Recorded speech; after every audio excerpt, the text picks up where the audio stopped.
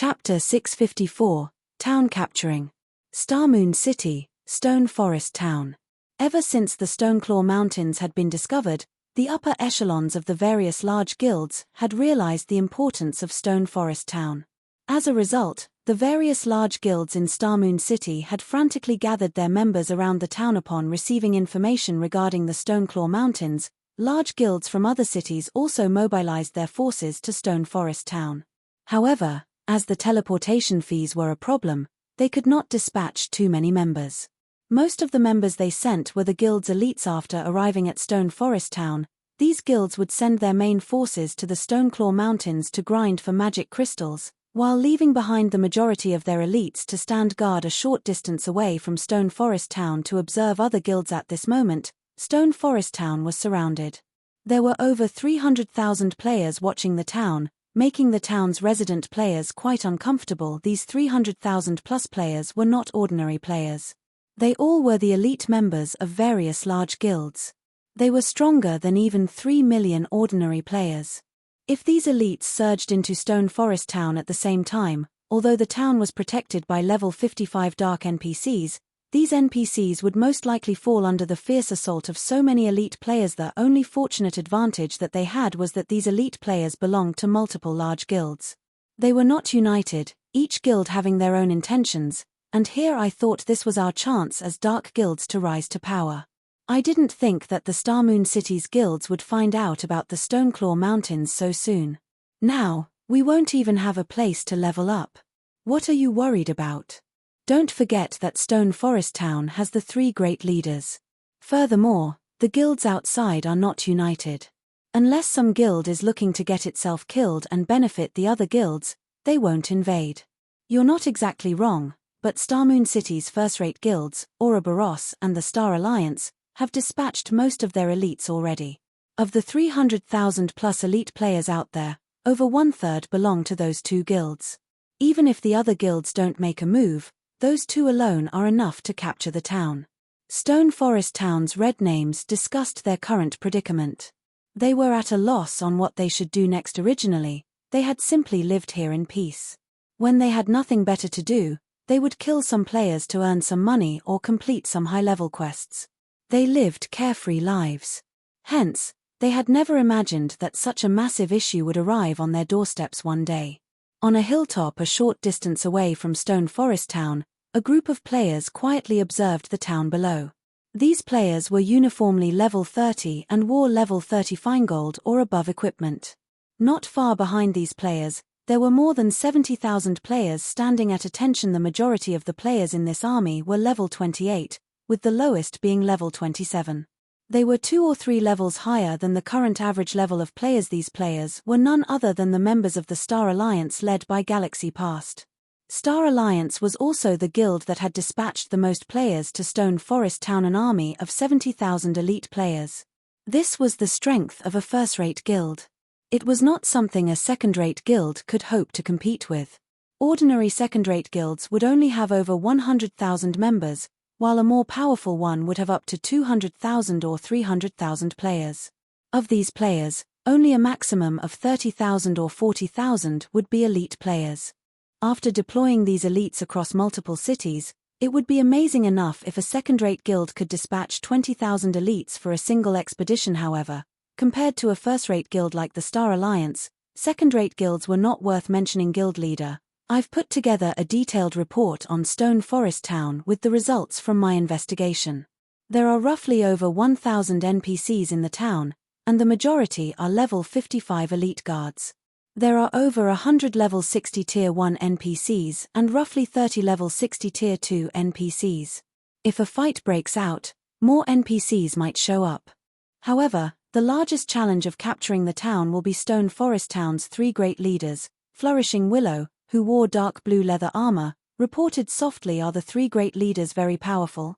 Galaxy Past asked. According to the information I obtained from the red names living there, these leaders are only tier 2 NPCs.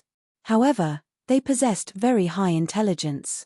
They are far more powerful than ordinary tier 2 NPCs regarding combat power. It is especially true for the great leader, Saraya. He is a tier 2 professional mage, And I have heard that he knows how to use large-scale destruction spells. Hearing Flourishing Willow mentioning large-scale destruction spells, everyone frowned. Large-scale destruction spells were Zerg tactics' Achilles' heel. Moreover, a high-intelligence NPC's combat techniques were far more powerful than ordinary players. Based on the settings of God's domain, Saraya should be capable of displaying more than 50% of his actual combat power. In other words, he was at least as skilled as an ordinary expert. If a player possessed the attributes of a level 60 tier 2 NPC and large-scale destruction spells, said player would be a natural disaster to the current players of God's domain. Right. I've also received news that White River City's Zero Wing has sent people over. It seems that they have designs on this area as well, Flourishing Willow said. Zero Wing? Galaxy Past laughed. This is the Star Alliance's home ground. Do they think that they can just show up and take a slice of the pie as well? Zero Wing was indeed powerful. However, that was limited to White River City. Stone Forest Town was in the Starmoon City region. How many people could Zero Wing possibly dispatch? Moreover, the ordinary guards one hired could not be used in the fields. Only personal guards could be used. On the off chance that a personal guard died, it would be extremely difficult to revive them. Hence, players would not use their personal guards casually. Even if Zero Wing sent its personal guards, their impact would be minimal. Ignore them. Since we can't capture Stone Forest Town in a short time, have the main force grind for magic crystals for now. However, we can't let Ouroboros relax, either. Look for opportunities to kill some of its members. After all, the Stoneclaw Mountains still belong to our two guilds. Galaxy Past smiled lightly. It truly is fortunate that Cao Chenghua stole a large number of experts and elite players from Ouroboros. The Stoneclaw Mountains will belong to the Star Alliance. In Starmoon City, the Star Alliance had far more experts and elite players than Ouroboros. Currently, Ouroboros barely held on. As for the other guilds in Starmoon City, they were nothing to the Star Alliance at this moment. Many guilds that had completed their investigation of Stone Forest Town had decided to give up on the idea of capturing the town. Instead, they shifted their focus towards grinding for magic crystals in the Stoneclaw Mountains. However, as the majority of their elite members had yet to reach level 30 and could not enter the Stoneclaw Mountains, these elite members were tasked with leveling up as fast as possible. Meanwhile, at Ouroboros's base camp, Shifeng had just arrived with his team. Very quickly, Shifeng's group became the center of attention. The group was simply too impressive. Not only were the members of Zero Wing's main force uniformly level 30, but many in the Dark Gods Legion were also level 30. In addition, the most inferior piece of equipment worn by the group was fine gold rank. Most importantly, every member's aura inflicted a deep fear. They felt like a group of primordial beasts. Even those standing quite a distance away could not help but tremble when they glanced at this group of players. This is Zero Wing? Sure enough, their reputation is well deserved. Zero Wing is simply too powerful. We don't even have so much top-tier equipment. The members of Ouroboros could not help discuss Zero Wing's members. Meanwhile, when Gentle Snow emerged to welcome Shifeng and the others, she was similarly surprised. How did Zero Wing manage to recruit so many experts? Gentle Snow could clearly feel that, among the 400 players Shifeng had brought with him, many radiated an intense pressure. There were even a dozen or so people who felt extremely dangerous. Although she had been busy settling the guild's internal affairs, she had not fallen behind or neglected her own development. Throughout Starmoon City, extremely few players were capable of making her feel nervous. There were even fewer experts who felt dangerous to her. Starmoon City should only contain a handful of such experts. Yet, Zero Wing had over a dozen such people. It was simply inconceivable. Chapter 655, Flame Shaman. It had been a relatively long time since God's Domain launched. During this period, even an ordinary player's sensitivity towards danger had increased significantly, not to mention experts. Many a time, experts of God's Domain would not judge an opponent's strength based solely on the other party's weapons and equipment. They also judged their opponent's strength based on the degree of danger they felt from their opponents. An expert's combat power was not limited to their weapons and equipment. Combat techniques and powerful skills also affected a person's combat power. These were hidden aspects, not visible until combat. Hence, One had to rely on intuition to judge a person's strength. Gentle Snow was very confident of her own perception because, up until this day, her intuition had never failed her. It reminded her of her first encounter Yi Feng. Although Yi Feng's equipment had been pathetic, his level had been very low, and he had not felt threatening in the least. Her intuition had told her that Shi Feng was extraordinary. And indeed, her intuition had not been wrong. Time had proven that Shi Feng was truly extraordinary. Meanwhile, Gentle Snow's intuition currently told her that the group of people in front of her was very deadly. They were not as simple as they appeared. It felt as if every single player had a ferocious beast hidden inside their bodies. Only, these beasts had yet to expose their true nature. Zero Wing is growing more mysterious by the minute. Gentle Snow laughed bitterly as she subtly examined the crowd from Zero Wing. In the past, Zero Wing had been no more than a small, weak guild, yet, before anyone realized it, the guild had grown into a towering existence. Even Ouroboros had to treat Zero Wing seriously. Fortunately, their two guilds had long since formed an alliance. Otherwise, Zero Wing would be a formidable enemy. Let's talk inside, Gentle Snow said as she led the way to a large tent. Shi Feng nodded and entered the tent with Aqua Rose and Fire Dance. During God's Domain's early stages, players only had needed to travel for a short time to arrive at their destination. However, as players reached higher levels, the time they spent on travel increased. When going out to the fields to level up, it was typical for players to not return to their respective cities for several days. Meanwhile, when players wished to rest, they could rely on these field tents. HP and mana would recover quickly when consuming food and beverages. However, concentration and stamina would not. Generally, players had to return to a city to rest and recover. With a field tent, however, there was no need to do so.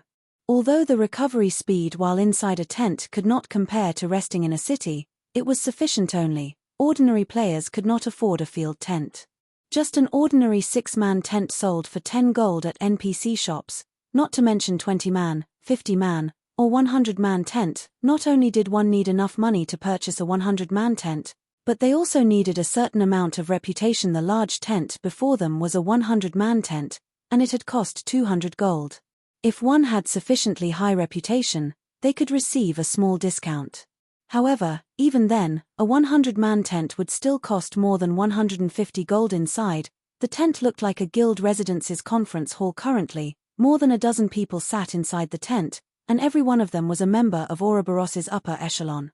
They were uniformly level 30, and their equipment was among the best one could find. Meanwhile, the beautiful and vibrant Zhao Yueru relaxed amongst these players, currently dressed in white and red luxurious mage robes. In her hand, she wielded a red jade staff covered in runes. Looking at the faint red glow that surrounded the staff, one could immediately tell it was an extraordinary item. Furthermore, a faint flame-red aura surrounded the caster. She looked like a goddess of fire. Flame Shaman.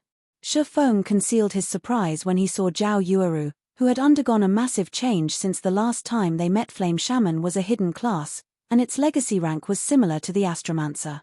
It was considered an advanced legacy. As the name suggested, it was a class that specialized in controlling flames. However, a Flame Shaman was not as balanced as an Elementalist. The class specialized in attacking and destroying everything. In terms of damage output, the class was far superior to an Astromancer. It was an extremely violent class in the past. Zhao Yueru's fame had only started to soar after she class changed into a Flame Shaman. The public had known her as the Flame Witch. Shi Feng never imagined that Zhao Yueru would become a Flame Shaman so quickly. Even against an MT of the same level geared with top-tier equipment, a Flame Shaman could finish them off in 2 or 3 moves. A Flame Shaman could practically one-shot an ordinary MT. However, although the class's damage was astounding, it was also because of this that Flame Shamans had very few survival and life-saving abilities. In dungeons and team battles though, they were beyond scary. They were practically Tomahawk cruise missiles. After sweeping a glance over everyone present, Shi Feng understood the general situation regarding Ouroboros's top combat power. Although Ouroboros had lost many of its top combatants, the guild was still much stronger than second-rate guilds with its remaining forces. This is the data we collected on Stone Forest Town, Gentle Snow said as she handed Shi Feng a folder. Slowly, she explained, currently, every guild is trying to occupy the town. However, The town is strong enough to avoid capture even if we combine our guild's strengths. I suggest that we strike at the Stoneclaw Mountains first, harvesting magic crystals and building our strength. With both of our guild's experts, we should be able to occupy the high-resource areas within the mountains quickly. We can then use the opportunity to widen the gap between us and the other guilds. Currently, nobody could do strike against Stone Forest Town. The best option right now was to accumulate their strength. This was also why Gentle Snow had asked for Zero Wings' help. There is no need to go through all that trouble. We can just capture Stone Forest Town. Once we occupy the town, it will be simple to obtain the rights over the Stoneclaw Mountains, Shifeng said, shaking his head. He did not agree with Gentle Snow's idea in the past. It was precisely such thinking that had led to the various large guilds ending in a deadlock with each other. As a result, more guilds had involved themselves in the situation in the Stoneclaw Mountains. Once that happened, they would lose the chance to capture Stone Forest Town. At this moment, the various large guilds were still helpless against Stone Forest Town, so they would focus their attention on the Stoneclaw Mountains. This was the best chance to capture Stone Forest Town. Otherwise, if time dragged on, the number of guilds in the area would increase. At that time, the number of experts who were interested in this area would also increase, and their chances of capturing Stone Forest Town would decrease. Hearing Shifeng's resolve, Gentle Snow was momentarily stunned. That was suicide. Immediately, she explained, you should have seen the information regarding the 3 great leaders for yourself. All 3 are high-intelligence NPCs. They are equivalent to expert players who have reached the 5th floor. They also possess large-scale destruction spells. Furthermore, if we attack Stone Forest Town, the other guilds will not sit by and do nothing. They will take advantage of the situation and try to annihilate us. What if we don't give them the chance? Shifeng smiled confidently. On his way here, Shifeng had considered the matter of Stone Forest Town extensively. It was extremely difficult to deal with the 3 great leaders. Not to mention, they would have to give the other guilds the slip. However, there was a simpler method of capturing Stone Forest Town. Chapter 656, Crazy Decision. Don't give them the chance. Gentle Snow grew curious. There were over 300,000 guild elites stationed close to Stone Forest Town. Of them, 70,000 belonged to the Star Alliance, while Ouroboros only had 50,000.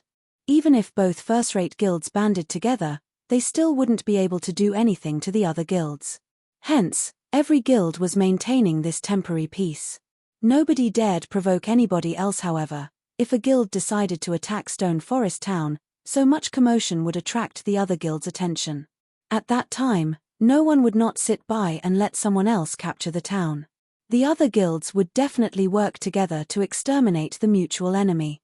Because of this, even Star Alliance, with its numerical advantage, would not dare to take action now. However, Shifeng insisted that they attack Stone Forest Town without giving the other guilds the opportunity to retaliate. How would that even be possible? There were level 55 and level 60 NPCs defending the town. Among them, there were even Tier 2 NPCs. A level 60 Tier 2 NPC was even stronger than a level 30 Great Lord. Not to mention, there was more than just one level 60 Tier 2 NPC defending the town. The Great Leader Saraya, who wielded large-scale destruction spells, also defended the town with Ouroboros's 50,000 elites. It would be a bitter battle to capture Stone Forest Town. There was also no certainty that they would succeed. Yes, don't give them the chance, Shifeng nodded as he repeated himself. When the time comes, everyone needs to dispose of the town's NPCs as quickly as possible and leave the rest to me. Shifeng had conquered many towns in the past, so he was quite familiar with the method. It was not an easy task for a guild to gain control of a town first. Players had to dispose of every NPC within the town. Leaving even one NPC alive would result in failure. Second, players had to obtain the town token that the leader of the town guarded. After completing these 2 tasks, one would obtain the authority to rule over the town. Hence, it was extremely difficult to capture a town with a large number of competitors nearby. In the past, after the Stoneclaw Mountains profits had been distributed, no guild bothered with capturing Stone Forest Town. However, things were slightly different in this life. Currently, various large guilds' main forces and elite members had gathered near the Stoneclaw Mountains, making this the perfect opportunity to capture Stone Forest Town. However, they only had a small time frame to do so, as it took less than 2 hours to travel from the Stoneclaw Mountains to Stone Forest Town on foot or 30 minutes on a mount. Fortunately, no one had reached level 40 yet. Are you planning to hold off all of those guilds by yourself? Gentle Snow asked, flabbergasted. She highly doubted that Chiffon could achieve this feat. They were talking about more than 250,000 elite players. How could one person possibly hold off that many players? Chiffon's words stupefied everyone else in the tent as well. Although they had long since realized that Chiffon was crazy, they had not thought that he was this crazy. Sitting beside Chiffon, Fire Dance and Aqua Rose were similarly shocked. Shortly after, however, they both smiled bitterly. Although they had no doubts that Chiffon could escape the clutches of 250,000 elite players, no matter how they racked their brains, it was impossible to fend off 250,000 elite players, preventing this army from harassing them while they attacked Stone Forest Town. Yet, Chiffon had never once failed to keep his word, regardless of how insane his claim sounded. He would never give his word if he were not confident of keeping it. One man holding off 250,000 elite players? Just thinking about it gave them goosebumps. Relax, it'll be fine. However, whether or not we succeed will depend on how fast you can clear the NPCs in the town, Chiffon said confidently, following which, Chiffon gave Fire Dance and Aqua Rose their respective orders. In the upcoming battle, Fire Dance was tasked with leading the main force, while Aqua Rose was tasked with leading the Dark Gods Legion. As for Gentle Snow and the others, they still hesitated to make a decision. Snow, are we really going to do this? You know how insane this is, right? Zhao Yueru asked softly. Gentle Snow took a deep breath. In the next moment, cold determination flashed in her eyes as she said, we have no other options. The Star Alliance grows stronger by the day. Other guilds constantly harass us as well. At this rate, the Star Alliance will overtake us. Afterward, Gentle Snow began organizing her guild's forces, preparing for battle. Chiffon, however, was in no hurry. First, he investigated the various large guilds, particularly their main forces before they took action. Chiffon used the Bible of Darkness to summon a Tier 2 demon. 3 hours later, Chiffon summoned another Tier 2 demon. The 2 level 35 Tier 2 demons were as large as Small Hills. Tier 2 demons were the equivalent of Lord-ranked monsters. It was quite reassuring to have 2 level 35 lords on their side. I never imagined that Black Flame would have something like this. It's no wonder he was so confident of fending off the other guilds. Gentle Snow was stunned when she saw the 2 powerful Tier 2 demons. Even a 100-man team could deal with an ordinary Tier 2 demon, although they might struggle. However, a Tier 2 demon under a player's control was far more terrifying. It could annihilate even a 1,000-man elite team. If 2 Tier 2 demons banded together, their impact would be multiplied several folds. With these 2 Tier 2 demons, Chiffon could successfully delay the other guilds for some time. Just as Zero Wing and Ouroboros were about to mobilize their forces, the various large guilds received news of this matter. The various large guilds each had their own information network. With Ouroboros mobilizing such a large army, how could news of it escape the eyes and ears of the various large guilds? Has Gentle Snow gone mad? She really believed Black Flame? Does she think Black Flame is a god that can fend off an army of 250,000 players? Galaxy Past, who was currently in the Stoneclaw Mountains, laughed madly when he received this information. Notify the others immediately. If Ouroboros dares attack Stone Forest Town, find an opportunity to strike. Galaxy Past wasn't the only person with such thoughts. The other guild leaders similarly thought that Gentle Snow had lost her mind. Black Flame was similarly insane. Did he really think that their guild's elite members were blockheads that would just stand by and die for him? If all 250,000 players worked together, the ranged attacks alone could kill a lord of the same level instantly, not to mention a player suddenly. The various large guilds surrounding Stone Forest Town began mobilizing their forces, preparing to take action at a moment's notice. Now, all that was left was for Ouroboros and Zero Wing to move. As for the various large guilds' main forces and elite members, they all continued grinding for magic crystals in the Stoneclaw Mountains. News sure flies. However, this isn't too bad, either. It would have bothered me if they didn't make a move, Chiffon chuckled. He then activated the aura of Wind's Wind Rider, transforming into a blur as he flew to Stone Forest Town. What is he trying to do? Gentle Snow muttered in confusion. Shifeng's actions even confused Fire Dance and Aqua Rose, as Shifeng had not revealed his true plans. Let's begin, then. Shifeng grinned. Immediately, he swapped the aura of wind for the aura of fire. He then cast Firestorm on Stone Forest Town's NPC stronghold. Suddenly, flames engulfed the third and highest floor of the stronghold. Some nearby players turned to ash instantly. As for the NPCs inside the stronghold, they sustained heavy damage as well. In the blink of an eye, the stronghold's third floor was nothing more than scorched ruins. The crowd watching from afar was stupefied. Shifeng had actually attacked the NPC stronghold by himself. He was seeking death. At this moment, a white-haired old man in black robes emerged from the ruins. This old man was Saraya, a level 60 Tier 2 NPC. Looking at Shifeng, Saraya shouted angrily, saying, "Intruder, you actually dare to provoke me? I will show you how terrifying it is to anger a mage." Saraya, Great Leader, Professional Mage. Level 60. HP 500 0005 500 000. In addition, two NPCs with imposing auras stood beside Saraya, and they were the second leader, Lime, and third leader, Padolime, second leader, Swordmaster. Level 60. HP 500 0006 500 000. Pado, third leader, Berserker Master. Level 60. HP 7 000 0007 000. Shifeng's Firestorm had only dealt around -80,000 damage to the three leaders, a meager amount comparing to the millions of HP they possessed. However, their stronghold's destruction was what truly infuriated the three leaders at this moment. The three leaders glared at Shifeng, their eyes containing the promise of a painful death. Laughing, Shifeng turned and flew away. "Nobody can escape our fury."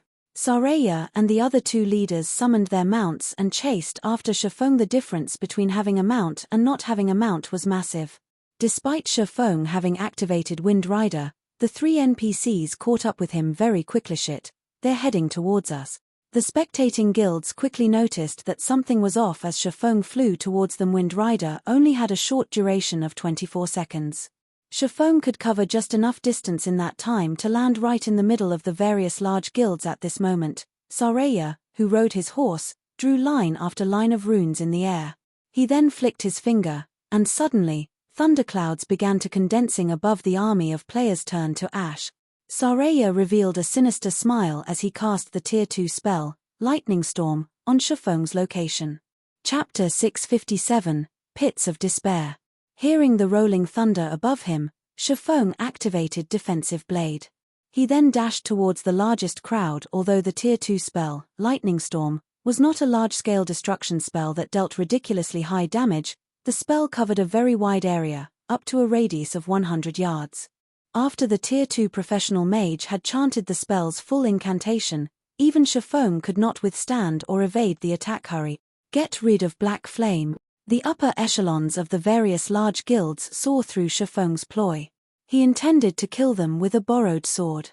Hence, as long as they killed Shifeng first, their problems would be solved. However, Shifeng's attributes were far above the standard of current players. Even the strongest powerhouses of the various guilds could not compete with Shifeng in terms of basic attributes. Moreover, as Shifeng had buried himself in the crowd, nobody dared to launch casual attacks. It was especially true for the ranged classes. It would be very easy for their attacks to hit their allies.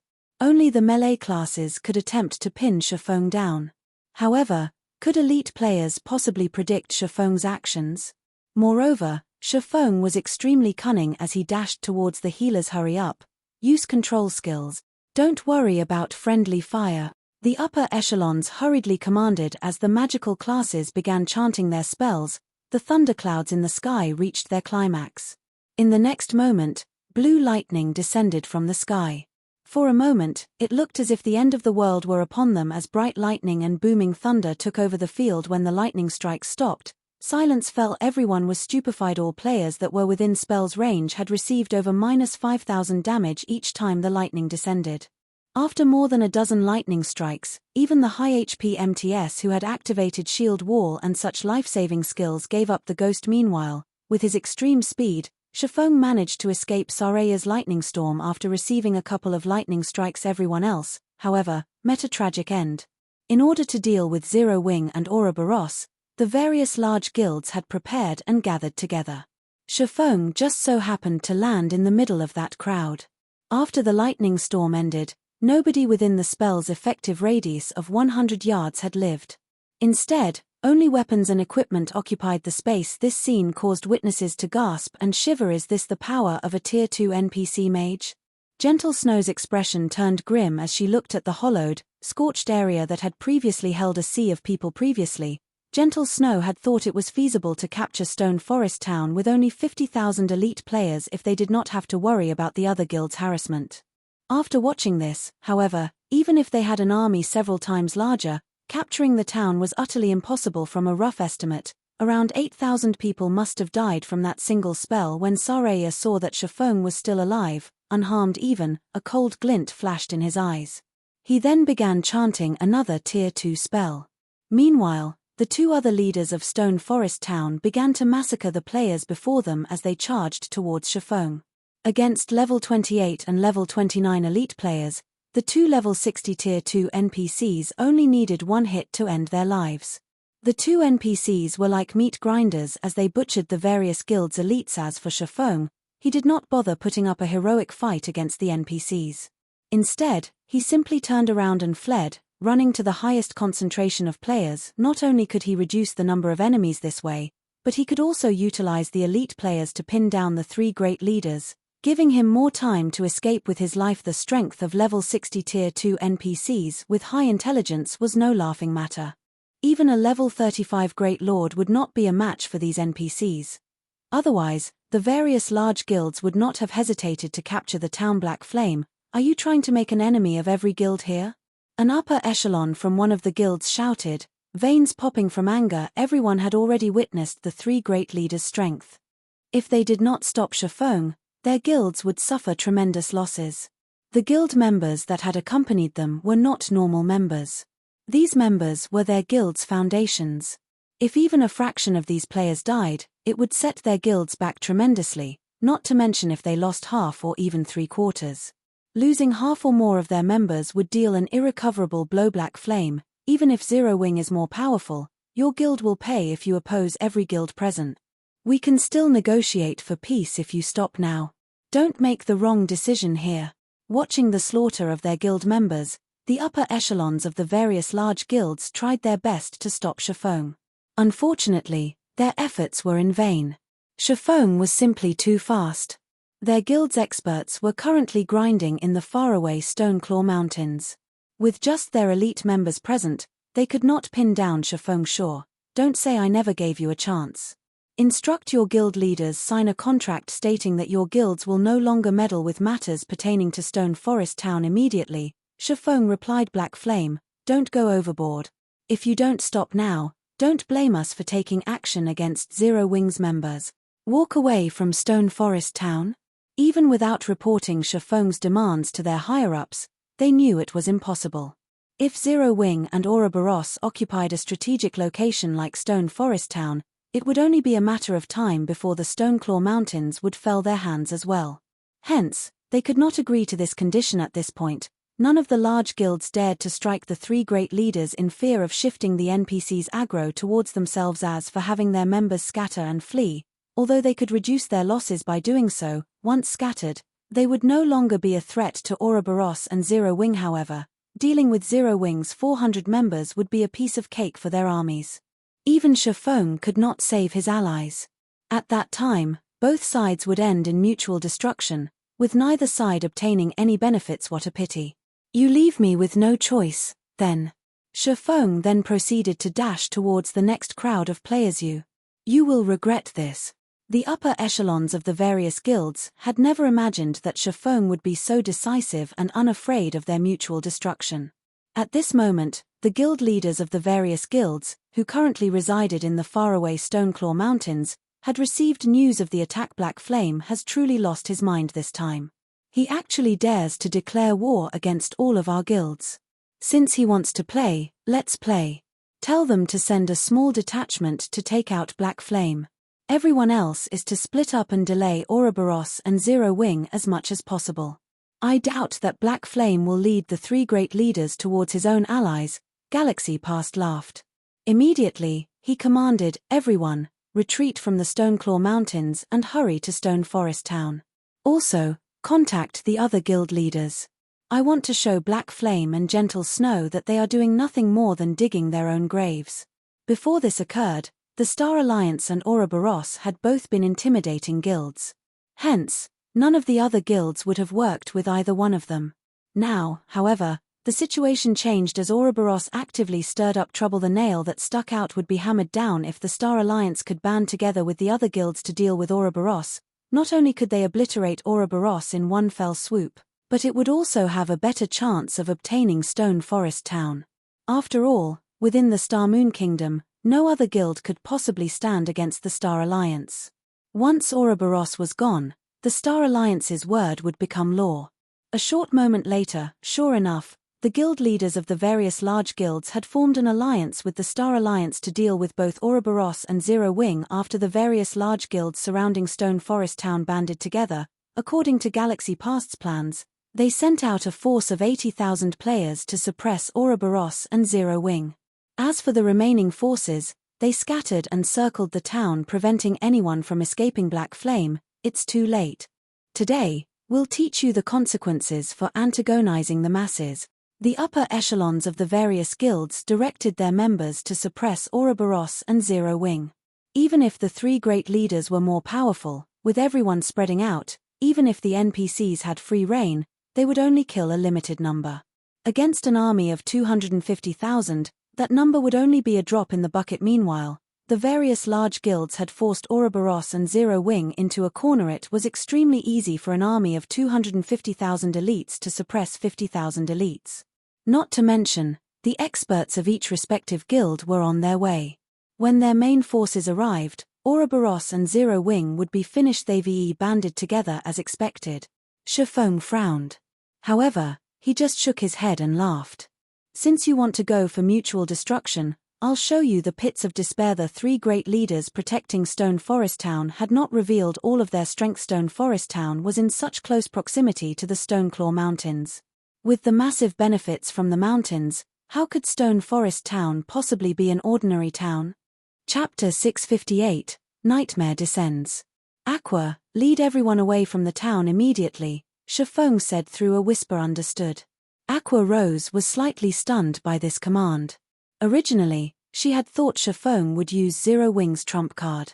She had not expected him to order a retreat and give up on Stone Forest Town. However, since Shifeng had given the command, Aqua Rose had no choice but to lead everyone away. Gentle Snow's army similarly retreated throughout Star Moon Kingdom. There was not a single guild that could stand against an army of 250,000 elite players. If they continued fighting, only death awaited them. In truth, though, even if they did fight, their enemy would not leave unscathed either. Both sides would be destroyed. In terms of equipment, Zero Wing's main force was far superior to the other guild's experts, not to mention their elite players. After the main force had swapped out their Tier 2 gemstones for Tier 3 gemstones, their attributes were simply overwhelming. In addition, there were currently no enemy experts to pin them down. As a result, the Zero Wing's main force swept like a scythe across the enemy forces, leaving only devastation in its wake. Spell after spell bombarded Kola, Yi Wumian, and Turtledove, who stood at the forefront of the team. However, these spells had not even tickled the 3 MTS. Even the most powerful attack only dealt slightly over -1,000 damage. However, all 3 MTS had over 10,000 HP each. Moreover, the majority of their enemies' attacks had not even landed. These MTS only needed a single heal to recover to full HP. There were also the 2 Tier 2 demons. Both Tier 2 demons were melee fighters with over 3 million HP each. Under Shifeng's control, both demons were like gods of destruction. The 2 demons were unstoppable as they targeted the enemy healers. Also, although Shifeng could not control the 2 demons perfectly, he could maneuver them to avoid as many attacks as possible. In terms of basic attributes, the 2 level 35 Tier 2 demons were much stronger than even Shifeng. Even their strength was superior to Shifeng's, who wore Tier 3 strength attributed gemstones. So, How could ordinary players hope to touch them? Only if everyone concentrated their attacks on the two demons and sealed off their escape routes would the two demons receive some form of damage. However, with Zero Wing's healers and the demon's innate battle recovery, they could very quickly recover the lost HP against the two Tier 2 demons' assault. The various large guilds suffered scores of deaths with every passing second after only a few minutes of battle. The coalition of guilds had lost nearly 7,000 elite players. Zero Wing claimed just as many lives as the three great leaders. The members of the various large guilds felt like a knife had been plunged into their hearts as they watched. Without any of their guild's experts, they were helpless against a team like this.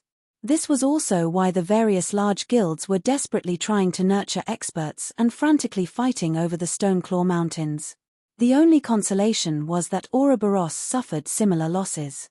Since the battle had begun, Ouroboros had lost over 2,000 members as both sides watched their companions die. An intense fighting spirit began to fill their hearts.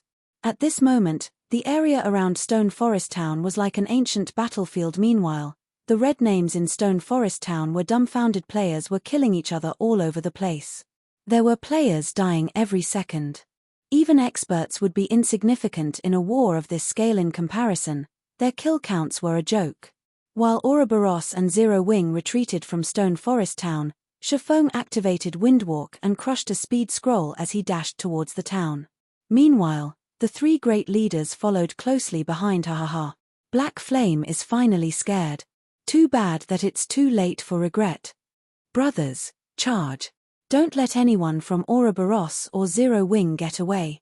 With the Star Alliance taking the lead, the other guilds enthusiastically chased after Ouroboros and Zero Wing's remaining members. However, as the two guilds charged at the enemy encirclement, everyone finally witnessed Zero Wing's strength. With just 400 members, Zero Wing had easily torn apart the encirclement of over 10,000 players. Casting stars of light, over 1,000 players died by Blackie's hand in the blink of an eye. As for Fire Dance, she was like a ferocious beast as she charged into the enemy crowd. With a swing of her short swords, she easily sent players flying and dispersed the crowd. There was even less need to mention the strength-based classes like Kola and Rampant Blade. Crashing into the enemy front lines with his shield, Kola easily sent 5 level 28 and level 29 MTS flying, damages of over -1,000 points appearing above the enemy players' heads. After absorbing an accumulated damage of 5,000 points, he then activated Blue Fire Shield, causing 150% damage to an area of 3 by 10 yards in front of him. The enemy players before him lost over half of their HPAs. For Rampant Blade, he brandished his Blue Fire double-edged sword, killing an enemy player with each hit. From time to time, he would also trigger the Blue Fire Dance, instantly wiping out a group of elites. However, when it came to group killing capabilities, Aqua Rose was the strongest of them all. Not only was she a glass cannon, but she also had the Blue Fire Heart. She could summon 3 elite-ranked Blue Fire Crows to assist her in battle. Although the Blue Fire Crows were only elite-ranked and were the same level as Aqua Rose, level 30, their attack power would increase based on Aqua Rose's intelligence attribute. Meanwhile, Aqua Rose currently wore a complete Tier 1 set equipment. In addition, she was also fully equipped with Tier 3 gemstones. Her total intelligence was over 400 points. Overall, each elite-ranked Blue Fire Crow could rival a special elite of the same level. However, the Blue Fire Crow's most impressive aspect was their growth skill. 1 minute after the Blue Fire Crows had been summoned, they could grow from elites to special elites. After 5 minutes, they would become chieftains. After 10 minutes, they would become lords. After 18 minutes, they would become high lords. Finally, at 27 minutes, they would become great lords. At that time, even though the Blue Fire Crows would only last for 3 more minutes, 3 level 30 Great Lords could easily wipe out an army of 1,000 level 30 elite players. By this point, 18 minutes had passed since the Blue Fire Crows summoning, so all 3 were already High Lords. Their damage could rival even Great Lords.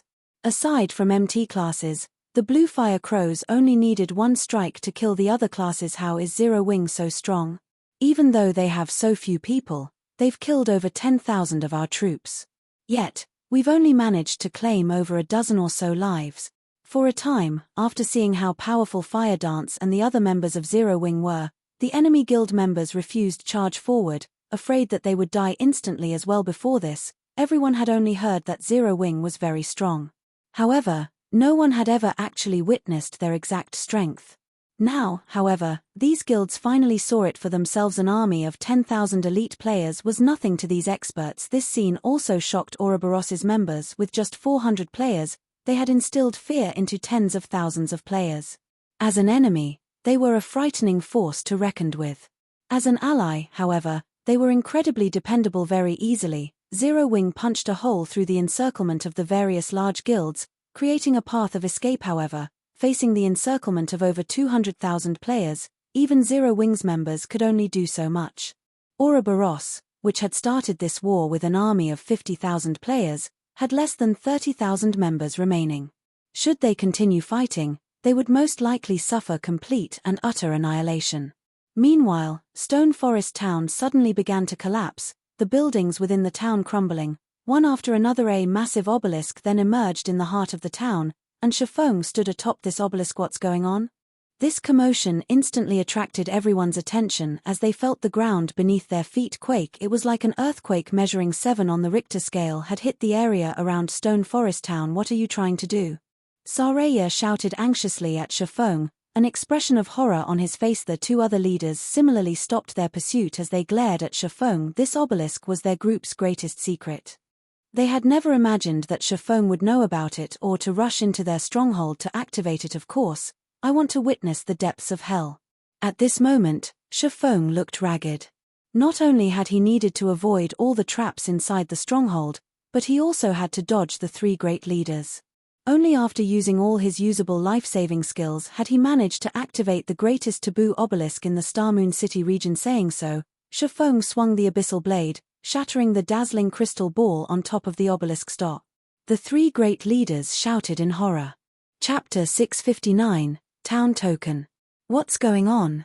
Seeing the 3 great leaders' panicked expressions, the players in Stone Forest Town turned to Shifeng, who stood on top of the obelisk. The 3 great leaders were level 60 Tier 2 NPCs. At this stage of the game, these NPCs could squish players like ants, yet such powerful NPCs were actually afraid. What was going on? After Shifeng shattered the crystal ball, he switched the 7 luminaries ring to the aura of space and used space movement to escape the town. In the next moment, a massive 5-fold magic array appeared above Stone Forest Town, enveloping it. Suddenly, mana rain began to fall on the town. Such a high mana density. My spell effects have doubled. This feels awesome. Many magical class players in the down grew excited at this moment. The members of Ouroboros and the various large guilds had stopped fighting as they shifted their gazes towards the phenomenon in Stone Forest Town. The 5-fold magic array covered the sky above the town and currently released a colorful brilliance. Even from so far away, they could feel the dense mana filling the city. Suddenly, Stone Forest Town became a paradise for players. The higher the density of mana in the environment, the clearer and more active a player's mind was.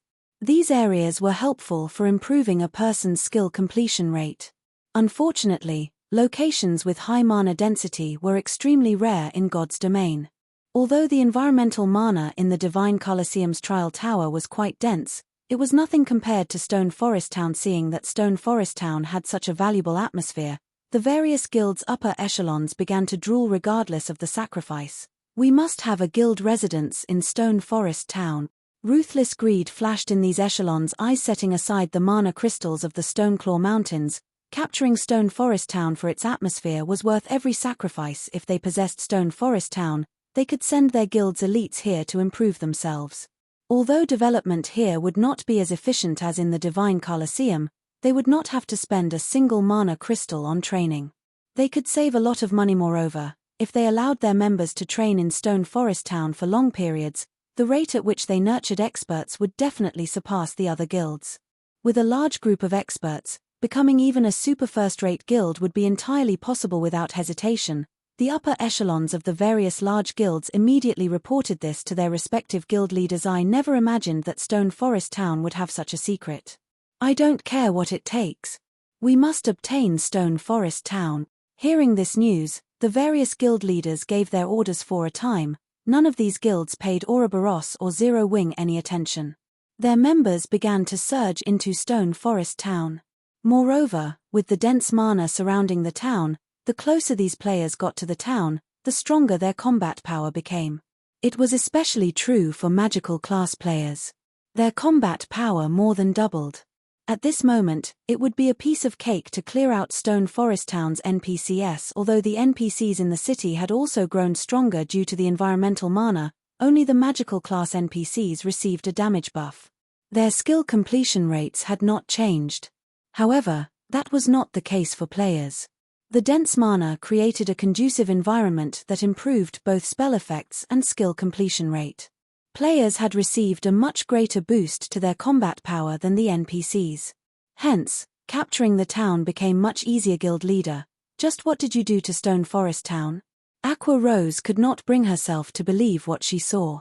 Stone Forest Town was practically a cultivating heaven for players now. In addition, there were also the Stoneclaw Mountains magic crystals. Any guild that claimed the town would definitely become Starmoon Kingdom's overlord. Don't ask. Order everyone retreat from the town this instant, Shifeng said sternly. He had long since distanced himself from the town. In the past, when the Stoneclaw Mountains came into being, the dungeon had incited a war between Starmoon City's large guilds. Back then, however, nobody had claimed Stone Forest Town for themselves. Only after a long time had passed did the Star Alliance launch an assault on Stone Forest Town. Naturally, Stone Forest Town had not been a match for the first-rate guild. However, just before the guild captured the town, Soraya had activated the obelisk. Shortly after, Star Alliance's army was obliterated. Initially, when Shifeng planned the attack on Stone Forest Town, he had intended to finish off Soraya quickly, giving him no opportunity to activate the obelisk. However, since the situation no longer permitted that, he had no choice but to activate the obelisk himself under Shifeng's command. Even though Aqua Rose and the others were reluctant, they quickly retreated from Stone Forest Town. Snow, let's go. As long as we snatch the town token dropped by the Great Leader, Stone Forest Town will belong to us. At that time, even if the Star Alliance and the other guilds band together, they will not be a match for us, Zhao Yueru suggested anxiously as she watched the guilds frantically surge into Stone Forest Town. If the other guilds obtained Stone Forest Town, Ouroboros would struggle to survive in Starmoon City. Glancing at Aqua Rose and the others, who gradually fled the town, Gentle Snow shook her head and said, let's retreat. But what about Stone Forest Town? With that many elite players, they could definitely exhaust the three great leaders to death. Not to mention, the other guild's experts are currently making their way here. Zhao Yueru asked curiously. Black Flame told us to leave Stone Forest Town. He must have a reason. Otherwise, with Zero Wing's strength, they could compete for the town token. Since they aren't trying to fight over it, there must be something wrong with Stone Forest Town. Moreover, Black Flame caused this himself. He must know more than we do. It's best that we retreat and observe the situation for now. Stone Forest Town tempted Gentle Snow as well, but she chose to maintain her calm because she knew that a calm mind was the strongest weapon in such a situation. Zhao Yueru sighed. Although she was disappointed, her friend had never been wrong. In the end, she could only turn and retreat after glancing at Stone Forest Town. Ouroboros's other members also began to retreat. Time passed. Little by little the battle inside Stone Forest Town grew more intense as time passed. The environmental mana also grew denser. The players in the town fought madly in the thick mana. After more than 10 minutes of frantic battle, the majority of the NPCs inside Stone Forest Town had died. Only a few Tier 2 NPCs remained, desperately fighting for their lives. The elite players that surged into the town in waves were simply too much to handle, even for the three great leaders. At this moment, the three NPCs each had less than 30% of their HP remaining. On the other hand, there were still over 150,000 elite players in the city. Victory was in sight for the various guilds. Kill. Soraya only has about 1 million HP left. Focus on avoiding his large-scale destruction spells. Guild leader has issued the command. Whoever secures the town token will be directly promoted to a guild elder, rewarded with a set of top-tier equipment and 5 million credit. The guild's upper echelons secretly sent commands through their respective guild channels. Aside from the guild elder position, owning a set of top-tier equipment was everyone's dreams. In addition, there was also the reward of 5 million credits. The town token's importance was obvious. To ordinary players, 5 million credits was an astronomical amount. If they had that kind of money, they wouldn't have to work a single day for the rest of their lives.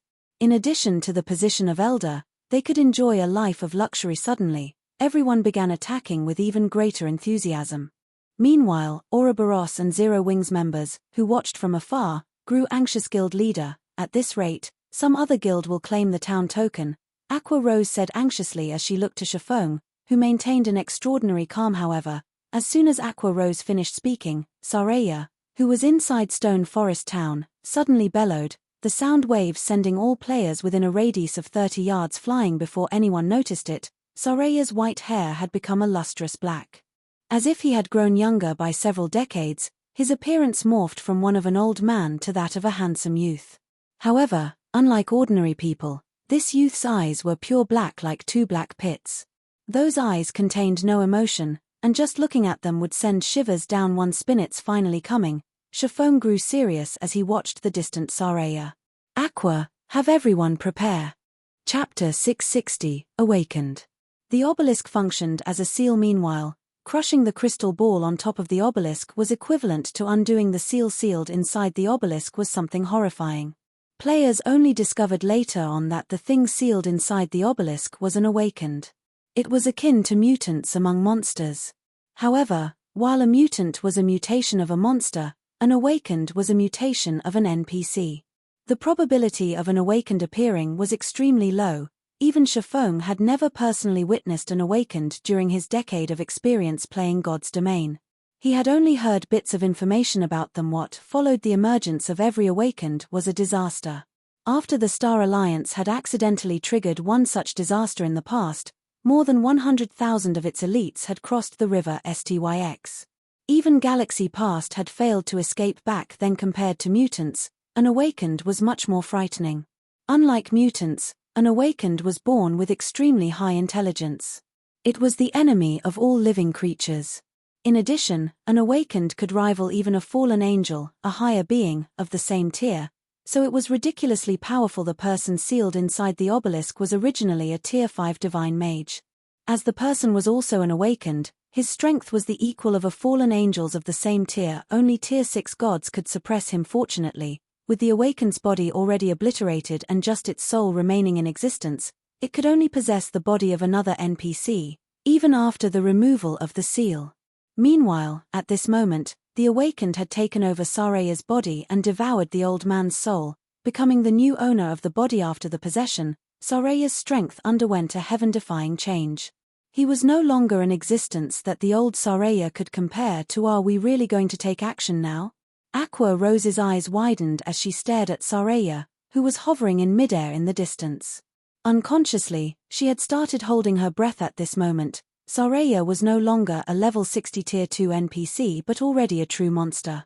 Just looking at Saraya from a distance, Aqua Rose instinctively felt the need to run as far away as possible from him. Saraya, awakened, Great Mage. Level 50. HP 30 000 000 30 000 000. Not only had Saraya's body suddenly undergone a massive transformation, but even his statistics had also experienced an earth-shaking change. Although the NPC's level had fallen quite a bit, his HP had recovered back to full status. His class had even risen from a Tier 2 professional mage to a Tier 3 great mage, his strength increasing disproportionately. A Tier 3 NPC was equivalent to a great lord of the same level. On the other hand, a Tier 3 awakened NPC possessed a strength that could rival even a Tier 4 NPC of the same level. A Tier 4 NPC was not an existence that current players could challenge at all. At this moment, the members of the various large guilds, who had been frantically attacking Saraya before, were similarly stunned. After his transformation was complete, Saraya flexed his body tentatively. A moment later, the surrounding air began trembling. Immediately after, Saraya pointed a finger towards the sky. Suddenly, countless lightning bolts flashed down and gathered around Saraya's fingertip, forming a 2-story tall ball of lightning. Prepare to dodge.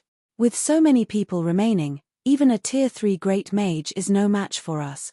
A commanding level 29 elementalist shouted. However, as soon as the elementalist finished speaking, Saraya pointed his finger towards this elementalist.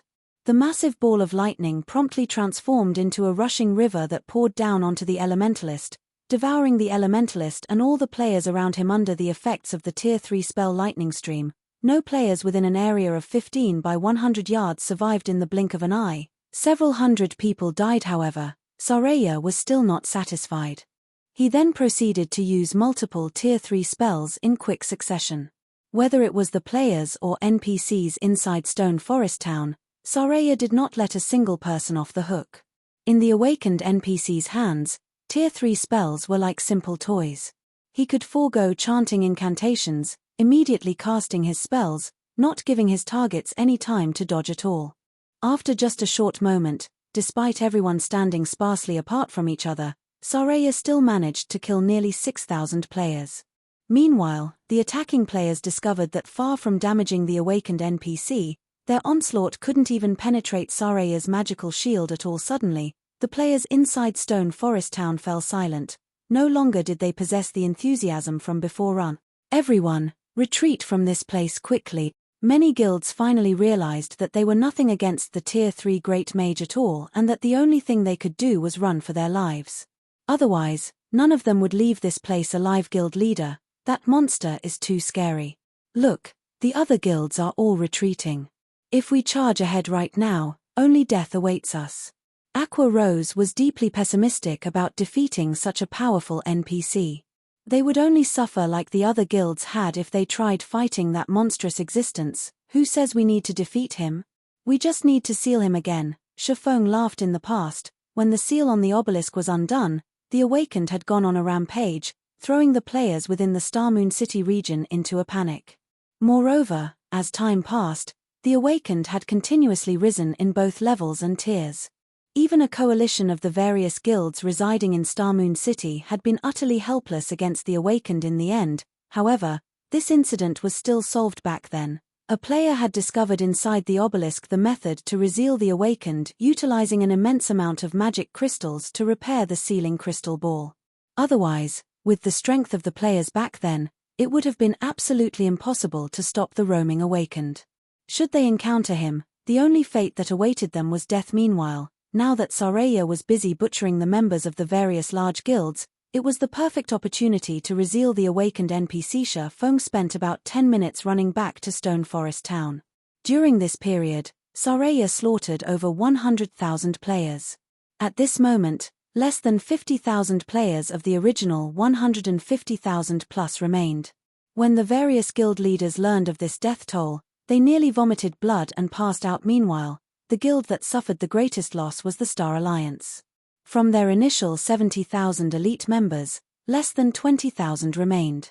Moreover, this number continued to decrease. With this, the Star Alliance's finish. After losing so many elite members, they will take a long time recovering from this loss. Zhao Yueru giggled as she pressed her hand to her chest. Although Ouroboros had suffered severe casualties in this war as well, having less than 30,000 elite members surviving out of the original 50,000, those were inconsequential compared to the losses of the other guilds. With this, Ouroboros would become the #1 guild of Starmoon City. Is this Black Flame's true plan? This moment drove home to Gentle Snow how fearsome Shifeng was. Just a single Stone Forest Town had plunged so many elite members of the various large guilds to their deaths. If not for them working together with Zero Wing, Ouroboros would most likely have been one of those guilds. Right now, while Saraya was hunting the members of the various guilds, Shifeng took the opportunity to dash towards the obelisk. Arriving at the top of the obelisk, Shifeng immediately retrieved 10,000 magic crystals from his bag and placed them atop the altar on which the crystal ball had originally sat. To any guild, 10,000 magic crystals was a massive sum. Fortunately, Shifeng had tasked Melancholic Smile to purchase them in bulk before the appearance of the Divine Colosseum. If not for capturing Stone Forest Town, Shifeng would not have readily parted with 10,000 magic crystals. In the next moment, the 10,000 magic crystals transformed into droplets of transparent liquid that quickly agglomerated into a sealing crystal ball. Despicable humor. Saraya panicked when he noticed the reformation of the crystal ball that had kept him sealed all this time. Using instantaneous movement, he flashed towards Shifeng. You best return to where you came from, Shifeng muttered in a low tone as he looked at the rapidly approaching Saraya. He then pressed his hand on the sealing crystal ball, muttering, "Fivefold seal, activate." All at once, a fivefold magic array appeared above Stone Forest Town once more, illuminating the area around the town. No. Saraya shouted defiantly as he attempted to use Tier 3 spells to attack the ceiling crystal ball. Unfortunately for him, under the suppression of the fivefold magic array, he failed to cast even a single spell. In the next moment, golden chains descended from the magic array and wrapped around Saraya's body. Shefeng had seen these golden chains before. Chains of order. Even gods were helpless against them. What more of Saraya? These chains then dragged Saraya above the obelisk. Suddenly, a blue chain emerged from the tip of the obelisk and pierced through his body. In the next moment, Saraya released an agonized scream as the blue chain dragged a half-transparent soul out of his body and into the ceiling crystal ball. Meanwhile, Saraya's body, which had long since lost its original soul, died with the sealing of the awakened soul. A pile of loot also showered the ground along with the NPC's death. Chapter 661, Harvest after the battle. He died. Everyone looked at the corpse of Saraya, which had fallen on top of the obelisk like a broken rag doll, in disbelief. The Saraya that had sent over 200,000 elite players running for their lives like dogs had perished almost instantly. It was like waking up to find that everything that happened before had been merely a bad dream. Just what did he do?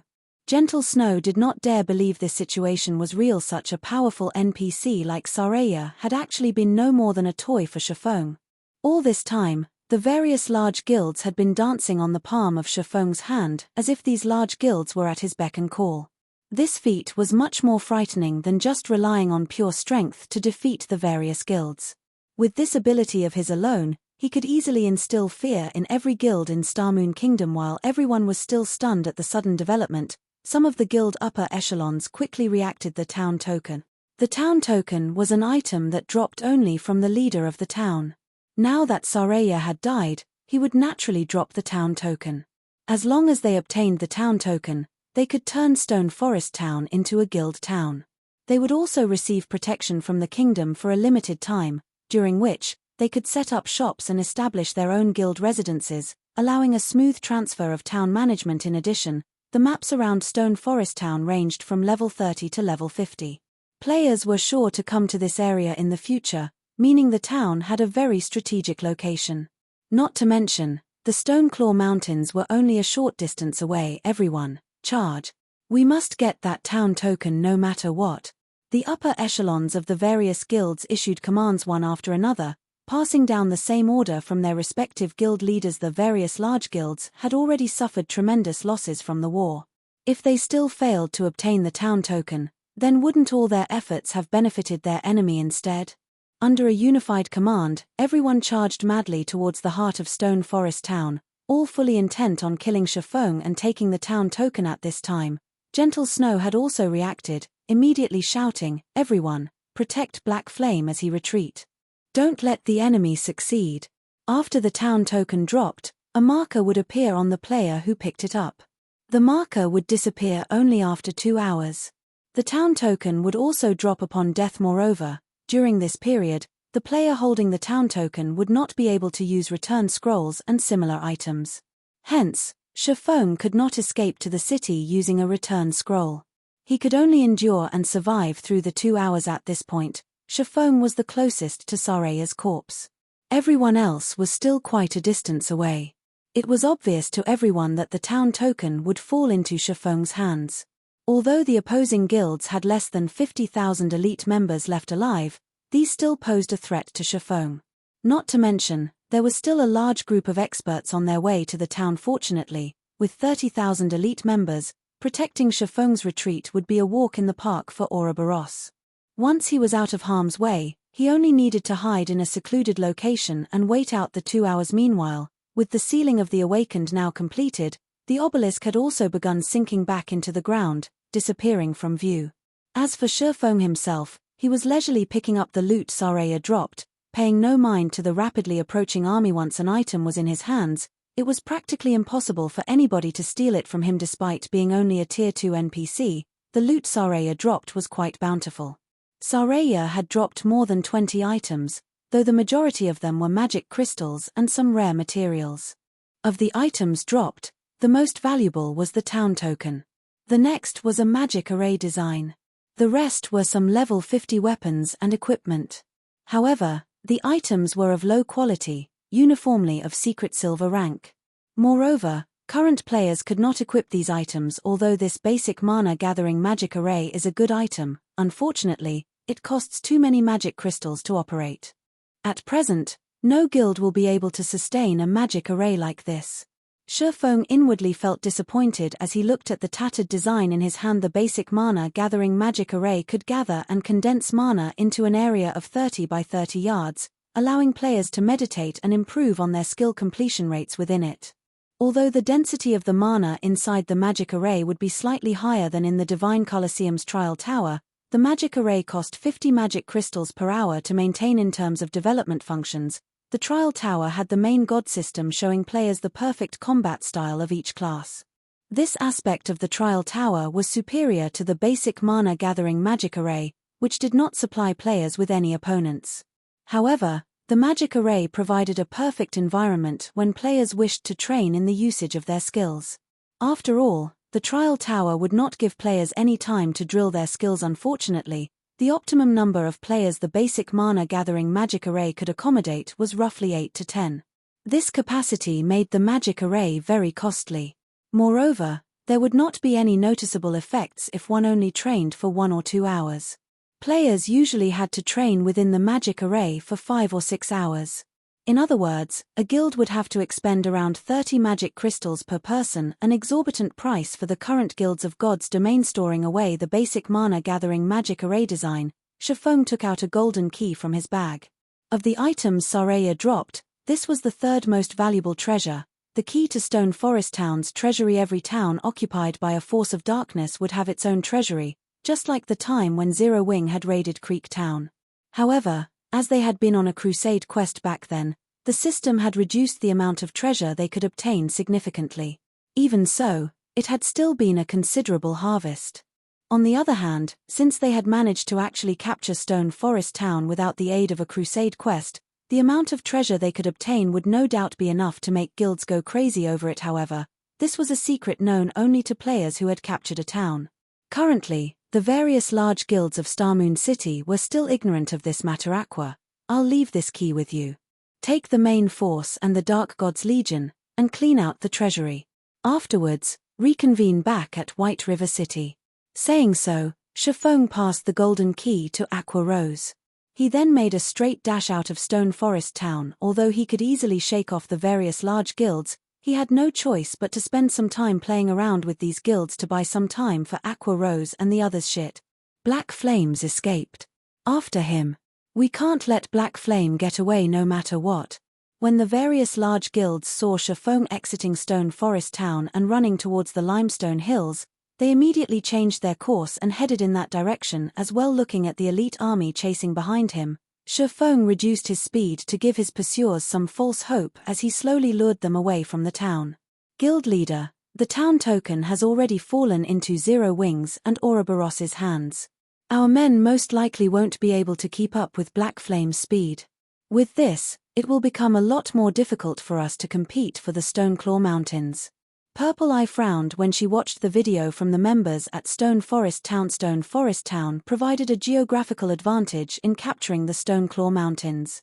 Now that Zero Wing and Ouroboros had secured the town, they had at least a 50% chance of claiming the dungeon for themselves. Not to mention, with the massive loss that the various guilds of Starmoon City had just suffered, nobody was capable of hindering Ouroboros and Zero Wing. Given some time, the odds that the two guilds would claim the Stoneclaw Mountains would rise to 70% to 80%. It seems that I really underestimated Black Flame. However, ultimately, Starmoon City is still the Star Alliance's territory. Even if Zero Wing and Ouroboros have obtained Stone Forest Town, they should not even dream of monopolizing the Stoneclaw Mountains, Galaxy Past said, a cold glint flashing across his eyes. Let's return to Starmoon City for now. Purple, contact the other guilds and have them spread the news about the Stoneclaw Mountains. I want to see just how Zero Wing and Ouroboros intend to swallow up the Stoneclaw Mountains. Time passed quickly. After Shifeng toyed around with the various large guilds for 2 hours, he immediately used a return scroll and teleported back to White River City. However, Shifeng did not return directly to the guild residence. Instead, he brought the town token of Stone Forest Town to the Adventurers Association. Chapter 662, Guild Town. Ever since players had started paying attention to the guard system, the Adventurers Association had seen increased traffic with every passing day. Many players who were not proficient in battles had focused their attention on NPC guards. Many were also taking advantage of this growing popularity to make a fortune for themselves. At this point, physical class bronze guards sold for 120 gold. The selling price for a magical class bronze guard, on the other hand, was over 300 gold. Meanwhile, physical class mysterious iron guards sold for 600 gold, not to mention magical class mysterious iron guards. As long as one managed to obtain a physical class mysterious iron guard, a player could easily get rich overnight if they sold said guard. Hence, more and more players came to the Adventurers Association to test their foresight and luck. As a result, the Adventurers Association was packed every day with players who would chat idly while waiting for their turn, and the Adventurers Association had become the #1 source of information in every city. Many independent players would come to the Adventurers Association to either exchange or collect information regarding God's domain. Before Shifeng even entered the building, he had already heard plenty of people discussing the Stoneclaw Mountains. A regional dungeon appeared over at Starmoon City. I heard that even the small mobs there drop magic crystals. It can't be true, right? Shouldn't it just have a slightly higher drop rate compared to team dungeons? Ha ha ha. This is something else that I heard from a friend of mine over at Starmoon City. Because of the Stoneclaw Mountains, every guild in Starmoon City is in chaos. The guilds even waged war a few hours ago. In the end, the various large guilds suffered tremendous losses. For now, the Stoneclaw Mountains remain unclaimed. Currently, as long as you are level 30, even an independent player can enter the dungeon freely. It's a pity that my level is still too low. Otherwise, I would have been grinding for magic crystals there already. I've also found out about this matter from one of my friends who's in a guild. According to him, you can obtain 1 or 2 magic crystals just by grinding inside the Stoneclaw Mountains for an hour. The efficiency there is higher than even in a 20-man hard mode team dungeon. Currently, guilds in the various cities across the kingdom are organizing teams to set out for the Stoneclaw Mountains. All of you have outdated information. There aren't just magic crystals inside the Stoneclaw Mountains. The monsters inside also drop plenty of level 30 or above top-tier equipment. The potential income there is much higher than even from large-scale team dungeons. Not to mention the cities in Starmoon Kingdom. Many players from the surrounding kingdoms and Black Dragon Empire are also heading towards the Stoneclaw Mountains. The rumors immediately tempted the many players inside the association who heard about the Stoneclaw Mountains. Unfortunately, none of them had reached level 30 yet. Otherwise, they, too, could get a share of the pie. They've released news about it already. Shifeng smirked faintly. Unfortunately, doing so is useless with Stone Forest Town under his control. The Stoneclaw Mountains were practically in his hands already. There were bound to be irreconciled guilds that would try to stir up some trouble. However, these guilds did not truly know what Stone Forest Town's becoming a guild town signified. Upon Shifeng's entry into the Adventurers Association's reception hall, Aqua Rose, who had long since been waiting for him, immediately walked up to him. Smiling sweetly, she said, "Guild leader, we've struck gold this time." Shifeng simply laughed in response, not bothering to probe deeper into Aqua Rose's words as he led the woman up to the second floor. The hall on the first floor catered to individual players, while the one on the second floor specialized in managing guild affairs. Guild leader, are you not curious about what we found inside the treasury? Aqua Rose pouted slightly. Originally, she had wanted to tease Shifeng a little bit with the answer. She had not expected Shifeng to be completely uninterested. The harvest they gained from Stone Forest Town this time was more bountiful than the one from Creek Town. Just the amount of coins they obtained exceeded 3,000 gold. There were also more than 400 Tier 1 magic scrolls, over 100 Tier 2 magic scrolls, over 2,000 magic crystals, over 1,000 Tier 1 gemstones, and over 300 Tier 2 gemstones. In addition, they had found a large number of rare materials as well as many level 50 bronze and mysterious iron equipment. Normally, such a harvest would require a very long time for Zero Wing to amass. However, they had managed to get it from just a single town battle. If the other guilds knew, The various guild leaders would most likely die from anger, yet Shifeng remained utterly indifferent to it. "Have you brought the money?" Shifeng turned around and asked Aqua Rose. "I've retrieved the money from the guild and the candlelight trading firm." Aqua Rose nodded, then handed all the coins to Shifeng. Before she had come to the Adventurers Association, Shifeng had tasked her with making a trip to the candlelight trading firm to collect all the funds the trading firm had earned recently.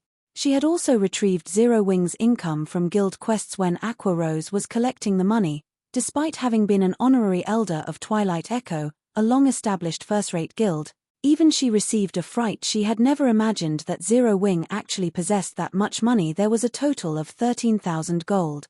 Not to mention one first-rate guild, even 3 or 4 first-rate guilds combined would not possess that much liquid funds. "Including what I have here, it should be enough." Shifeng accepted the money and quickly arrived before a counter. "Greetings, Lord Count. How may I be of service to you today?" The blonde NPC beauty asked with a smile. "I wish to construct a guild town." "Here is the town token," Shifeng said, placing the town token on the countertop. "A moment, please." After the NPC clerk accepted the town token, she began manipulating the crystal ball on the counter. "This is the town token for Stone Forest Town. Stone Forest Town is situated within the Starmoon City region. If you wish to construct a guild town, you will have to pay a registration fee of 6,000 gold as well as a basic construction fee of 5,000 gold. In the future, you will also have to pay a monthly management fee of 5,000 gold. Does my lord wish to hire any guards?"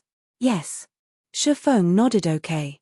The offers we have here are as follows: 10 level 150 common guards for 10 gold per 3 days, 10 level 150 elite guards for 50 gold per 3 days, 10 level 150 tier 1 guards for 100 gold per 3 days, and 10 level 150 tier 2 guards for 300 gold per 3 days. May I know how many guards my lord wishes to employ?" The NPC clerk reported. Meanwhile, standing beside Shifeng, Aqua Rose was shocked when she heard these prices. She never imagined that hiring guards would be so costly. However, what Aqua Rose did not know was that their guild could get these guards only because they had just established the town. Once 15 days passed, they would no longer receive such a treatment. "I'll hire 300 common guards, 40 elite guards, and 10 tier 1 guards for 15 days, Shifeng replied after making a rough estimate based on the size of Stone Forest Town. Normally, a town of such a size required around 500 NPCs. However, he lacked funds at the moment, thus he could hire only this many. "Okay. The total is 15,000 gold. However, as my lord is a count of the city, you receive a 10% discount, lowering the total to 13,500 gold, the NPC clerk said, smiling in contrast to the sincere smile on the female NPC's face. Aqua Rose had an extraordinarily gloomy expression on her face right now. If Shifeng were not a count of White River City, entitling him to a 10% discount, the money she brought definitely would not have been sufficient. However, Shifeng paid the 13,500 gold without hesitation. After all, he knew full well that, compared to the money he just spent, he would earn even more money from Stone Forest Town in the future. The wealth a guild town could bring was originally quite daunting already, not to mention Stone Forest Town with its close proximity to the Stoneclaw Mountains. Chapter 663, Preparing a Town. After handing over 13,500 gold, the NPC clerk handed Shifeng a deed. With this deed, Stone Forest Town would only belong to Shifeng from this point forward. He could construct any building he desired within the town's confines without restriction. "I finally have some capital." Shifeng was inwardly overjoyed as he looked at the deed of Stone Forest Town. There were countless guilds in God's domain. If a guild wanted to stand on its own feet, it first needed its own guild residents. If a guild wanted to develop and flourish, then it needed its own guild town. A guild was a massive machine, a machine that required a large sum of money to operate and maintain. Although a guild could earn a lot of money through trading firms during the early stages of the game, it was chump change compared to what a guild town could generate. However, as players reached higher levels, they would have more sources to earn an income. Hence, coins would depreciate as time passed. Meanwhile, guild towns were different. A guild could construct various establishments in their own town. A town also offered a wide array of business models for the guild. Guild towns were different from NPC towns that only accepted coins. In guild towns, the ruling guild could even require credits as payment. In God's domain, NPC towns were very restricting. For example, it was extremely difficult for players to purchase their own houses or shops. However, guild towns did not have those restrictions. Only money was necessary. Furthermore, guild towns were generally constructed off the beaten path, providing players on the front lines a place to rest and reorganize without needing waste time traveling back to cities. It was especially true for a strategic town like Stone Forest Town. It was very easy to lure players to the town. Most likely, once the town began operating, its player traffic would even surpass White River City. One could easily earn a ton of money just by opening a small shop there, not to mention the money one could earn from controlling the entire town. Unfortunately, in order to develop the town, Shaman needed to construct various buildings such as restaurants, an auction house, an adventurers association, shops, bars, hotels, and other establishments. The cost would be significant. I need more money. Shaman could not help but sigh as he considered the cost. The various large guilds in Starmoon City were of the mind that, as long as they obtained Stone Forest Town, they could easily earn a large sum of money. If these guilds really had obtained Stone Forest City, most likely, the only thing they would have done was stare at it. Aside from the construction cost of various lifestyle buildings, just the basic construction and registration fees were enough to bleed a first-rate guild dry. Even with Zero Wing's financial strength, it would be extremely taxing to operate Stone Forest Town. Afterward, the cost would continue to climb as they prepared to open Stone Forest Town to the public. Time passed quickly. Unknowingly, 2 days had gone by. For people in the real world, 2 days was nothing. To players in Starmoon Kingdom, however, they had spent every waking moment grinding to reach level 30 and enter the Stoneclaw Mountains for magic crystals. During these 2 short days, the number of players that had entered the Stoneclaw Mountains had increased significantly. Every guild in Starmoon City had fallen silent as they busied themselves with their own agendas, acting as if the war at Stone Forest Town had never occurred. Shaman had focused solely on reconstructing Stone Forest Town, executing his initial plans for the town. Although Shaman could have relegated this task to Aqua Rose, for assurance's sake, he chose to do it himself. After all, he had several carefully considered plans in mind. He was also more familiar with the town's layout. Furthermore, he had his own plans for his guild's future. Hence, it was best if he dealt with the town's reconstruction. In the meantime, Aqua Rose tagged along with Fire Dance's team to raid the 100-man team dungeon, Frost Prison. As a 100-man team dungeon, ordinary dungeons could not compare to the Frost Prison. The bosses inside were all great lords. The least valuable items that dropped in the dungeon were level 30 fine gold equipment. There was also a high chance for dark gold equipment to drop.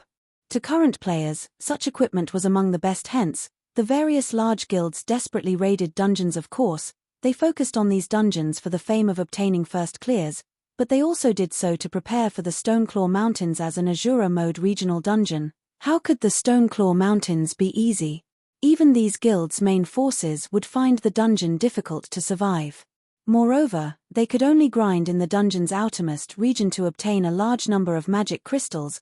They needed to venture further into the Stoneclaw Mountains. Hence, the various large guilds focused on avenues to improve their equipment.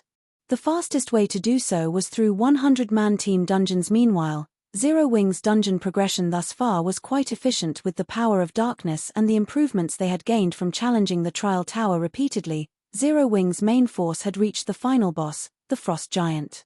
At this moment, they only needed a little luck to clear the dungeon. The basics should be finished by now. With this, I can finally launch Stone Forest Town. Shaman glanced at the time, feeling that construction of the town's basic infrastructure should be complete normally. After a guild obtained a town, the town would have to undergo a construction period of 2 or 3 days. However, in truth, Shaman had spent most of the time completing Zero Wing's guild residence in Stone Forest Town. Compared to Zero Wing's guild residence in White River City, the guild residence in Stone Forest Town was larger and more extravagant. While Zero Wing's residence in White River City could only accommodate a few tens of thousands of people at one time, the newly constructed guild residence in Stone Forest Town could accommodate up to 100,000 people. Moreover, as Zero Wing was a 2-star guild, there were plenty of 2-star private rooms in the new residence. In comparison, White River City's guild residence did not even have enough private rooms for the guild's core members. Guild leader, here are the materials you requested. Melancholic Smile said as she entered the advanced forging room and unloaded the collection of rare materials onto the large stone table. By this point, Melancholic Smile had become an intermediate forger thanks to the large amount of resources that she had been given access to. Currently, she was very close to becoming an advanced forger. In addition, she was also one of the 8 great intermediate forgers in Starmoon Kingdom. Among these 8 great intermediate forgers, 4 belonged to the Candlelight trading firm. Throughout Starmoon Kingdom, not a single trading firm could compete with Candlelight Good. Notify Coco and the others. We'll be going on a trip in a moment. Shifeng nodded as he stored his plans. He then took inventory of the materials. Melancholic Smile nodded in confusion. She did not understand why Shifeng suddenly wanted her and the others to accompany him. They were simply forgers. They had no combat capabilities whatsoever. Gathering these materials sure took a lot of time. If not for gentle snow, who knows how long it would have taken. After confirming that nothing was missing, Shifeng smiled satisfactorily. These were the materials he needed to construct a teleportation magic array. Every one of these items was extremely rare, even to large guilds. Gentle Snow had only obtained these materials for Shifeng after using her personal connections, following which, Shifeng stored the materials and led Melancholic Smile and the others towards Stone Forest Town. Arriving in Stone Forest Town, the town was no longer a gathering place for red names. All around, one could see level 150 guards patrolling the streets. Any player who wished to attack Stone Forest Town had to go through them first. Level 150 guards.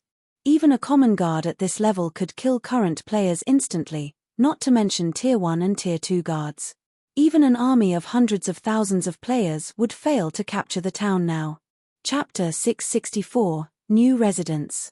The construction of Stone Forest Town's basic infrastructure was finally complete. A massive, 8-story-tall building dominated the town's heart. Zero Wing's 6-winged guild emblem graced the front of this building, and even from afar, one could see it clearly. This fortress-like superstructure was none other than Zero Wing's new guild residence. Aside from Zero Wing's residence, the second most eye-catching architecture was a 7-story shop. Shifeng had prepared this for the Candlelight trading firm. To construct this shop, Shifeng had paid a total of 1,500 gold in material fees. Fortunately, he was in charge of the town. Otherwise, the price of the land alone would have emptied Zero Wing's coffers. The town also possessed plenty of 2-story buildings for other players to use. If not for his lack of funds, Shifeng would have preferred 5-story buildings rather than 2-story. After all, these buildings were all within Stone Forest Town's golden area. The taller the building was, the more he could charge in rent. Shifeng had specifically designed the town to allow its main street to lead towards the Stoneclaw Mountains. Any players that entered the town with intentions of heading towards the Stoneclaw Mountains would have to travel down the main street. Hence, the flow of traffic would have to pass by these shops, ensuring that they would not go unnoticed. Furthermore, Shifeng had also constructed a hotel and smithy, infrastructures that were most important to players. Only, as his funds were limited at the moment, the hotel and smithy were quite ordinary. He could only reconstruct them in the future. When Melancholic Smile saw the town, her eyes instantly lit up. Although she did not participate in any combat, she was well informed. She had long since known that Zero Wing had taken control of Stone Forest Town. However, she had never imagined that Zero Wing would be capable of so much. The Candlelight trading firm's 2-star shop in White River City was only 5 stories tall, yet the shop here was 7 stories tall. Moreover, it occupied a much larger area. Not only could the shop here accommodate many more lifestyle players, but there was also no need to fuss about lacking space for a warehouse. At this point, the Candlelight trading firm was developing faster and faster. Although they had set up branches in many important cities, there was simply not enough space to store the materials they collected due to Shifeng's hoarding requests. After they had filled their shop's warehouses, they had no choice but to rent warehouses from the bank. However, such a massive shop in Stone Forest Town would solve much of their storage problem. Shifeng quickly led Melancholic Smile and the others to Zero Wing's new guild residence. This is the design for the teleportation magic array. Take a look. I hope that you can manufacture it as soon as possible, Shifeng said as he revealed the design. Any player, regardless of class, could manufacture the teleportation magic array. Only, as the manufacturing process was too complex and cumbersome, it was not a job for a single person. Moreover, highly skilled forging players would have a higher success rate with the teleportation array. Hence, Shifeng asked Melancholic Smile and the other intermediate forgers to construct it for him teleportation magic array design. Everyone was thunderstruck. Although they were not combat players, they knew full well just how valuable a teleportation magic array was. Their trip to Stone Forest Town had proven this. In total, they had spent over 10 hours traveling from White River City to Stone Forest Town. There were only 48 hours in a day in God's domain, and most players would only be online for roughly 20 to 30 of those hours. Hence, it was extremely frustrating to spend more than 10 hours on travel. Unfortunately, players had no choice but to travel here, as this was the leveling map for players level 30 and above. The Stoneclaw Mountains also loomed nearby, reminding players of the benefits it offered if there were a teleportation magic array. However, many things would become easier if they constructed a teleportation magic array in Stone Forest Town. They could teleport between the town and other cities. They could save more than 10 hours of travel time.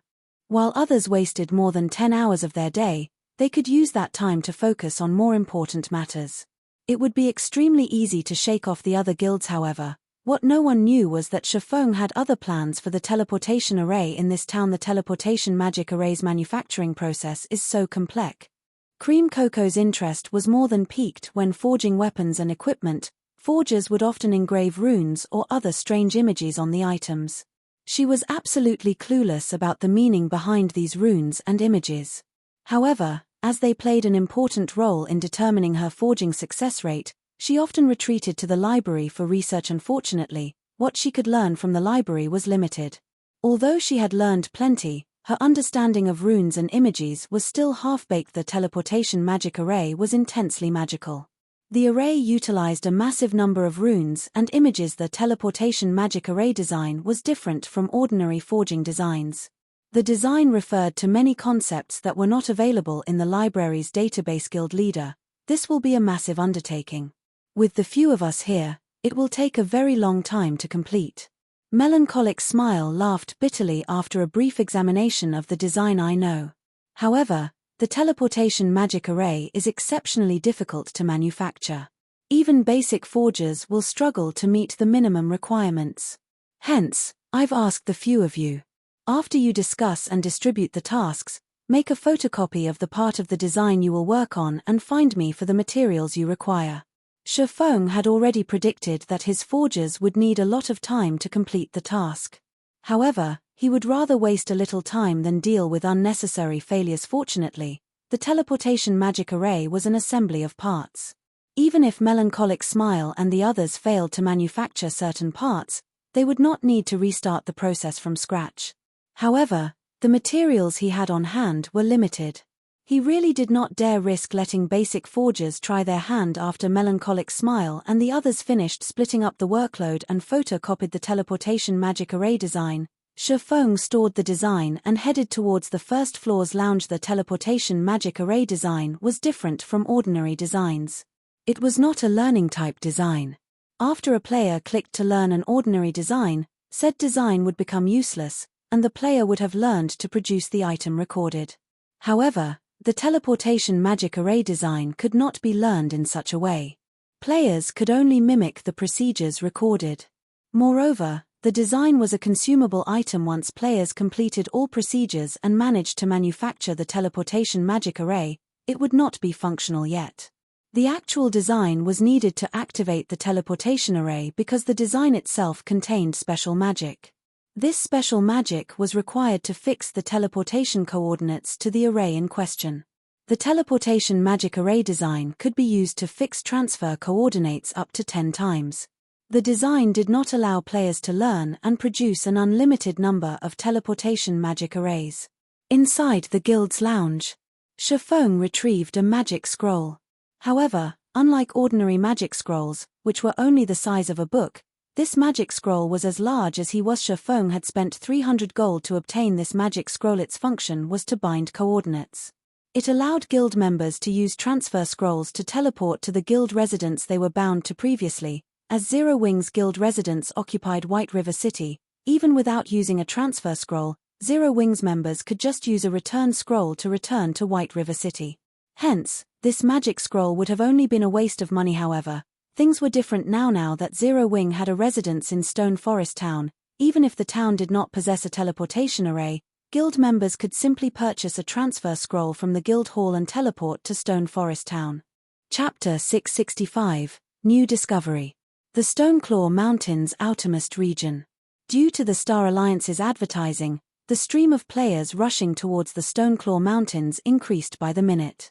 Even experts from the surrounding kingdoms and the Black Dragon Empire arrived in droves. Although there was a minimum level requirement of 30 to enter the regional dungeon, easily more than 50,000 players had pushed into the Stoneclaw Mountains thus far. Moreover, as time passed, this number would continue to increase. Boss Red, there's a half-orc settlement ahead of us. The settlement houses over 300 elite half-orcs and over 20 special elites. There are also 4 Wolfman chieftains and 1 Wolfman lord. A settlement. Red Feather smiled. Excellent. Notify Willow's team immediately. If we combined our strength, we should be able to take down the settlement. Although the Stoneclaw Mountains were a treasured land, that did not mean that players could obtain magic crystals and equipment easily. After experimenting for some time, the various large guilds had discovered certain patterns. Compared to monsters in settlements, the dungeon's roaming monsters were far less profitable. The difference in drop rate for magic crystals was particularly massive. Often enough, the harvest one could obtain after taking down a single monster settlement could top even an entire day's worth of income for a 100-man team. However, settlements were extremely rare. Moreover, even a 100-man team would find it very difficult to take down a settlement. Normally, when a team managed to discover a settlement, they could only circle and watch. However, the Star Alliance did not need to waste their time. Boss Red, my equipment had already reached the red caution line. I doubt the remaining durability will last me through a big battle, a shield warrior spoke up after seeing the warning sign beside his equipment's durability. The Stoneclaw Mountains terrain was complex. Not only were there a large number of monsters here, but the monsters were also quite powerful individually. If a team were too large, not only would they monsters discover them easily, but they would also set off a chain reaction, making it harder for the team to survive. Ever since the battle for Stone Forest Town, the Star Alliance's overall strength had decreased significantly. Fortunately, their top combatants had not received any damage, so the guild's loss did not affect their progression in 100-man team dungeons and the Stoneclaw Mountains. However, the half-orcs in the Stoneclaw Mountains were very powerful. Their armor break ability had caused players massive headaches. Equipment that normally lasted for a long time would drop to a critical durability after only a dozen or so battles. If an item's durability reached 0, repairing it would no longer be possible. At that time, it could only be disassembled for its raw materials. In truth, it wasn't just the lead MT's equipment that had reached a critical point. The equipment of the other MTS and melee players in Red Feather's team had also reached a critical level. Weapons and equipment were different. One could recover a weapon's durability through advanced whetstones. However, there were no items available that could recover equipment's durability. Players could only bring their equipment to a smithy for repairs. This was also why players did not normally pay much attention to their equipment during battle. Players would typically attack and defend with their weapons. Very rarely would their equipment receive a blow. Hence, their equipment's durability decreased slowly. However, the monsters in the Stoneclaw Mountains were different. Their armor break ability already made them fairly powerful, but they also possessed relatively high intelligence. They would often find opportunities to strike at a player's vital points, quickly decreasing their equipment's durability. What about your backup equipment? Red Feather frowned slightly. I've used it already. This is my final set. The shield warrior was also quite frustrated. After entering the Stoneclaw Mountains, the various large guilds quickly discovered that the dungeon exhausted their equipment's durability. It was especially true for the MTS. Hence, they had specifically prepared multiple sets of equipment in advance to replace their equipment when needed. However, after one day of grinding, they had exhausted their backup equipment. Damn it. A round trip will take us an entire day. If we wait, some other team will snatch this settlement, Red Feather growled with frustration. He then asked, what about the party that was sent to replace our equipment? Everyone knew how much trouble it was to go back and forth to the Stoneclaw Mountains. Hence, the various large guilds had arranged parties to deliver replacement equipment for their teams to save time. Boss, I just asked, and the supply party says that it'll take them another 8 hours or so to reach the dungeon's entrance. 8 hours. Red Feather doubted that this settlement would remain undiscovered for another 8 hours. At this point, the number of teams that came to grind for magic crystals continuously increased. Although the Star Alliance had the home ground advantage, it was only slightly stronger than the first-rate guilds of the surrounding kingdoms and empires. Not to mention, even the super first-rate guild, the Dragon Phoenix Pavilion, had joined the party. We'll retreat and meet up with the supply party. Have Willow's team watch over this half-orc settlement. We must not let someone else obtain it. Saying so, Red Feather prepared his team to leave the Stoneclaw Mountains. Since the lead MT's equipment was already in the red, it would not be wise to engage in battle. And since they could not participate in fights, their best option was to meet up with the supply party at the same time. The various teams around the Stoneclaw Mountains struggled with the same headache. If they used level 30 mysterious iron and secret silver equipment, they could replace the items as often as they wanted to. However, the monsters in the Stoneclaw Mountains were just too powerful and numerous. Without level 30 fine gold or above equipment, they would not last long.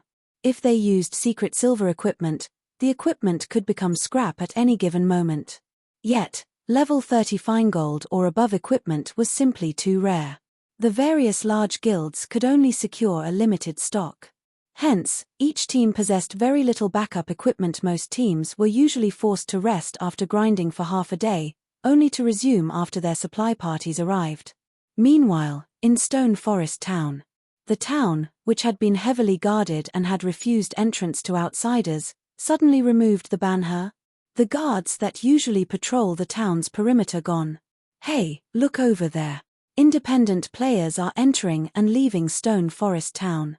The various guild supply parties quickly discovered the change. Unable to help their curiosity, some of these players approached the town. Originally, Stone Forest Town had not possessed a tall exterior wall.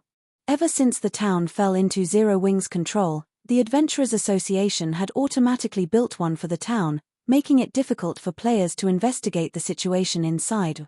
Zero Wing's guild residence is Hugh. Isn't that the candlelight trading firm? It's in operation already. There's a hotel over there. Quick, look. There's a smithy. The players who entered the town were immediately mesmerized. Just a few days ago, Stone Forest Town had been a pile of ruins, yet the town had become brand new and offered far more than it had previously. Crap, I need to notify the guild. Zero Wing is amazing. It's only been a few days, and already, they have a smithy and hotel. Compared to the majestic guild residence and trading firm, the players that entered Stone Forest Town paid more attention to the two facilities that could repair their equipment and allow them to recover their stamina and concentration very quickly. News about Stone Forest Town spread to every team in the Stoneclaw Mountains, shocking the various guilds. After Shafong had obtained the town token, the guilds had launched an extensive investigation on the town's construction. However, they were immediately flabbergasted. Nobody could have imagined that constructing a town was actually so expensive. The initial investment alone required cost over 10,000 gold. If one wanted the town to operate properly, they would have to spend even more money. Most likely, even though Zero Wing was very wealthy, it would be a long time before the guild could operate Stone Forest Town. None of the guild would have ever imagined that Zero Wing could get the job done in just a few days. Chapter 666, Shocking Income. What? Stone Forest Town is open to outsiders? And it has a smithy that can repair equipment. When the various teams in Stoneclaw Mountain received this information, they acted as if they had just found out that the sky was falling. Stone Forest Town was just an hour away from the Stoneclaw Mountains. Even a round trip would just take 2 hours. It was far less time compared to the supply parties that took over 10 hours to travel from Starmoon City. Let's go, we're going to Stone Forest Town. The leaders of the various teams immediately issued orders upon receiving this news and quickly made their way to Stone Forest Town. In truth, they were going to Stone Forest Town not just to repair their equipment, but to hasten their stamina and concentration recovery as well. The recovery rate in the field tents was just too slow. In just a few hours, the previously quiet Stone Forest Town became very lively. Guild leader, I understand sheltering Ouroboros's members, but why are you allowing everyone to rest in town? Aren't we giving away our advantage? Aqua Rose asked in confusion. Currently, she stood on the guild residence's observation deck, looking down at the members of the various large guilds. Seeing their merry spirits, it looked as if they were celebrating New Year's Eve. Although more guilds gathered in the Stoneclaw Mountains as time passed, none of them had any chance of capturing Stone Forest Town. If they limited entry to Zero Wing and Ouroboros's members, both guilds could obtain far more magic crystals than their competitors. At that time, they could definitely nurture experts much faster than the other guilds and could use the opportunity to widen the gap between themselves and the other guilds. Yet now, after struggling through so many challenges to reconstruct the town, Shifeng chose to permit entry to everyone. How were they supposed to widen the gap now? You're placing too much importance on the profit right before your eyes. At the end of the day, the Stoneclaw Mountains is only a regional dungeon. It is not the only place players can obtain magic crystals. Moreover, as everyone's levels increase, the various guilds' core members will be able to use mounts at level 40. At that time, we will regain our lead, Shifeng said, laughing. Moreover, I didn't build this town just so we could obtain more magic crystals. It's also meant to earn money for the guild. Earn money? Aqua Rose was confused. Although we have the advantage of owning the town, most likely, the various large guilds will use the consumables they produced rather than purchase the items from the candlelight trading firm. How are we supposed to make money? Look at the smithy. Shifeng pointed towards the smithy in the distance. At the moment, there was a very long line outside of the smithy. That's where we'll make our money. Currently, there were several hundred players outside the smithy. Every one of them carried an entire team's worth of equipment. Several hundred players meant several hundred 100-man teams' equipment. One could just imagine how profitable the equipment repair business was. However, we don't claim the smithy's repair fees. We only collect taxes. Aqua Rose was even more confused. Now we collect a fixed tax. However, don't forget that all the properties in the town are under our control. I have merely hired NPCs to man the smithy and repair equipment. As for prices, I have the final say, Shifeng explained with satisfaction. Hence, I've tripled the smithy's repair fees. These players can decide whether or not they want to pay the fee to repair their equipment. Aqua Rose gasped. She then said, "Triple? Why would anyone agree to that?" It was not cheap to repair a piece of equipment. Repair fees were a guild's largest expenditure. Raising the fees to 3 times the original price would be fatal to a guild. That's the point. I don't want them to spend coins to repair their equipment because, aside from paying triple the original repair fee, there is another method of payment. This is something that can only be done in a guild town. Not only is it possible to pay for items and services using credits in a guild town, but it is also possible to use certain items such as magic crystals as a form of currency. Shifeng smiled faintly. If they pay with magic crystals, considering the current market value, the repair fees will only cost 1.5 times the usual rate.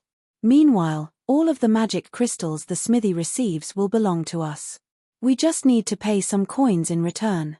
Before this, Shifeng had already received a report from Ouroboros regarding the income of the various guild teams and had set the repair fees accordingly. If he set the repair fees at market rate, their rival guilds would gain the advantage.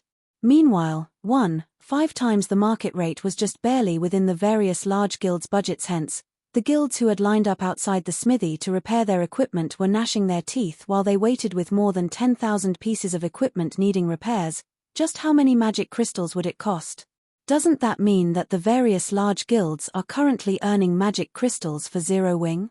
A realization suddenly struck Aqua Rose.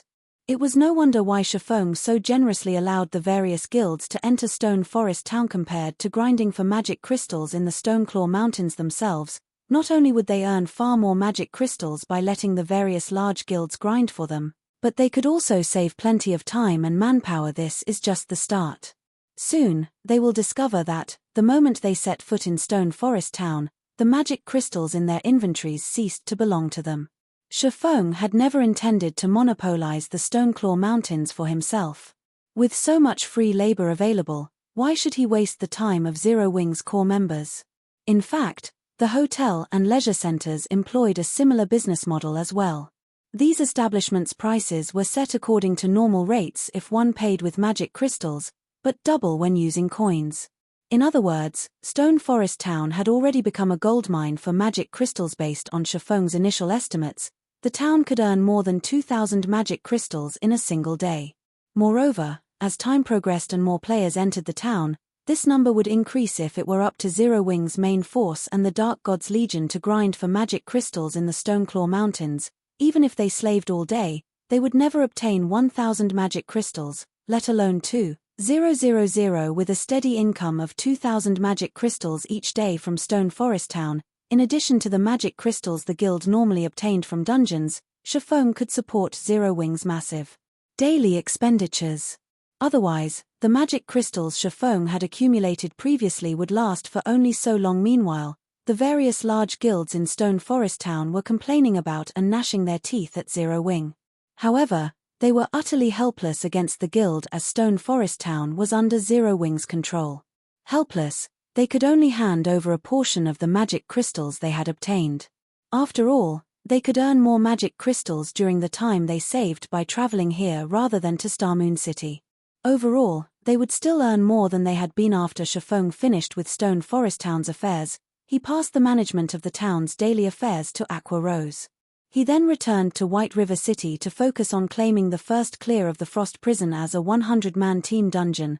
The Frost Prison was incredibly difficult. Even until now, one could count on a single hand the number of guilds that had obtained the first clear of a 100-man hard mode team dungeon throughout God's domain. As for Starmoon Kingdom, no one had earned this achievement yet. This was not due to everyone lacking appropriate equipment. Rather, it was because everyone's combat techniques were not up to snuff. Even Heaven's Burial and Overwhelming Smiles experts had quite a ways to go before meeting the minimum requirement. Hence, the various large guilds in Starmoon Kingdom were all stuck at the final boss of their respective 100-man team dungeons. Precisely because of this, Shifeng had never bothered leading Zero Wing's team to raid the Frost Prison. Now, however, the situation had changed. In order to improve the strength of Zero Wing's main force, he had invested a large number of magic crystals into the team, allowing them to practice and improve their combat techniques at the Divine Colosseum undisturbed. He had even given them a taste of the 100-berry wine's effects. After a period of training, every member of the main force was now capable of reaching the Trial Tower's 5th floor by relying on their own abilities, finally becoming experts.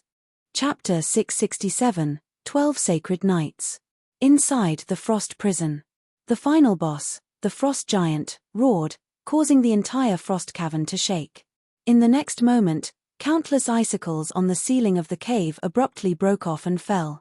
The 100 level 30 players in the cave desperately dodged the descending icicles. If struck by these icicles, even an MT who had activated a life-saving skill would not be able to survive a single hit, much less any other classes. Everyone, pay attention to dodging, but don't waste too much stamina either. The boss only has 30% HP remaining, Warwolf hurriedly reminded his team after throwing himself to the floor to avoid the Frost Giant's steel hammer. At the moment Warwolf's maximum HP was already more than 9,000.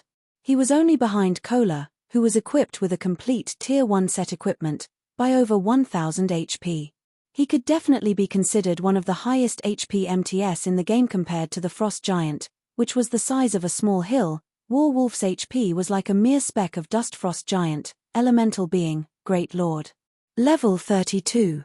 HP 45 0000045 0000000. As the ruler of the Frost Prison, a 100-man team dungeon, the Frost Giant was considerably more powerful than any boss they had faced previously.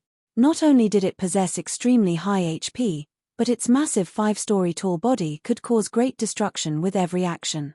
Even Warwolf would receive nearly -4,000 damage when he blocked one of the Frost Giant's attacks with his shield. If he received a direct hit, his base damage would certainly exceed -6,000 points. In addition, the Great Lord also possessed a Frost Domain. The Frost Domain had a coverage area of 200 yards. Not only would everyone within the domain's movement and attack speed reduce by 40%, but the domain would also their stamina consumption rate by several times. It was common knowledge that, in God's domain, every movement a player made consumed stamina. However, as stamina was a hidden attribute, players were unable to check for their own stamina. Once they consumed their stamina to a certain degree, players would no longer be able to fight.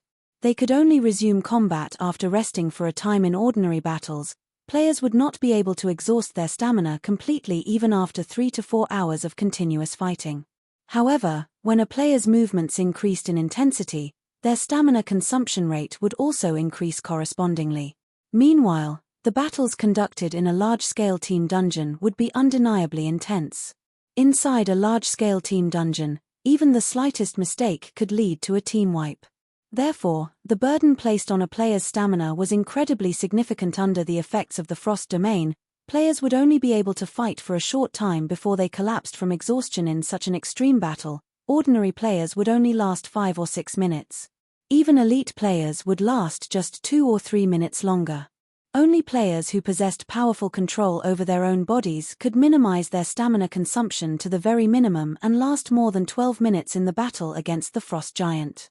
However, very few players were capable of achieving such a high degree of control. After being struck by another wave of icicles, several more players fell flat on the floor from overexhaustion. They were unable to attack the boss, even if they wanted to. How many people are still able to fight? War Wolf asked through the team chat as he lifted his large shield to intercept the Frost Giant. Boss Wolf, we just lost another 4 more melees, and 1 ranged. We only have 76 people left, an oracle standing at the rear line replied. 76? War Wolf looked at the Frost Giant's HP. Currently, the Great Lord still had 27% of its HP remaining, which was roughly 12,150,000 HP.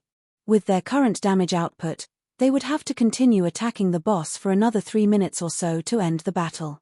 However, after experiencing so many battles against this boss, War Wolf knew very clearly that the further they proceeded into the battle, the more players would become overexhausted. It was simply impossible to finish the battle in 3 minutes. Is it still impossible? The Frost Giant did not have many powerful skills. As long as one familiarized themselves with the Great Lord's skills, they could mostly evade the powerful moves of the boss. However, instead of dying to one of the boss's skills, the team had died from overexhaustion. If this matter were made known to others, they would certainly become a laughingstock. 5 minutes later, a group of people appeared at the resurrection point of the Frost Prison. This group of people was none other than the members of Overwhelming Smile Boss. The Frost Giant's combat technique requirement is simply too high.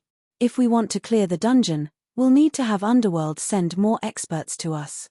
It's no solution to continue losing EXP here, Soaring Snake, clad in black armor, suggested. Although Underworld is paying great attention to White River City, its main focus is still on the Frostwolf Kingdom and the Snowstorm Kingdom.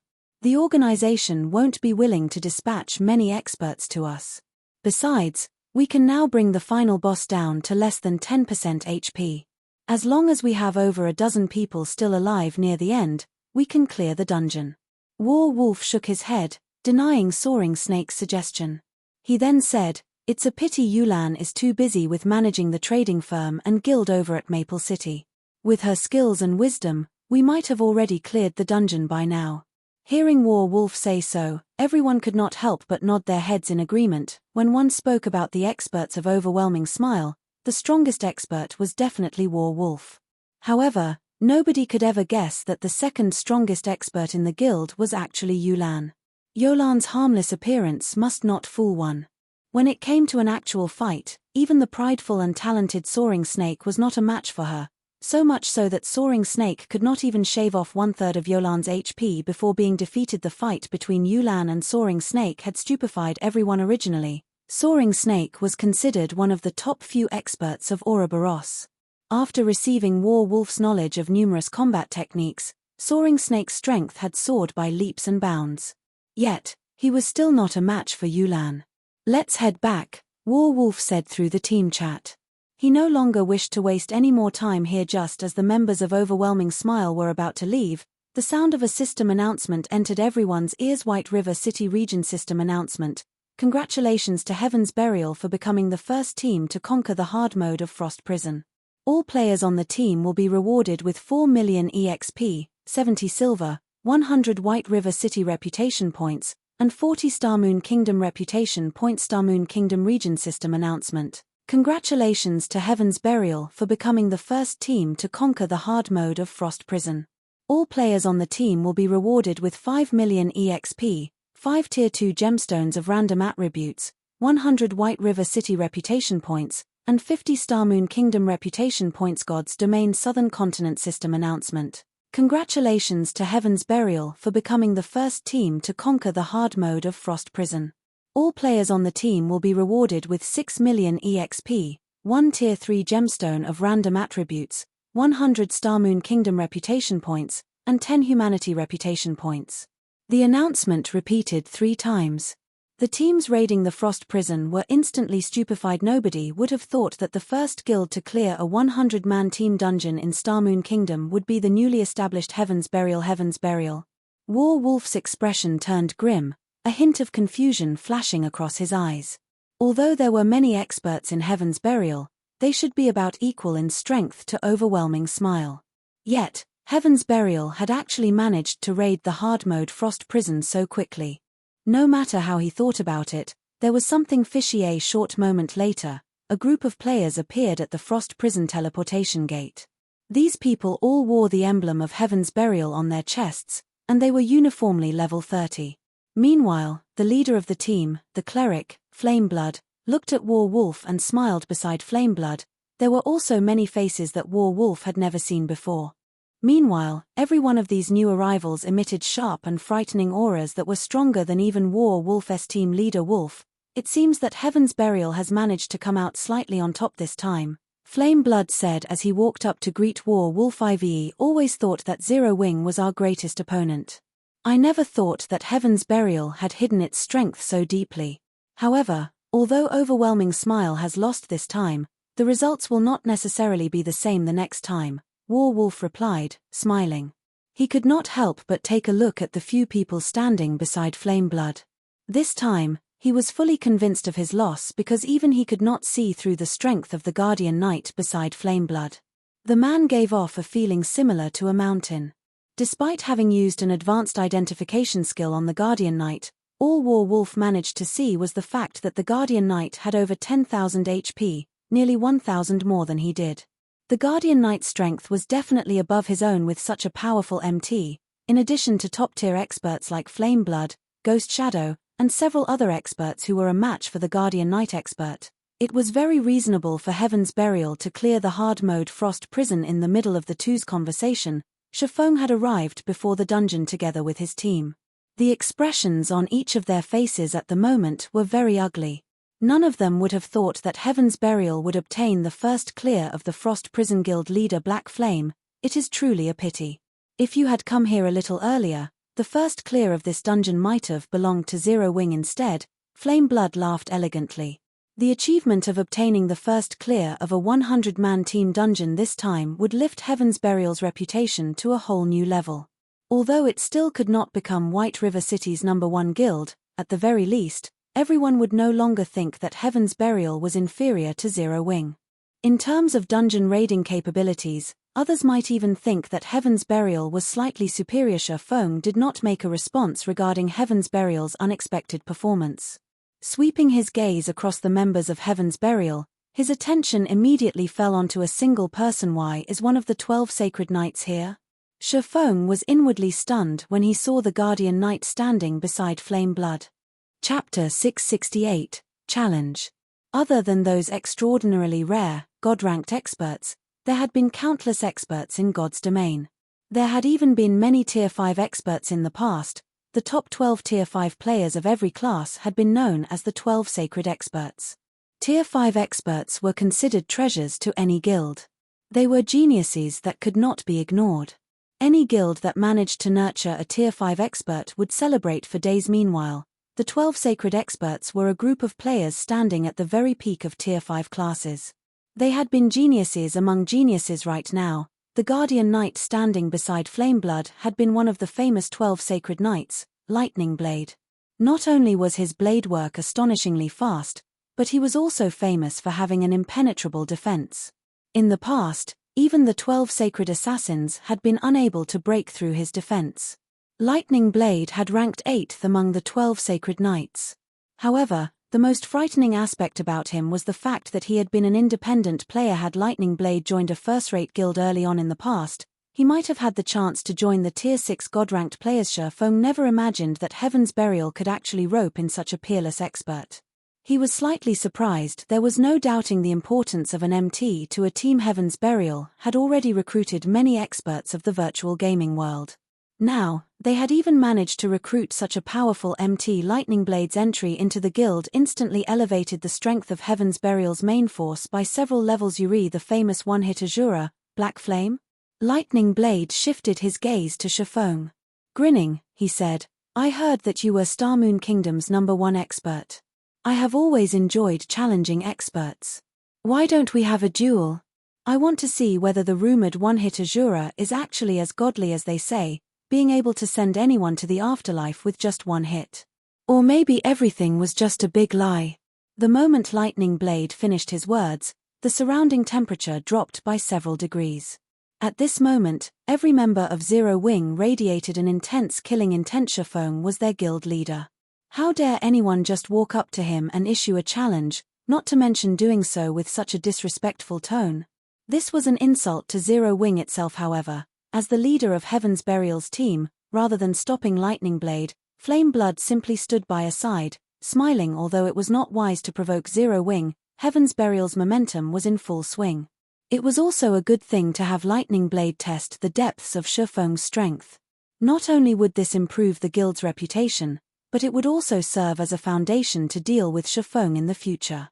Moreover, in the event that Lightning Blade managed to defeat Shifeng, Heaven's Burial's fame would soar. Standing by the side, Warwolf played the role of an observer in this fight. If Shifeng refused Lightning Blade's challenge, Heaven's Burial would definitely spread the news of this matter, claiming that Shifeng was afraid to accept the challenge. Shifeng's position as the #1 expert of Starmoon Kingdom would definitely be at risk. However, if he accepted the challenge, he would also risk revealing his strength to his enemies. If this happened, he would not have as many hidden advantages in future battles. Violet Cloud suddenly stepped forward and said, Don't you think it's a little too early for you to challenge our guild leader? However, I'll be your opponent. You? A cleric? Lightning Blade glanced at the young and slender Violet Cloud. With disdain, he said, I have no interest in unripened little girls like you.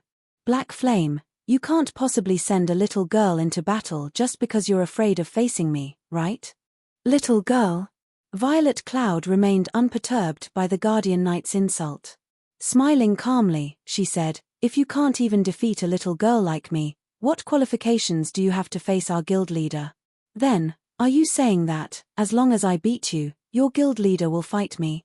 Lightning Blade countered with a question of his own. I guarantee it. Shifeng nodded. Okay, I look forward to experiencing guild leader Black Flame's brilliant moves. Lightning Blade laughed. He then shifted his gaze towards Violet Cloud, following which, both teams distanced themselves from each other, creating a space for the fighters. Lightning, be careful of that girl. She's not as simple as she looks. She's an expert who has reached the later stage of the 7th floor. She should be just as strong, if not stronger, than Ghost Shadow. Flame Blood warned the MT. Lightning Blade was an expert that Heaven's Burial had spared no expense to recruit. The Guardian Knight's strength spoke for itself. Even Ghost Shadow had failed to damage him, as Lightning Blade had blocked every one of the assassin's attacks. With his exceedingly high HP and lightning quick attacks, Lightning Blade eventually wore Ghost Shadow down, claiming his life. One could say that Lightning Blade had a massive advantage in PvP battles against a low-damage cleric. It would be child's play for Lightning Blade to secure a victory. However, a little caution never hurt anybody. Relax. I've known about this for a while. I'm just trying to agitate Black Flame so that he will agree to a duel. Lightning Blade no longer had a prideful and arrogant air around himself. On the contrary, he remained calm and attached great importance to this duel. Meanwhile, on the other side, Shifeng secretly passed a bottle of 100-berry wine to Violet Cloud, saying softly, Drink this before you fight him. Do not let him within 10 yards of you. Though Shifeng was unsure of Lightning Blade's current strength, he did know one of his weaknesses. While knowing this weakness would do little good to ordinary experts, to Violet Cloud, however, it would help her tremendously in the upcoming battle. Guild leader, is Lightning Blade so strong that Violet Cloud needs to drink 100-berry wine? Fire Dance was confused by Shifeng's actions in Zero Wing. When speaking about combat techniques, Violet Cloud was even superior to her. Meanwhile, in terms of strength, She was only slightly superior to Violet Cloud due to the advantage of her class and weapons. They both wore the best available equipment in all of God's domain. With their current standards, there were very few people who could defeat them in Star Moon Kingdom. Even against an expert like War Wolf, Fire Dance was confident that both she and Violet Cloud had more than a 60% chance of defeating him. If we're going to win, we have to win brilliantly, Shifeng laughed. He did not think that the current Violet Cloud was inferior to Lightning Blade. The girl was even an astromancer, a hidden class. Upon hearing Shifeng's words, everyone could not help but roll their eyes at their guild leader. This was simply extravagant. Normally, they had to fight tooth for nail against each other to obtain a single bottle, exhausting themselves. Now, Shifeng let a bottle go to waste just for a flashy win. If they had known something like this would happen, they would have volunteered. That was the 100-berry wine. Drinking just one bottle could allow one to become a top-tier expert. 2 bottles could push one to the apex of Star Moon Kingdom without hesitation. Violet Cloud emptied the bottle of 100-berry wine, a faint blush appearing on her white, delicate cheeks. Tasting her lips, it was obvious she still could not get enough of the beverage. She was adorable. The members of Heaven's Burial were surprised when they saw Zero Wings members watch Violet Cloud enviously. What was going on with Zero Wings members? Was participating in the duel really something to be jealous of? This will be interesting. That young lady easily toyed with Nimble Snake in the past. War Wolf wore a playful smile. He then shifted his gaze to Lightning Blade, a cunning spark flashing in his eyes. This is a good chance to see just how powerful that Guardian Knight is. I actually feel a significant pressure from him. Standing by a side, Nimble Snake nodded in agreement with War Wolf's words.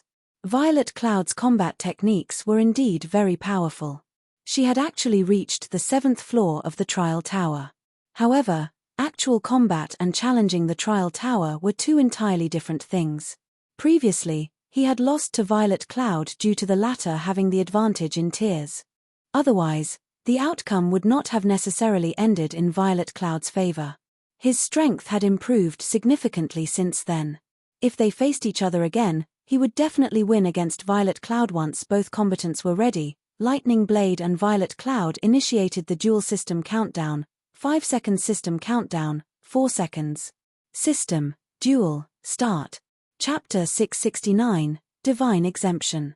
When the duel began, everyone's attention promptly shifted towards the 2 fighters. One was a Guardian Knight, while the other was a Cleric. Neither was a high damage class.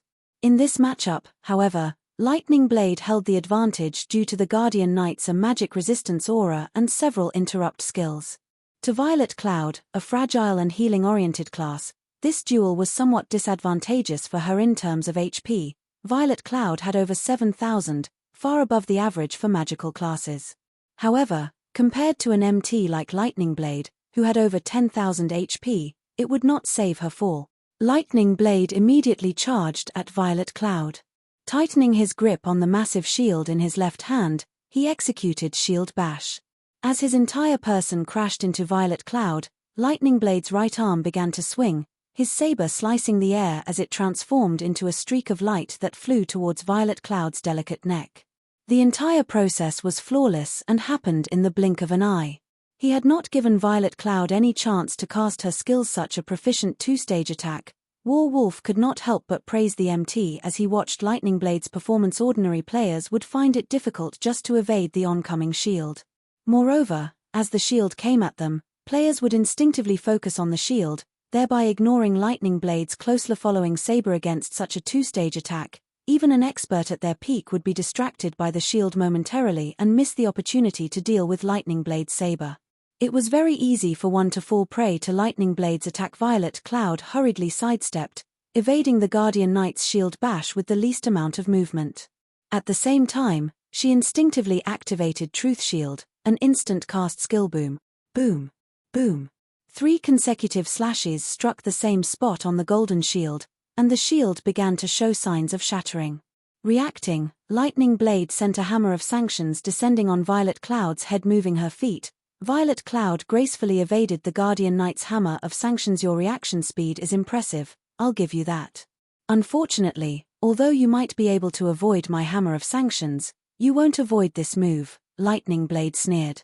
Immediately, he executed Cross Slash, the attack colliding with the golden shield protecting Violet Cloudboom. Unable to bear the weight of the attack, the golden shield shattered. In addition, Violet Cloud received over -400 damage. If not for the Truth Shield absorbing a large portion of the damage, she would have lost a lot more HP after shattering the Cleric's Truth Shield. Lightning Blade followed up with several more slashes that were aimed at Violet Cloud's vital points. Responding quickly, Violet Cloud immediately activated Terrorizing Roar, causing all enemies within range to lose control of their characters. With a calm expression, Lightning Blade let out a low shout. In the next moment, his body released a Golden Brilliance Tier 1 skill, Divine Exemption. For the next 7 seconds, he became immune to all control skills. Violet Cloud's Terrorizing Roar was rendered completely useless. After effortlessly diffusing the skill, Lightning Blade's saber continued to fall towards Violet Cloud without losing any momentum. Violet Cloud was caught off guard. Although she tried to block with her staff, the Guardian Knight's attacks were simply too fast. In the end, she received a few hits instantly. Violet Cloud was sent flying, her HP rapidly decreasing. Every attack had devoured over 500 HP. After 3 consecutive strikes, Violet Cloud had lost over 1,500 HP. Now, she had less than 5,000 HP remaining. While Divine Exemption was still in effect, Lightning Blade continued to pursue his enemy ruthlessly. Easily dodging Violet Cloud's sacred sanctions, he swiftly appeared before the cleric once again. Divine Storm. Consecutive Holy Slash. Although Violet Cloud constantly tried to put more distance between herself and Lightning Blade, Guardian Knights possessed skills that could enhance their movement speed. Hence, Violet Cloud could only desperately try to defend against the oncoming attacks, her HP rapidly decreasing in the process. Even though she had activated instant recovery to heal herself, the healing she received could not keep up with the damage Lightning Blade dished out. After a short moment, Violet Cloud's HP fell below 3,000. If any other healer class fought Lightning Blade right now, the duel would have long since ended. Lightning Blade's attacks are becoming faster and fiercer. He's not giving that cleric any chances to catch her breath. Although the cleric class does have a few control skills, none of them are effective against Lightning Blade. Smiling faintly, Flameblood said, however, Violet Cloud really is strong. Even though a cleric is not a combat class, she has still survived against Lightning Blade until now. With her skills, it's no wonder she set foot on the 7th floor. Standing by the side, Ghost Shadow nodded in agreement with Flameblood's words. At the end of the day, a cleric was not a PvP class. If Fire Dance were the one fighting in this match, Zero Wing might have had a chance of emerging victorious. Yuri quite good. However, I won't give you any more chances to heal. Grunting, Lightning Blade's body suddenly expanded slightly as he used the Berserk skill, Light Force, increasing his strength and endurance by 30%, and defense by 60% for 20 seconds. Suddenly, Lightning Blade's HP rose to more than 13,000. His damage also increased significantly. Guild leader Black Flame, it is truly a pity that this battle is going to end so quickly, Flameblood said as he turned to Shafong, smiling. The outcome was obvious now. Lightning Blade still had more than 13,000 HP, whereas Violet Cloud had less than 3,000 HP. Though Violet Cloud could technically heal herself, skills such as Healing Light and Greater Healing required one to chant and channel for at least 1 or 2 seconds. Against an expert such as Lightning Blade, Violet Cloud would not have any chance to cast such time-consuming skills.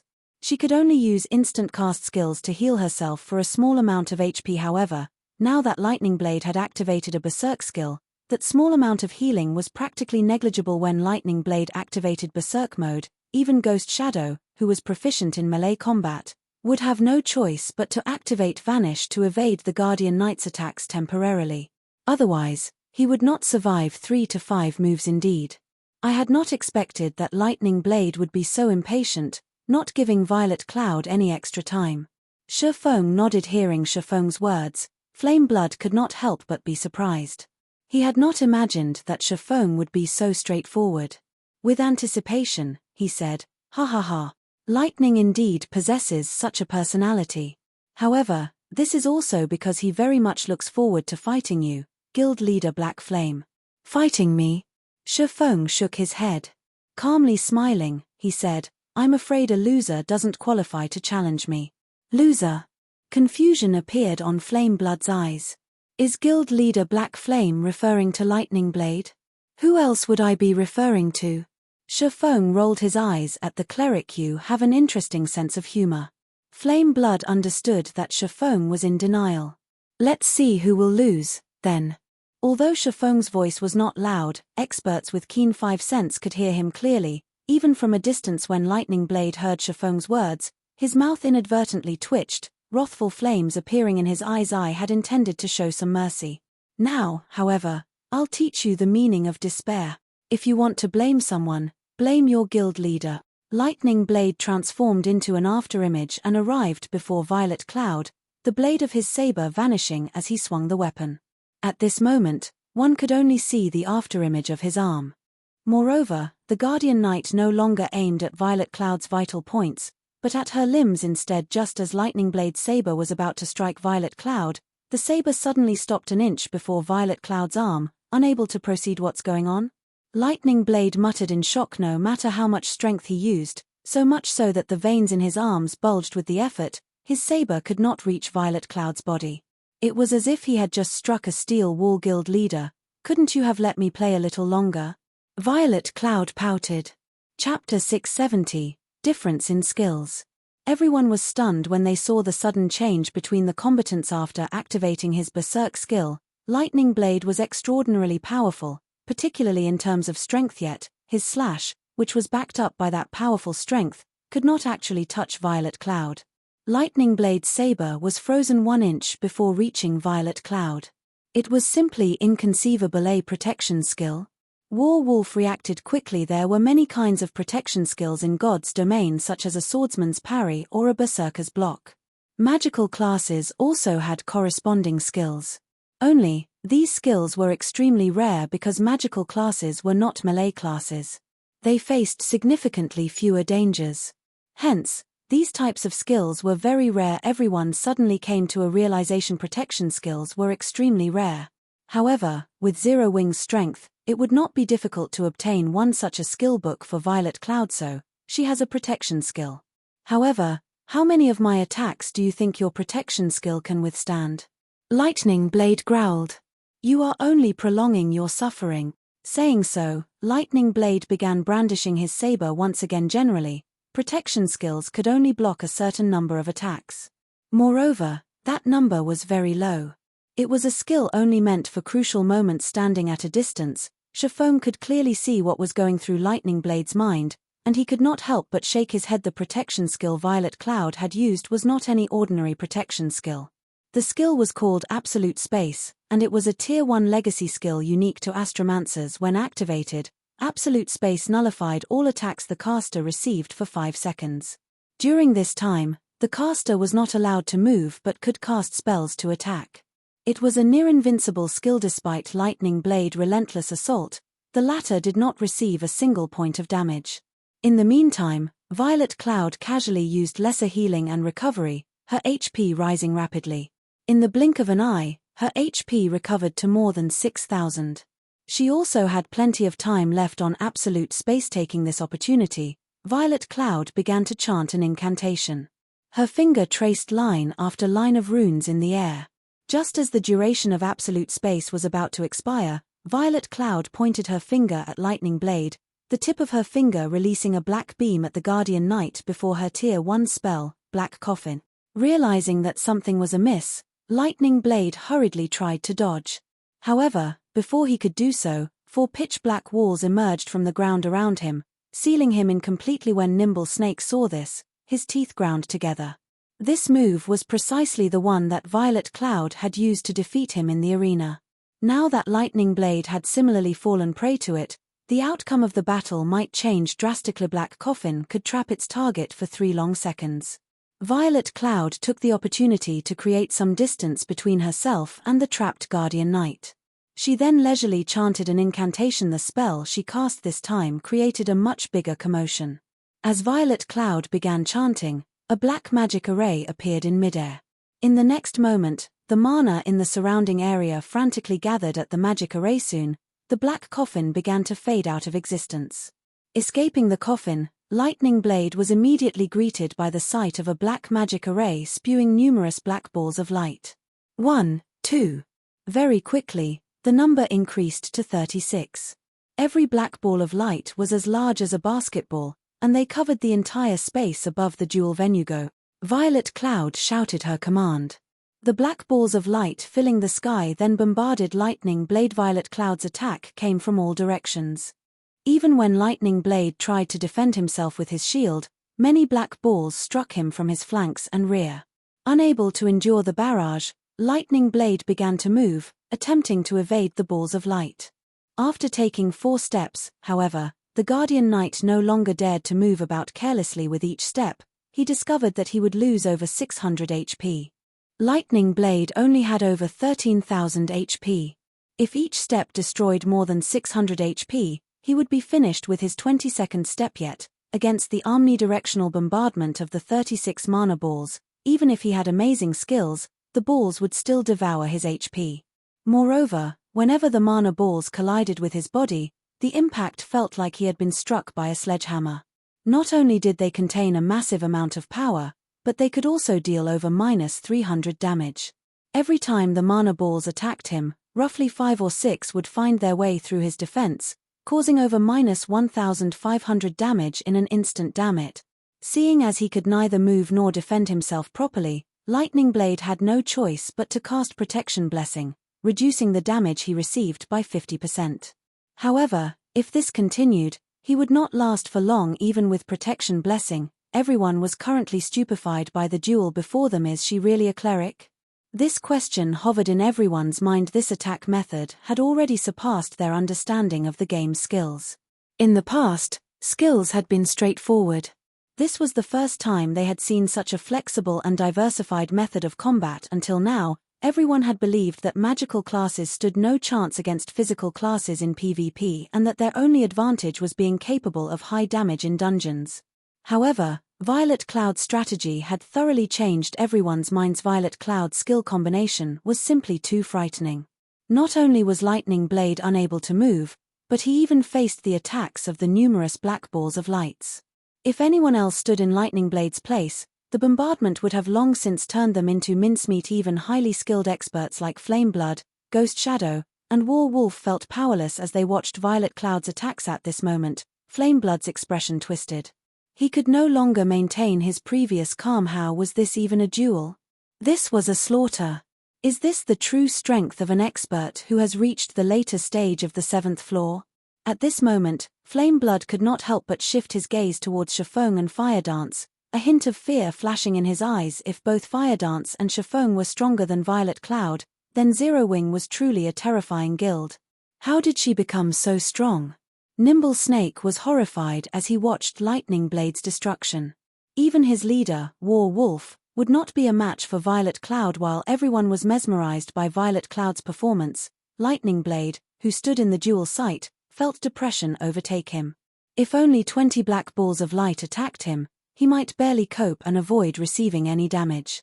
However, dealing with 36 was far beyond his capabilities at this moment. Regret swallowed Lightning Blade. If he had known earlier that Violet Cloud had such an attack method, he would never have agreed to duel her. Or bona fide top-tier expert like himself had actually become a punching bag, unable to resist in the least. It was utterly humiliating. The 100-berry wine is the best. I actually achieved a 91% skill completion rate, allowing me to summon so many mana balls. I wonder just how many I can summon if I achieve a 100% skill completion rate. Violet Cloud inwardly rejoiced while she controlled the mana balls in the sky. In the past, she had only achieved a 90% skill completion rate and summoned a maximum of 30 mana balls. Now, however, she had increased her completion rate by 1%, and just this 1% had increased the maximum mana balls by 6. If she could raise her skill completion rate to 100%, her skills would be absolutely terrifying. Time crawled by before 10 seconds had passed. Lightning Blade's 13,000 HP depleted completely. From beginning to end, the Guardian Knight had not been able to resist in the slightest. Chapter 671, True Form. Defeated. Lightning Blade had been thoroughly defeated. Nobody would have imagined that Zero Wing had such a powerful character as Violet Cloud. The arrogance Heaven's Burial's members had displayed had been utterly extinguished. Others might not realize exactly how strong Lightning Blade was, but they knew. In the entire guild, Nobody could win against Lightning Blade in a one-on-one match, let alone obtain victory so effortlessly. Does anybody from Heaven's Burial still dare to challenge our guild leader? Violet Cloud shifted her gaze towards Heaven's Burial's members, a faint smile appearing on her face. Provocatively, she said, I really want to see just who among you qualifies to do so. Nobody from Heaven's Burial dared respond. None of the spectators were weaklings. Through Lightning Blade's battle, they could determine Violet Cloud's standards. They would only be asking for humiliation if they tried to challenge her. Unlike everyone else, however, Ghost Shadow revealed a look of interest. Unfortunately, just as he was about to open his mouth and speak, the woman beside him stopped his words. This woman wore a gorgeous red mage's robe, which failed tremendously to hide her magnificent cleavage. She also wore a white beret on her head, covering her silky blue hair, which scattered around her waist. In her hand, she held an eye-catching, white jade staff that radiated a faint golden glow. Daybreak, why are you stopping me? Ghost Shadow demanded. Dissatisfied. Daybreak Fog was in charge of Heaven's Burial's affairs in Starmoon City. Her position in the guild was higher than even Flameblood's. Her strength could not be underestimated. If not for Daybreak Fog's help, even with Lightning Blade present, Heaven's Burial would not have cleared the frozen prison today. Don't humiliate the guild any further. You are no match for her. There's too much of a difference in strength between your skills. We have already completed our task here. You will have your chance in the future, Daybreak Fog said as she raised an eyebrow at Ghost Shadow. She had not used a persuasive tone, but a commanding one. Flameblood nodded in agreement. Now that Heaven's Burial had obtained the first clear of the Frost Prison, their reputation flourished. However, if Violet Cloud defeated their several great experts, all of their efforts would go to waste. Zero Wing certainly has many experts.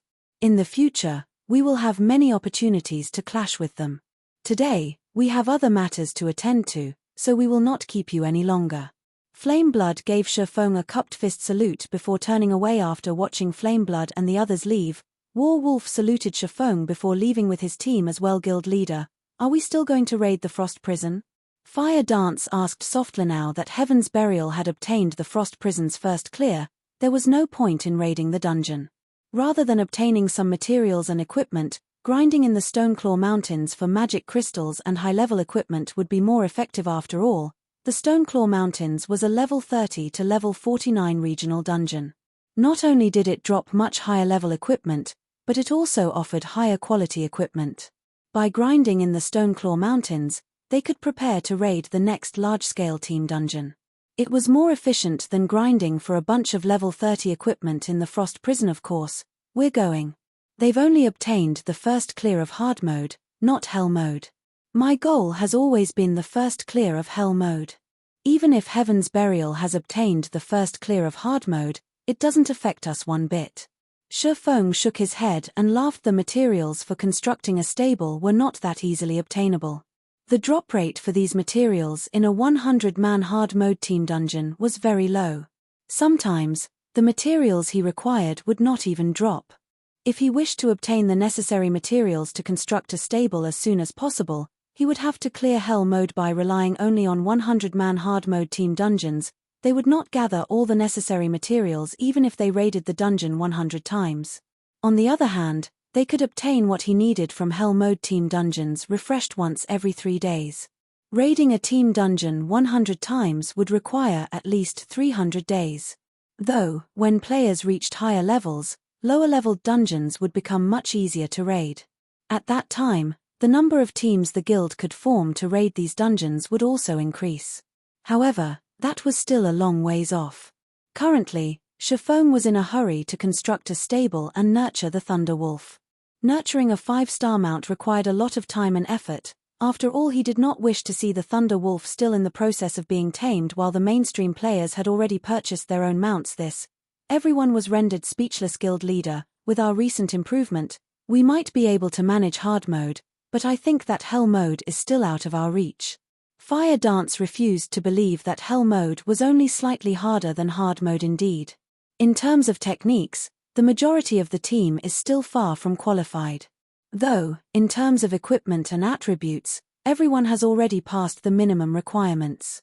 Shifeng then grinned and said, however, techniques can be made up for. Made up. A light suddenly shone in Fire Dance's eyes. Guild leader, are you planning on using the 100-berry wine? If one spoke of a method to improve one's combat techniques for a short period, then the only thing that came to everyone's mind was the 100-berry wine. Only, the 100-berry wine was too rare. Currently, everyone could only obtain it through Shaman. They had not even heard of the beverage being available elsewhere. Let's enter the dungeon before we continue this conversation. Shaman nodded. The 100-berry wine was indeed extremely rare. However, some time ago, he had made another trip to District 1's shelter and had obtained another 300 bottles. Hence, he had no problem wasting a few to obtain the first clear of the Hell Mode Frost Prison.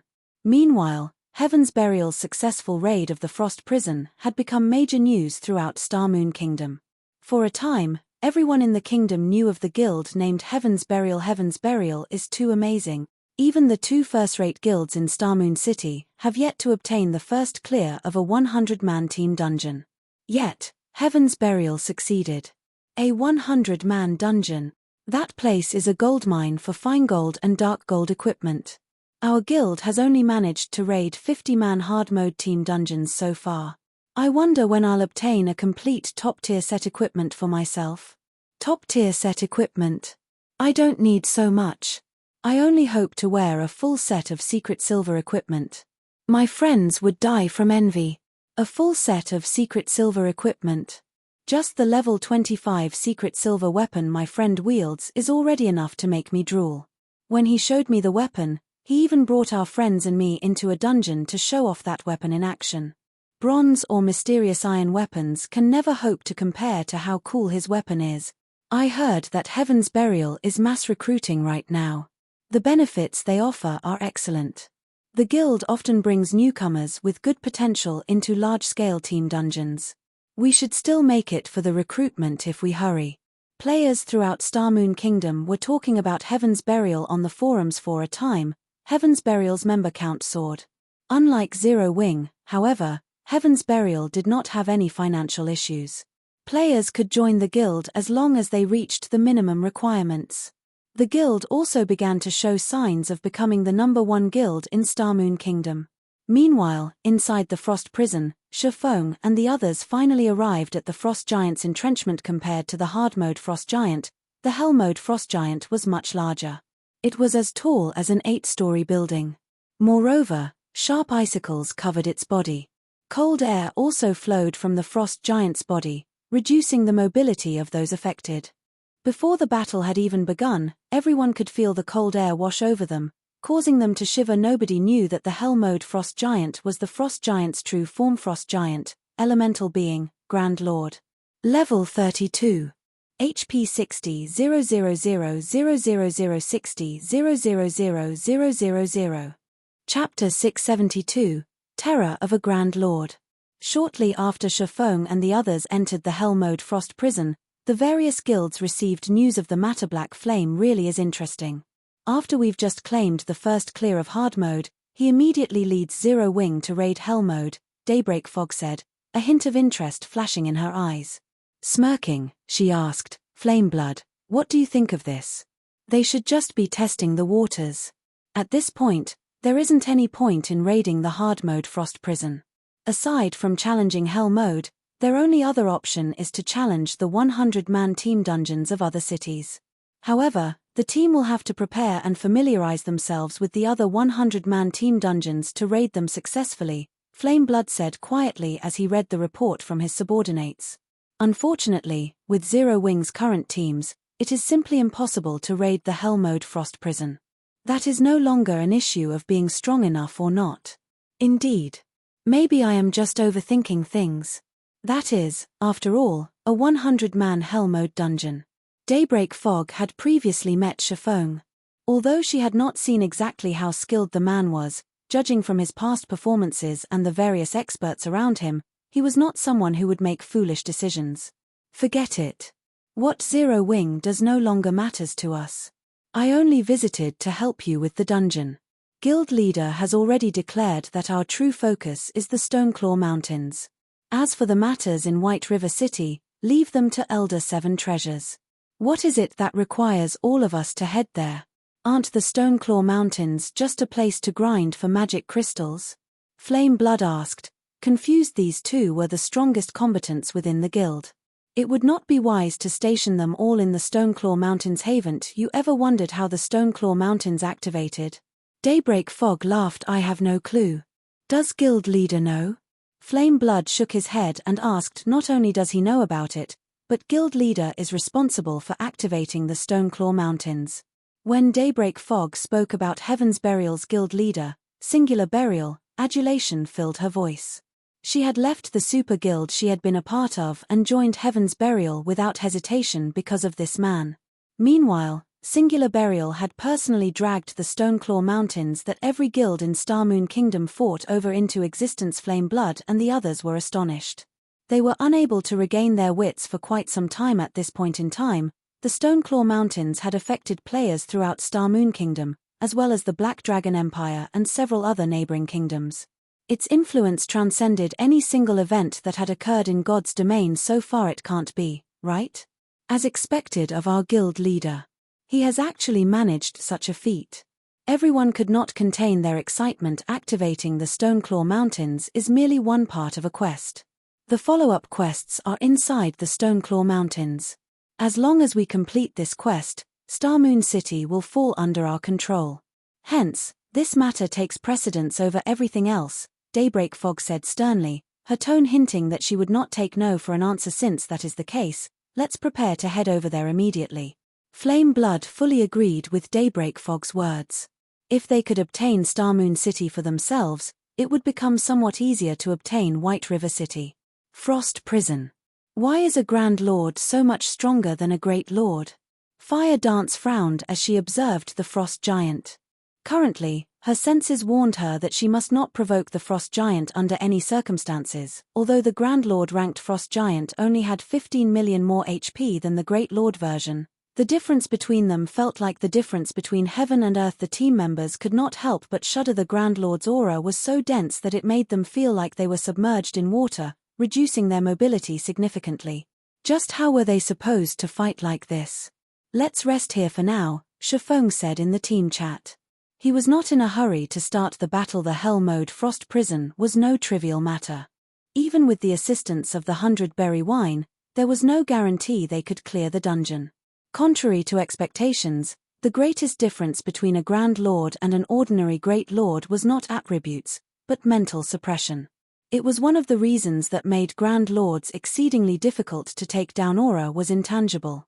It was more like a form of mental suppression. When people were under immense pressure, they would often lose their ability to perform normally. Some people would even find it difficult to move. It was just like how many people would be petrified when they encountered a life-threatening situation. A Grand Lord possessed such an aura. Even an expert player would find it difficult to cope with such a situation, much less ordinary players. Hence, the 100-man Hell Mode dungeons of the various regions were exceedingly hard to clear. It was not a matter of having insufficient strength. Rather, it was because players were unable to exhibit it properly. Only powerful experts with stout hearts would endure the mental suppression and fight normally. To current players, this was asking too much. Fortunately, Shifeng had a way to combat this problem. Distribute these bottles. Saying so, Shifeng took out 100 bottles of 100-berry wine from his bag. Not only could the 100-berry wine increase a player's compatibility rate with their weapons and equipment, but it also had the side effect of dulling a player's 5 senses. Normally, this would reduce a player's sensitivity in battle, weakening their perception of danger. In this case, however, it was the best method to reduce the Frost Giant's mental suppression. Alcohol makes a man braver. However, instead of increasing a person's courage, alcohol would numb a person's mental perception, removing their sense of crisis. Normally, crisis awareness was the foundation of survival for all living beings. Only with a sense of danger could one avoid threats and survive. This sense was indispensable for God's Domain's players. Players normally worked to sharpen their crisis awareness. That way, they could avoid attacks and launch counterattacks in battles. Meanwhile, Grand Lords were so terrifying was precisely because the main god system had specifically designed these monsters to challenge this sense. After receiving the 100-berry wine, everyone promptly emptied their bottles. Sure enough, the suppression everyone experienced lessened significantly.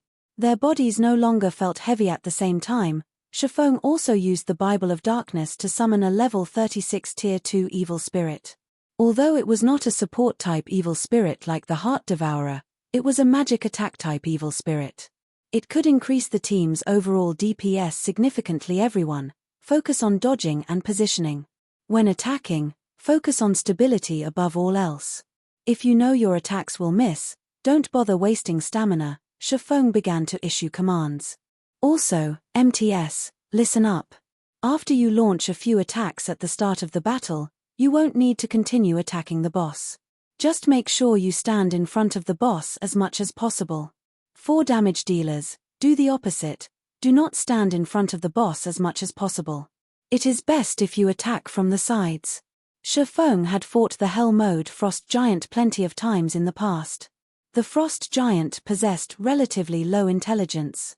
Even as a Grand Lord, this fact held true. This was fairly common for elemental beings. The Frost Giant's attacks were also quite simple, preferring to attack only the targets in front of it. The Frost Giant would only switch targets after destroying the target before it. The team's MTS did not deal a lot of damage. If they had to focus on attacking while evading and blocking the Frost Giant's attacks, with their current techniques and attributes, they would run out of stamina before 10 minutes were up. Against the Grand Lord's 60 million HP, 10 minutes was definitely not enough to finish the battle. After everyone was in position, Kola, Yi Wumian, Turtle Dove, and the other MTS charged at the Frost Giant as one fierce assault. Before the group of MTS arrived before the Frost Giant, the Grand Lord released its Frost Domain. The Frost Domain's effects this time were slightly stronger than against the Great Lord-ranked Frost Giant. Though the stamina consumption rate was the same, their movement and attack speeds had now decreased by 50%. Chapter 673, Grinding a Boss. Before Kola and the other MTS could reach the Frost Giant, the Grand Lord raised its iron fists and smashed the frozen ground heavily ice thorns. As if the frosty ground had transformed into water, waves rocked the surroundings. Every wave rolled the ground. Amidst these waves, ordinary players would struggle to stay on their feet. Although Kola and the others were experts, even they could barely advance, following which, glistening ice spikes exploded from the ground, one after another. Even the slightest touch dealt nearly -3,000 damage to Kola and the other MTS. This attack was obviously much stronger than the Great Lord-ranked Frost Giants. Everyone's chests tightened at this situation. Could they really defeat this Frost Giant? Damage dealers on the sides can attack freely. Blackie, cast Guardian of Light on Kola. Violet, focus on damage. Shifeng leisurely commanded. Got it. Although Blackie was curious as to why Shifeng wanted him to use Guardian of Light on Kola so soon, he did not question the command. Immediately, he cast Guardian of Light on Kola. Initially, Kola lost nearly 5,000 HP with each hit from the Grand Lord. However, with Guardian of Light, the Frost Giant's attacks dealt less than -1,000 damage to the Guardian Knight. In addition, Guardian of Light healed Kola for roughly 600 HP every second. Against the Frost Giant's damage, Kola could survive quite a while without the healer's assistance. However, shortly after Guardian of Light activated, the Frost Giant abruptly stomped its foot, dealing massive damage to all enemies within 10 yards. Naturally, Kola could not avoid the attack as the giant's foot slammed him to the ground, a damage of over -3,000 points appearing above his head. Everyone sucked in a breath of cold air. This attack was simply too frightening. Shifeng, however, was not surprised. This move was an instant kill move unique to the Hell Mode Frost Giant. The Frost Giant would first use Fatal Blow against one enemy. If that enemy failed to withstand the attack and died, the nearest person would receive damage as well. However, as long as a player withstood the attack, the Frost Giant would not immediately repeat the attack on a new target. Good. Next, focus on dodging the icicles from above. Seeing as there were no major issues, Shifeng activated the Aura of Space and dashed towards the Frost Giant. He had no intentions of saving his stamina. The Frost Domain was a control spell. As long as he activated the Aura of Space, he would be immune to all control effects. In other words, the Frost Domain would not affect him, and he could fight without worrying about his stamina depleting too quickly. With Kola holding the boss's aggro, the other DPS began their relentless assault spells and arrows bombarded the Frost Giant. Meanwhile, the melee classes desperately attacked the Grand Lord's joints, thereby disturbing its attack rhythm. The members of Zero Wing's main force wore excellent equipment, and practically all of their skills could deal over -1000 damage to the Frost Giant. Among the team members, Fire Dance and Rampant Blade were the strongest. The majority of Fire Dance's equipped Tier 3 gemstones were strength attributed. Every one of her normal attacks could deal over -1000 damage. When she used Absolute Strike, she dealt nearly -6000 damage or over -10,000 damage with a critical hit. As for Rampant Blade, he possessed the Blue Fire double-edged sword. Each swing dealt over -1500 damage to the Grand Lord. With a 20% critical rate, he could occasionally deal over -3000 damage. From time to time, he would also trigger Blue Fire Dance, dealing nearly -5000 damage. His damage output was only second to Fire Dance's. Following them were Blackie and Violet Cloud. As the Frost Giant was an elemental being, it possessed some magic resistance. Hence, magic attacks were not as effective as physical attacks against the Grand Lord. Meanwhile, activating Silent Steps, Shifeng appeared directly above the Frost Giant. He sent a thunder flame explosion descending on the Grand Lord's head. 10-436. The effects are better than I expected. Shifeng glanced at the system notification panel, seeing a 98% skill completion rate after he had consumed the 100-berry wine. He noticed that drink had been more effective than usual. Normally, he could only achieve a 96% completion rate with thunder flame explosion, even with the help of the 100-berry wine, following which, Shifeng executed chop. His motions were as smooth as flowing water. In the next moment, the 3 slashes he sent out intertwined into a single silver light, which tore everything in its path as it struck a single point. 12-846. This time, his chop achieved a 99% completion rate. He was only a thread away from reaching 100%. Shifeng's astonishing damage shocked his fellow teammates. Chop was one of a swordsman's basic skills, yet when Shifeng executed his Tier 1 chop, his display was far different from other swordsmen's. Instead of dealing 3 damages, the skill only dealt 1.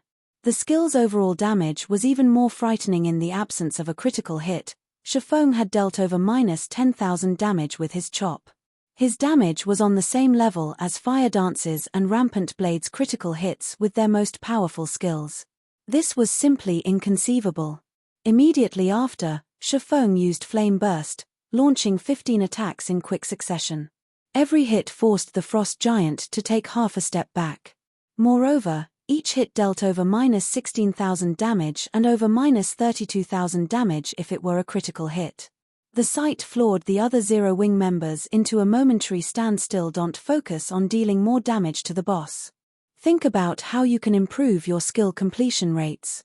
It isn't often that you get to experience a mental suppression like this. Shifeng finally understood why the 100-berry wine was more effective than usual. The 100-berry wine had a side effect of blurring a player's 5 senses, dulling their perception. However, the Grand Lord's aura could negate much of this side effect, allowing players to maintain a clear state of mind even with the alcoholic effects.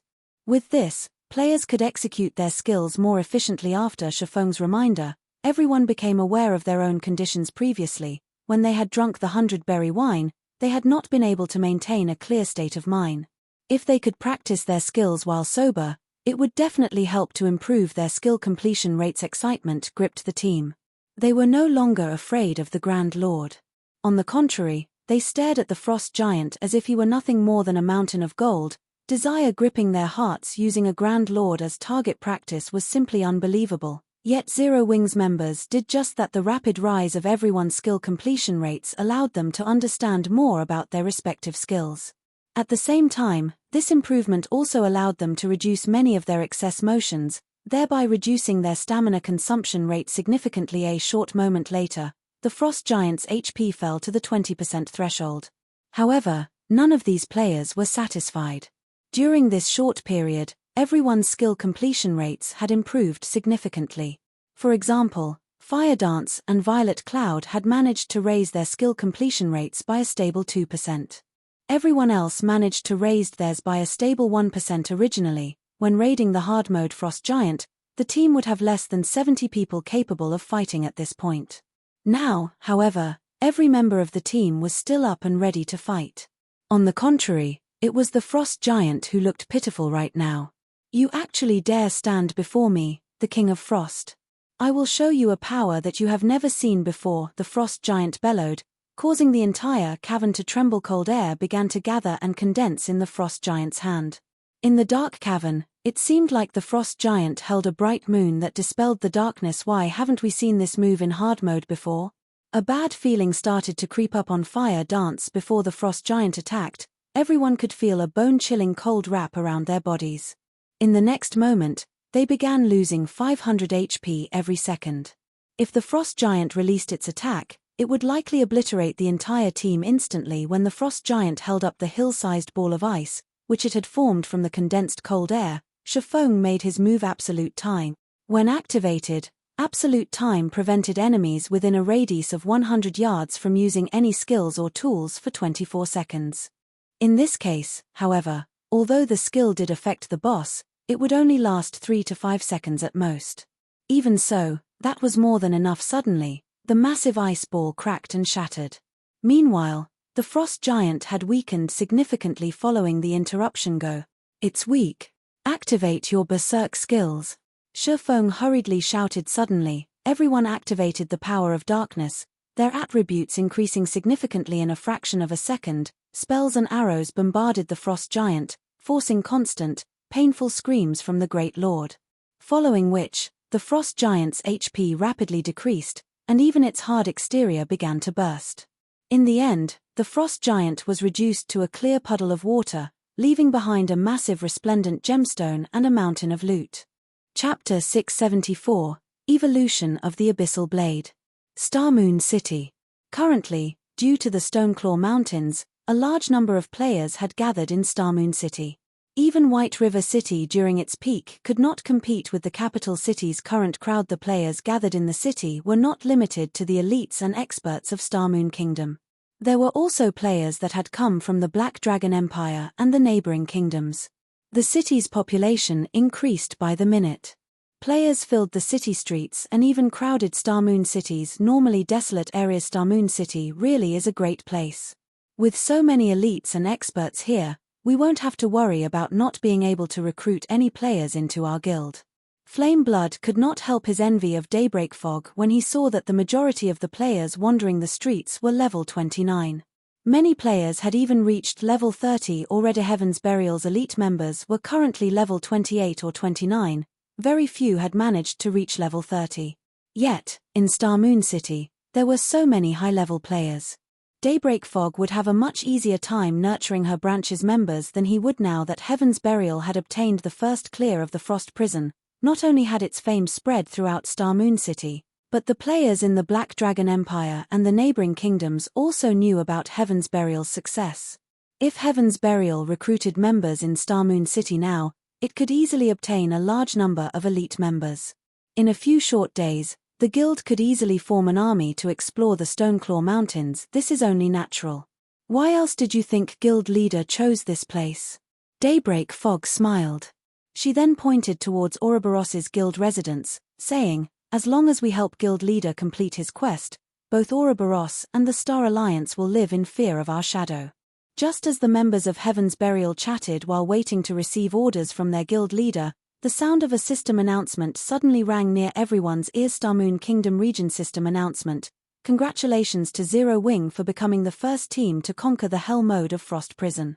All players on the team will be rewarded with 9 million EXP, 1 Tier 3 gemstone of a random attribute, 100 Starmoon Kingdom reputation points, and 10 Humanity reputation points. God's Domain Southern Continent System Announcement. Congratulations to Zero Wing for becoming the first team to conquer the Hell mode of Frost Prison. All players on the team will be rewarded with 10 million EXP, 5 Tier 3 gemstones of random attributes, 100 Starmoon Kingdom reputation points, and 20 Humanity reputation points. God's Domain Continent System Announcement. Congratulations to Zero Wing for becoming the first team to conquer the Hell mode of Frost Prison. All players on the team will be rewarded with 15 million EXP, 10 Tier 3 gemstones of random attributes, 200 Starmoon Kingdom reputation points, and 30 Humanity reputation points. The announcement repeated 5 times. For a moment, every player in Starmoon Kingdom fell silent. Inside the Frost Prison. Success. The Frost Giant is dead. Everyone suddenly shouted with joy. They had obtained the first clear of a 100-man Hell Mode team dungeon. None of them had ever dreamed of accomplishing this feat. The majority of these players had never been experts of the virtual gaming world. They were merely ordinary players who had followed Shifeng's lead. This was one of the most difficult Hell Mode team dungeons in God's domain. Even super guilds did not dare to take on 100-man Hell Mode team dungeons right now. They had simply claimed the first clear of hard mode and immediately prepared to raid the next high-level team dungeon. But Zero Wing had done it. Moreover, not a single player on the team had died. It was simply inconceivable. There was a fundamental difference between obtaining the first clear of a 100-man hard mode team dungeon and the first clear of a 100-man Hell Mode team dungeon. By obtaining the first clear of a 100-man Hell Mode team dungeon, their names would be recorded on the God's Domain glory list. If they claimed the first clear of a 100-man hard mode team dungeon, at most, their names would be recorded on the glory list outside of the dungeon for future players to see.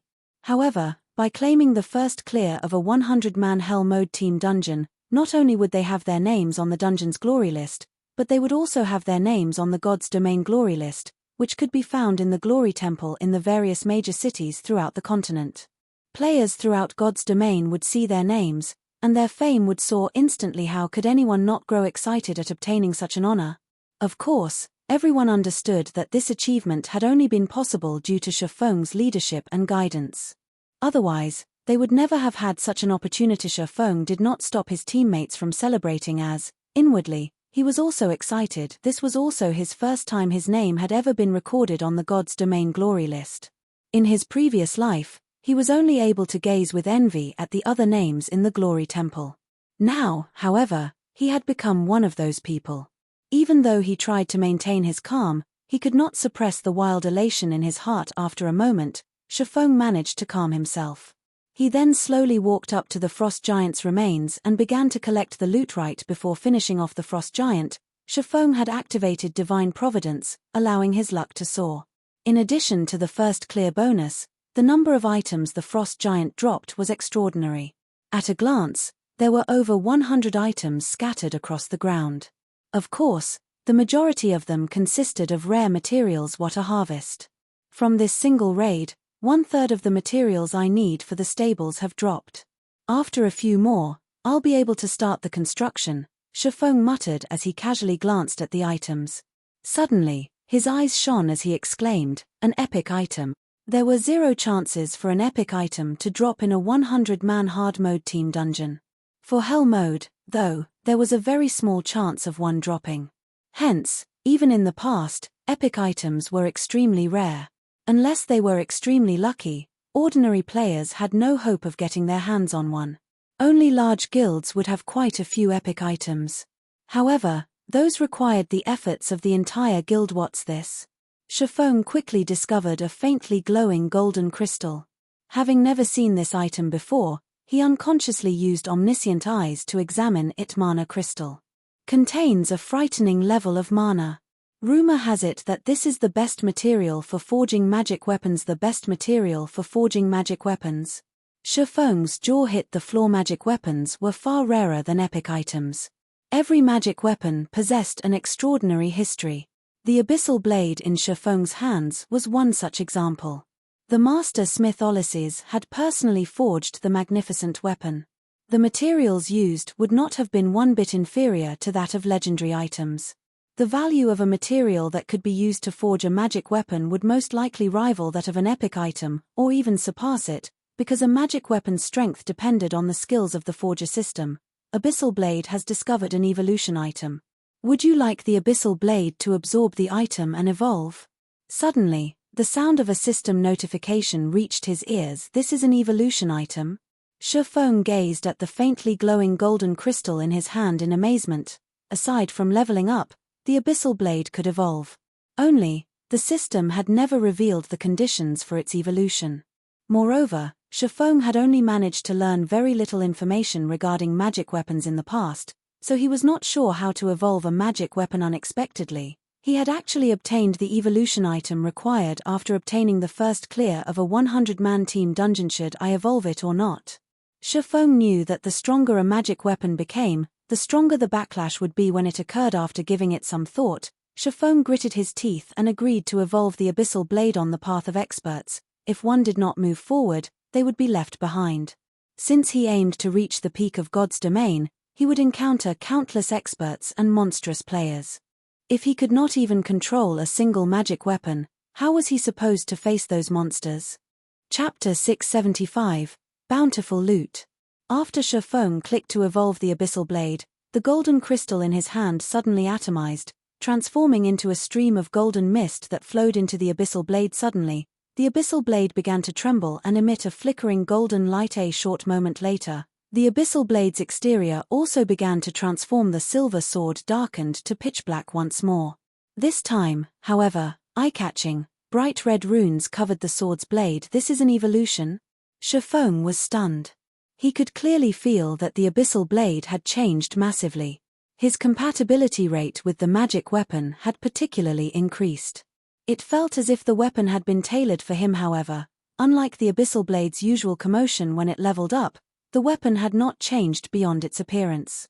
It was simply inconceivable. Immediately, Shaman investigated the Abyssal Blade's attributes. Abyssal Blade, one-handed sword, magic weapon. Attack power plus 655. All attributes plus 45. Attack speed plus 15. Ignore levels plus 15.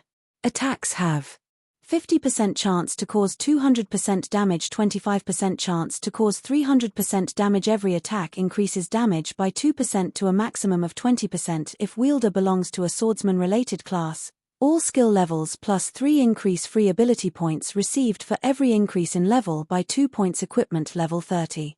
Can be upgraded. Devour 20 level 35 fine gold weapons and 3 level 35 dark gold weapons to upgrade to level 35, equipment tier 1.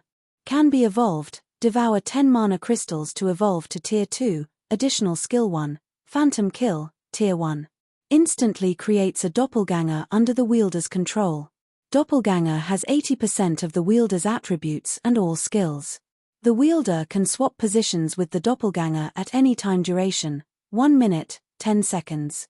Cooldown, 5 minutes. Additional skill 2, Abyssal Bind, tier 1. Binds enemies and prevents movement, reducing defense by 100%. Duration, 4 seconds. Cooldown, 50 seconds. Additional skill 3, 9 Dragon's Slash, tier 1. Instantly creates 12 phantoms of the Abyssal Blade for wielder's use. Each phantom sword deals up to 60% damage. Duration, 30 seconds. Cooldown, 5 minutes. Additional skill 4, Abyssal Curse, tier 1. Prevents all targets within a radius of 30 yards from moving or attacking for 6 seconds and reduces their attributes by 20% for 10 minutes. Effect doubles if there is only one target within range. Cooldown, 30 minutes. Additional Profound Inheritance, Black Emperor, tier 1. When activated, every critical hit will accumulate 1 stack of death aura. Each stack can be used to increase all attributes by 2% and attack speed and movement speed by 1% for 10 seconds, or to reduce the cooldown of a skill by 3 seconds. Maximum of 33 stacks of death aura. Duration, 10 minutes. Cooldown, 12 hours. The Master Smith Ulysses personally created the Abyssal Blade using the Black Dragon King's fangs as material. It is one of 36 famed swords, ranking 31st. However, the Black Dragon King himself has cursed this sword. Beyond the immense strength the blade offers, the wielder must face a backlash after a certain amount of time. However, after Jack had remodeled the Abyssal Blade with a star crystal, the strength of the backlash has reduced greatly.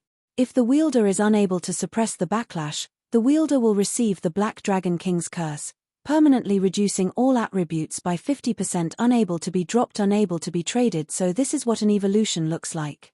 Shaman finally understood what was going on. The Abyssal Blade's evolution had only provided minor improvements in terms of attributes. However, it had increased the tiers of the magic weapon's additional skills, upgrading them from tier 0 to tier 1 skills. It was similar to how players upgraded their skills only. While players required skill proficiency to upgrade their skills, the Abyssal Blade required mana crystals. Although the additional skills had not improved much after the evolution, The skills would now be more effective on high-tiered monsters, but this mana crystal was not easy to obtain. It only drops from 100-man Hell Mode team dungeons, and its drop rate is really low. Shifeng smiled bitterly. It was not easy to raid 100-man Hell Mode team dungeons. Not to mention, there was only a chance for a mana crystal to drop from each raid. If one did not have the support of a powerful guild, it was practically impossible to evolve their magic weapon. Although the Abyssal Blade's evolution had been an unexpected windfall for Shifeng, the Frost Giant's other loot was extremely bountiful as well. Shifeng spent over a dozen minutes organizing the loot. In total, they had obtained 26 weapons and equipment pieces in this raid. Aside from one epic weapon, 2 Tier 1 weapons, 8 Dark Gold set pieces, and 7 Dark Gold weapons and equipment had dropped. The remaining non-material items were fine gold set pieces. The harvest this time really is massive. Not only did an epic item drop, but we also obtained 2 Tier 1 weapons. Shifeng immediately began appraising the epic item and Tier 1 weapons. Among the many weapons and equipment pieces that dropped, the epic item definitely ranked first in terms of value. The Tier 1 weapons followed closely behind. Aside from epic weapons, a Tier 1 weapon was the best weapon available for a Tier 1 class. Although Tier 1 weapons were only slightly superior to Dark Gold weapons in terms of attributes, they specifically catered to a single class. Hence, these weapons allowed players to exert more of their strength in combat. Divine Frost Armor, Plate Armor, Epic Rank. Level 30, Level 90. Equipment Requirement, Strength 240, Agility 150. Attributes adjust according to the user's level. HP increased by 20%, defense increased by 30%, evasion plus 20. Ice resistance plus 30. Defend plus 2 levels. Ignore levels plus 10. Additional passive skill 1 dash. Frost Domain, reduce the movement speed and attack speed of all enemies within a range of 20 yards by 20%. Additional passive skill 2 dash. Frost Shield, when attacked, there is a fixed chance to generate a frost shield that reduces damage received by 50%. Additional active skill dash. Freezing Air, increases defense by 100% and reduces magic damage received by 80% for 15 seconds. Reduces enemies' movement speed within 15 yards by 40% each second. After being slowed for 3 seconds, they will be frozen for 7 seconds. Cooldown, 3 minutes. Tempest's Breath, Two-Handed Saber, Tier 1 weapon. Level 30, Level 50. Class requirement, Berserker. Attack power plus 748, currently level 30. Strength plus 50, agility plus 45, endurance plus 40. Ignore 20% of the target's defense. Ignore levels plus 10. All Berserker skills plus 1 level. Durability 160-160. Attacks have 15% chance to trigger Whirlwind Slash, passive, dealing 180% weapon damage to surrounding enemies. 20% chance to trigger Fatal Blow, dealing 220% weapon damage to target and inflict bleed, reducing target's HP by 20% over 6 seconds. Windchaser, Longbow, Tier 1 weapon. Level 30, Level 50. Class requirement, Ranger. Attack power plus 708, currently level 30. Strength plus 43, agility plus 55, endurance plus 42. Attack speed plus 3. Accuracy plus 10%. Ignore levels plus 10. All ranger skills plus 1 level. Durability 140-140. Attacks have 10% chance to trigger Wind's Protection, increasing arrow speed by 60% and inflicting 170% weapon damage. 20% chance to trigger Quadruple Stars, transforming 1 arrow into 4, each dealing 90% weapon damage. When Shifeng shared these weapons and equipment pieces statistics, the team forgot about their joy of claiming the first clear of Hell Mode completely. This epic plate armor is insane. This is perfect for dealing with agility-focused bosses and players. Kohler stared at the armor, mesmerized. MT classes were not particularly agile. With the Frost Domain, however, MTS could make up for this weakness, their strength reaching a whole new level. Now that you've seen the items for yourselves, let's start the team auction, Shifeng announced. Chapter 676, Famous. White River City. Before Heaven's Burial's popularity could reach its peak, White River City's players had turned away from the guild, leaving it in the cold. Zero Wing was the only thing on everyone's minds, as expected of the #1 guild of our city. Zero Wing has actually claimed the first clear of the Hell Mode Frost prison so quickly. That's right. I heard that, even until now, there has yet to be a single guild that has successfully raided a 100-man Hell Mode team dungeon in the entire game. Even those super guilds don't have the courage to challenge them. Yet, Zero Wing dared to, and they succeeded. The strength of Zero Wing's main force definitely ranks at the peak of God's domain. It really makes you wonder just how the guild has managed to find so many experts. Find? You have the wrong idea. My friend is a member of Zero Wing's main force, and I am very familiar with his strength. When we started playing God's domain, he was even slightly weaker than I was. However, ever since he joined Zero Wing, his strength has improved at a rate beyond the imagination. At this point, he has even reached the Trial Tower's 5th floor, becoming one of the few experts in White River City. That's not possible, right? What's not possible? I've been regretting my decision to join my current guild ever since. Although we are both core members of our respective guilds, I'm just a noob compared to my friend. As the sun began to drop below the horizon, the number of players who wandered into the Blue Moon Bar increased. When speaking about Zero Wing, many could not help but sigh with regret initially. Zero Wing had merely been a small and insignificant guild. Now, however, not only had it become White River City's unquestioned overlord, but it had also become the focal point of God's domain. Many guild players wallowed in their regret.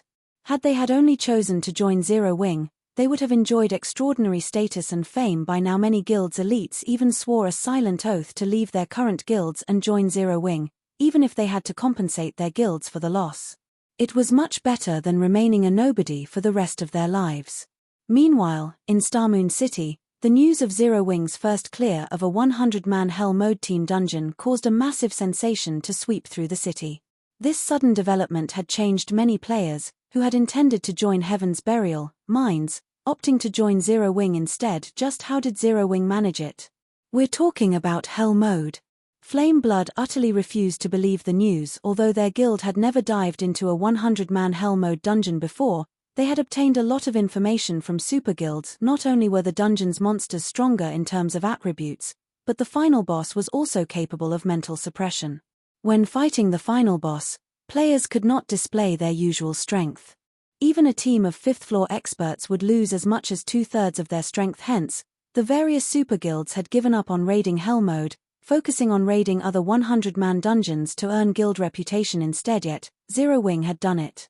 Moreover, Zero Wing's achievement instantly shattered the momentum that Heaven's Burial had gained after many difficulties. Sure enough, Black Flame is not as simple as he looks. He has hidden his strength so deeply, Daybreak Fog muttered as she absorbed the information with great interest. The files she read were all about Black Flame. Although Heaven's Burial's information network is not as extensive those super guilds, it is still significantly more thorough than other first-rate guilds. However, we have close to no information regarding Black Flame's background. It is as if he just appeared out of thin air one day. However, we don't have to pay too much attention to this matter right now. We've already recruited quite a number of elite players. Now, we need to improve everyone's levels and equipment quickly and prepare to complete the task Guild Leader has assigned to us. When Guild Leader completes his quest, Heaven's Burial will become Starmoon City's overlord. At that time, Zero Wing will no longer be an obstacle. No ordinary NPC city could compete with Starmoon City in games. Players competed with each other via resources. Meanwhile, the resources available in God's domain's various regions were limited. As the capital city of a kingdom, Starmoon City naturally offered more resources than any other city in the kingdom. The city also offered a more convenient transportation system. Visiting players from other kingdoms and empires who wished to explore Starmoon Kingdom could only teleport to one city, Starmoon City. Only after teleporting to Starmoon City could they teleport to the other cities in Starmoon Kingdom. This alone was enough to allow Starmoon City to stand above its competitors in the kingdom.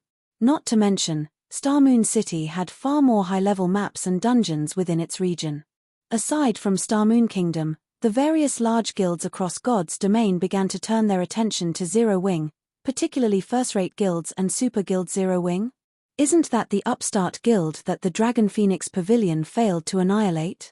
If it can claim the first clear of a 100-man Hell Mode dungeon, some major corporation must be funding it in secret. It seems we'll have to investigate. Meanwhile, inside Twilight Echo's guild residence. Despite being a veteran first-rate guild, Twilight Echo was in a turmoil initially. They had not particularly cared about Zero Wing. After all, it was simply a farce Aqua Rose had concocted. Now, however, the situation had changed. The Zero Wing that Aqua Rose currently occupied had claimed the first clear of a 100-man Hell Mode team dungeon. Even super guilds lacked this achievement. This went to show that Zero Wing's strength was extraordinary. At the very least, the standard of the guild's main force must rank at the very peak of God's domain. However, nobody among Twilight Echo upper echelon believed that Black Flame was the one responsible for such a powerful team. After all, before God's domain, nobody in the virtual gaming world had ever heard of him. The only possibility was that Aqua Rose was responsible for the team's creation. I told you that Aqua Rose possessed immense potential, yet you were adamant about chasing her out of Twilight Echo. If Aqua Rose were still with us, given the guild's background, we would have become the next super first-rate guild by now. Tell me, then. What should we do now? A middle-aged man with a righteous air huffed angrily. Elder True Marshal, there is no need to get so agitated. We were left with no other choice. After all, her parents made the decision. It wouldn't be right to meddle with their family affairs, a lady nearing her 40s assuaged. However, now that everyone has seen what that child is capable of, I believe that everyone present understands what this means. This farce has gone on for long enough. It's time that we bring that child back to us.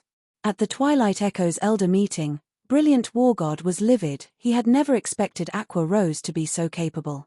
She had actually managed to develop a small guild into a large guild that even Twilight Echo could not ignore. Listening to the elder's intentions, he realized that he could never coerce Aqua Rose in the future. Guild leader Glorious, what is your will? Elder True Marshal asked coldly as he turned to Glorious Echo, who sat comfortably on the guild leader's throne. Back then, Glorious Echo had strongly advocated stripping Aqua Rose of her position as an honorary elder. Now, however, Aqua Rose's strength was clear for all to see. Twilight Echo was not a one-man guild. If Glorious Echo continued to hinder Aqua Rose's return to the guild, he would make an enemy of every elder in the guild. Glorious Echo, who had held his silence through the meeting, smiled and responded indifferently, since everyone has decided, I will not object. However, Chapter 677, Solomon's Sword. Inside the Frost Prison, after Shifeng announced the start of the auction, a heated competition began between every member of the team. They even fought fiercely over the dark gold set pieces, much less the epic ranked Divine Frost armor. The bids continuously increased by 1,000 GCP increments. Zero Wings GCP was not cheap. Each point was roughly the equivalent of 30 copper. In other words, 1,000 GCPs were worth roughly 3 gold to the majority of independent players. 3 gold coins was an astronomical price. Normally, these players would only have several silver coins in their pockets, maybe 10 or 20 silver if they were slightly stronger. However, in the hands of Zero Wing's main force members, that amount of money was practically nothing. After a brief moment of bidding, the price for the Tier 1 two-handed saber, Tempest's Breath, had reached 50,000 GCPs. If converted to coins, that would be 150 gold. However, the true value of a Tier 1 weapon was far more than 150 gold, as it could last until level 50. It would only start to lose its value after players attained their Tier 2 class. Meanwhile, among the Berserker's current weapons, Rampant Blade's Bluefire double-edged sword was the strongest. However, it was slightly weaker than the Tier 1 Tempest's Breath. Hence, the Berserkers desperately fought to outbid each other. Some even sought to loan GCPs from their friends. Rampant, you lost out big time this time. After spending nearly all of your GCPs on the Bluefire double-edged sword, you couldn't compete for the Tempest's Breath even if you wanted to. Turtledove could not help but tease the Berserker as she smiled at the anxious Rampant Blade. What are you gloating for? If not for Big Brother Cola and Boss Woomian having Tier 1 sets, Guild Leader would not have given you the Divine Frost armor. Rampant Blade rolled his eyes at the female Guardian Knight. Although the effects of a complete Tier 1 set equipment were frightening, the attributes on the Divine Frost armor were simply too good. It was only slightly inferior to a Tier 1 set equipment. In terms of combat, the Divine Frost armor might even be better, ignoring Rampant Blade's words. Turtledove hugged the Divine Frost armor to her chest, smiling gleefully. Although she owed the guild a large number of contribution points after obtaining the Frost armor, with it, she could earn GCPs much faster than before. Moreover, with the Frost armor, her combat power instantly rose to the same level Kola and Yi Wumian, making her one of the top 3 MTS in the guild. While Turtledove joyfully celebrated her prize, Shadow Sword spent 85,000 GCPs to gain the Tempest's Breath. Minor Wind, one of the 5 demon generals, purchased the Tier 1 weapon, Windchaser, for 92,000 GCPs. Both Shadow Sword and Minor Wind were Zero Wings core combatants. Although they were not as strong as Fire Dance and Violet Cloud, they had still passed the 5th floor of the Trial Tower, making them both experts who had reached the 6th floor. Now that they both had a Tier 1 weapon, their combat power had improved significantly after the auction was over. Seeing as it was relatively late in God's domain, everyone logged out to rest. Only a few people, such as Shadow Sword and Minor Wind, continued to play. They intended to test out their new weapons. Hence, they all went to the Divine Colosseum to train. Just as Shafong was about to leave the Frost prison, the sound of a system notification suddenly reached his ears. System. There is a strange image engraved on the elemental core left behind after the Frost Giant's death. Do you wish to investigate it? Strange image. Shafong turned to the massive, resplendent gemstone that he had previously ignored. The blue gemstone was as tall as he was. If not for the system notification, he would not have noticed the palm-sized image engraved on the gemstone's exterior. Why haven't I encountered this notification in the past? Shafong walked up to the gemstone and inspected the image carefully. He discovered that it was an extraordinarily complex magic array. It was, by far, one of the most complex magic arrays he had ever seen. It was as intricate as an electronic instrument. When Shafong touched the image, the elemental core suddenly began to shrink. From the size of an adult human, the massive gemstone shrank to the size of a fist in the blink of an eye. System. Quest Solomon's treasure activated. Quest details. An immensely powerful magic array has been carved into the elemental core along with Solomon's symbol. You might gain an unexpected bounty if you take this elemental core to a great mage quest. Rewards.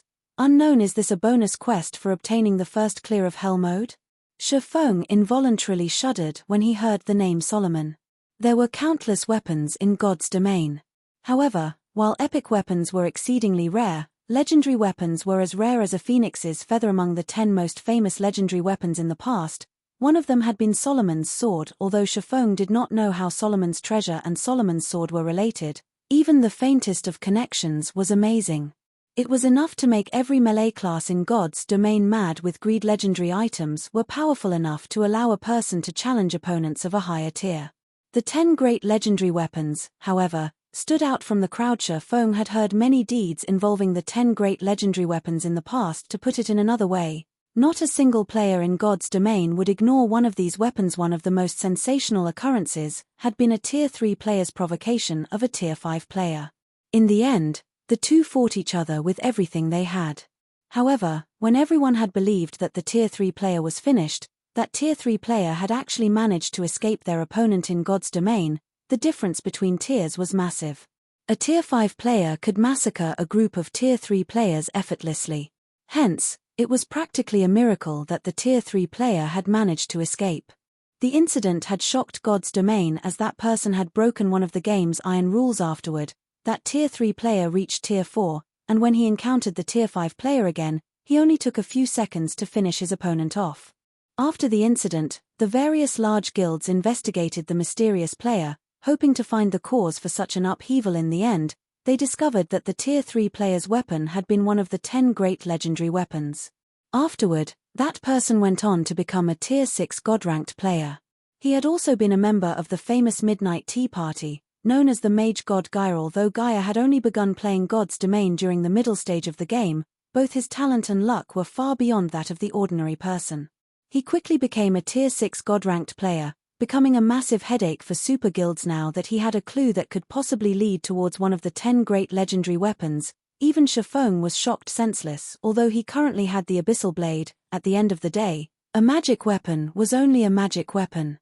It was significantly inferior to a legendary weapon, not to mention one of the 10 great legendary weapons. Such an item was almost a myth, Even in God's dementia, Feng carefully stored the elemental core and with trembling hands, took out a return scroll. Calm down. Calm down, Feng told himself repeatedly. However, he could not keep his thoughts from wandering towards Solomon's sword. I should meet with Weissman for now. Although there were quite a number of Tier 3 Great Mags in White River City, there was only one Tier 4 Great Wizard. Weissman. Feng did not believe that ordinary Great Mags would know much about Solomon. Only those old fellows who had lived for over 100 years would have detailed information. Ordinary players had no chance of gaining an audience with Weissman. Fortunately, Feng was a Count of White River City. He was a true, major noble. Even Weissman would not dismiss him casually. Furthermore, the two were familiar with each other. Chapter 678, Top of the World. As the sky darkened, the magic lamps lining the streets of White River City lit up, brightly illuminating the entire city. Quite a number of merchant players crowded the streets, purchasing equipment and materials. At this time, many combat players were returning to the city after a day of hard work. These combat players usually sold their unwanted materials as well as spent a portion of the day's earnings on some delicacies and alcohol. By now, everyone had already adapted to their new lives in the world of God's domain. The players on the streets of White River City were currently chatting merrily with each other, the hot topics either relating to Zero Wing or the currently popular Stoneclaw Mountains. After returning to the city, Feng reverted his appearance to that of Yi Feng's. When he walked through the city streets, he immediately became the center of attention. Look, that guy's a member of Zero Wing. His equipment looks awesome. He must be an elite member of Zero Wing at the very least. It would be great if we could get him to carry us. Zero Wing really is amazing. Even a random member of the guild is level 30 and has such enviable equipment. It's a pity I failed to get through their test today. I'll definitely have another go at it in a few days. The six-winged emblem was something extremely familiar to the players of White River City. Unfortunately, the number of players who could sport this six-winged emblem was quite low. From time to time, female players would send flirtatious glances at Feng, causing some male players to look at him with disdain. TSK. What's so good about him? Isn't he just some lucky bastard basking in Zero Wing's limelight? If I got into Zero Wing, I'd definitely have much better achievements than him. A level 25 male summoner snorted in discontentment. If you have the ability, you can go take Zero Wing's test. If you manage to become an elite member of Zero Wing, I'll come fawn over you as well, a beautiful short-haired woman said to the male summoner, giggling. Only, I'm afraid you don't have that ability. The crowd near the male summoner broke into laughter. Nowadays, Zero Wing was very famous. Countless players were trying to join the guild. Plenty of elite members of other guilds had also withdrawn from their guilds to transfer to Zero Wing. But despite so many players applying to Zero Wing, the guild's member count did not increase by much. One could just imagine how difficult it was to enter the guild. Zero Wing's entrance examination was rigorous and had very high requirements. The guild had always put quality before quantity. However, anyone who passed the test would only be an ordinary guild member. Those who wished to become an elite member would have to accumulate a certain amount of GCPs to qualify for the elite test to become an elite member. In short, Zero Wing's requirements were far more stringent than other guilds. Hence, it was incredibly difficult to become an elite member of Zero Wing. Any person who managed to become an elite member of Zero Wing was already an expert in the eyes of ordinary players. Feng simply smiled at the gossiping of the crowd. Shaking his head, he donned a black cloak and quickly made his way to the city hall. A female receptionist dressed in neat office attire came up to Feng and asked, "Good day, sir. How may I be of service to you today? I wish to meet with Lord Weissman." Feng showed his Count emblem. "Lord Count, please follow me." Upon seeing the Count emblem, the receptionist immediately led Feng to the inner sanctum of the building. After waiting for several minutes, Feng was then shown into Weissman's office. "Young man, what brings you to this old man today?" Weissman asked warmly as he stroked his white beard. "Lord Weissman, please take a look at this." Feng retrieved the elemental core from his bag. The instant Feng took out the elemental core, Weissman squinted his eyes, a serious expression appearing on his face. "Young man, you really are something." Weissman felt a little surprised as he carefully inspected the elemental core. Logically speaking, this thing should not exist in this world anymore, yet you've actually managed to obtain it. Your luck truly is extraordinary. It's no wonder that little girl Charlene says that you have heaven-defying luck. Lord Weissman, do you know what this item is? Shifeng asked hurriedly. Judging from Weissman's reaction, he could tell that there was more to this item than met the eye. After inspecting the magic array engraved on the elemental core, Weissman could only shake his head and say, "It is still too early for you to come into contact with this thing. If you wish to challenge this, I advise you to do so only after you become stronger." Lord Weissman, may I know how strong I need to be? Shifeng asked. Reach Tier 3. Weissman immediately provided Shifeng with a definite answer. Tier 3? Shifeng could not help his surprise. Is it really impossible for me right now? Although he knew that the quest would not be simple, he had not thought that the difficulty would be so excessive. He was still a long way from obtaining his Tier 2 class, not to mention the level 100 Tier 3 class in the past. Even after a decade had passed, Tier 3 players were still considered peerless experts, as the majority of the player population failed to attain their Tier 3 classes at all. For Solomon's treasure to be a quest that required him to have a Tier 3 class to complete it, its difficulty was simply ridiculous. However, this revelation also further convinced Shifeng that Solomon's treasure might be somehow related to Solomon's sword. It's not exactly impossible. The problem is, with your current strength, you won't be able to reach that place. Weissman laughed. Won't be able to reach? Shifeng came to a realization. He did not lack the strength to complete the quest, but only the strength to arrive at the quest location. Lord Weissman, can you tell me where that place is? The top of the world, Mount Sogar. Weissman did not try to withhold the answer from Shifeng. On the contrary, he sincerely explained, the magical array carved onto this elemental core is not only a map but also a key. Meanwhile, the location indicated in the map is Mount Sogar. Setting aside how far that place is from Star Moon Kingdom, on your way there, you will have to pass through places with powerful monsters. Having a Tier 3 class is already the minimum. If you wish to arrive safely at Mount Sogar, you should reach my standard at the very least. Hence, you had best give up on that place for now. It won't be too late to go there once your strength reaches a sufficient level. You are still young. What you have is time. The top of the world. Shifeng smiled. Shifeng knew of this place. Although he had never personally been to Mount Sogar before, its fame as the top of the world was most likely known throughout God's domain.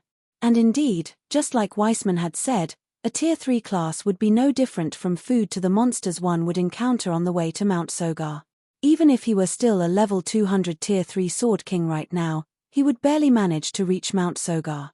He would also have to spend a long time traveling to get there, as the teleportation point nearest to Mount Sogar was 10 days away. Moreover, that was assuming that he could continue running for 10 days straight and did not encounter any powerful monsters throughout the entire journey. Although he could shorten the travel time by using a mount, even then, it would still take a long time. However, Shifeng had the position teleportation scroll, a Tier 4 scroll that allowed him to teleport to any location in God's domain, except for a few special spaces. Mount Sogar was not one of these exceptions. In other words, he could teleport there directly. Shortly after, Shifeng bade farewell to Weissman and immediately ran back to the candlelight trading firm. As its moniker suggested, Mount Sogar was the tallest location in the entire God's domain. At the same time, it was also a domain that humans did not willingly enter, as a multitude of powerful monsters lived there. Even the human empires were powerless against the monsters there. In the past, there had been many players who had tried challenging that place. Although Shifeng could head to Mount Sogar right now, he still needed to make a lot of preparations. After he returned to his forging room, he immediately contacted Melancholic Smile. Melancholic, send the top-ranking alchemist and engineer within the trading firm to my forging room, please. Chapter 679, The Weapon That Ended an Era. Inside an advanced forging room of the candlelight trading firm. Under Melancholic Smile's instructions, the candlelight trading firm's most skilled alchemist and engineer immediately made their way to Shifeng's forging room. Take a look at these for now, and tell me how confident you are at manufacturing these items, Shifeng said. He then passed two separate designs to the alchemist Nine Coasts and the engineer Ocean Smile. The two people hurriedly nodded in response, not daring to act sloppily at all. Before Shifeng, Nine Coasts was the only intermediate alchemist of the candlelight trading firm, whereas Ocean Smile was the only intermediate engineer of the trading firm. In the past, Both these people had boasted great achievements and had managed to set foot into the realm of masters back then. Even Shafong, the guild leader of a second-rate guild, had to treat them with great respect yet. Now, these two people were very nervous while conversing with him. There was no hint of the arrogance they usually displayed when dealing with other lifestyle players within the firm. They were just like two obedient little kittens as they earnestly studied the designs Shafong had passed to them. However, this reaction of theirs was unavoidable. Black flame was simply too preeminent in the entire Star Moon Kingdom. Not a single person did not know about Black Flame. He was a great character standing at the peak of Star Moon Kingdom. But at this very moment, such a great character was actually standing right before them and was asking the both of them to perform a task for him. How could they not get flustered? After the two nervously studied the designs, surprise surfaced in their eyes. The designs Shafong had passed to them were just too frightening. Guild leader, with how complicated this alchemy array is, even I have only around a 10% certainty of manufacturing it. If I can advance to an advanced alchemist, I might be able to raise the success rate to 20%. Nine Coasts said anxiously. What about you? Shafong turned to look at the engineer. Ocean Smile stuttered, F5%. 5%, is it? Shafong frowned slightly when Ocean Smile saw such a reaction from Shafong. He nearly collapsed on the spot. After some pondering, Shafong still gritted his teeth and said, "All right, then.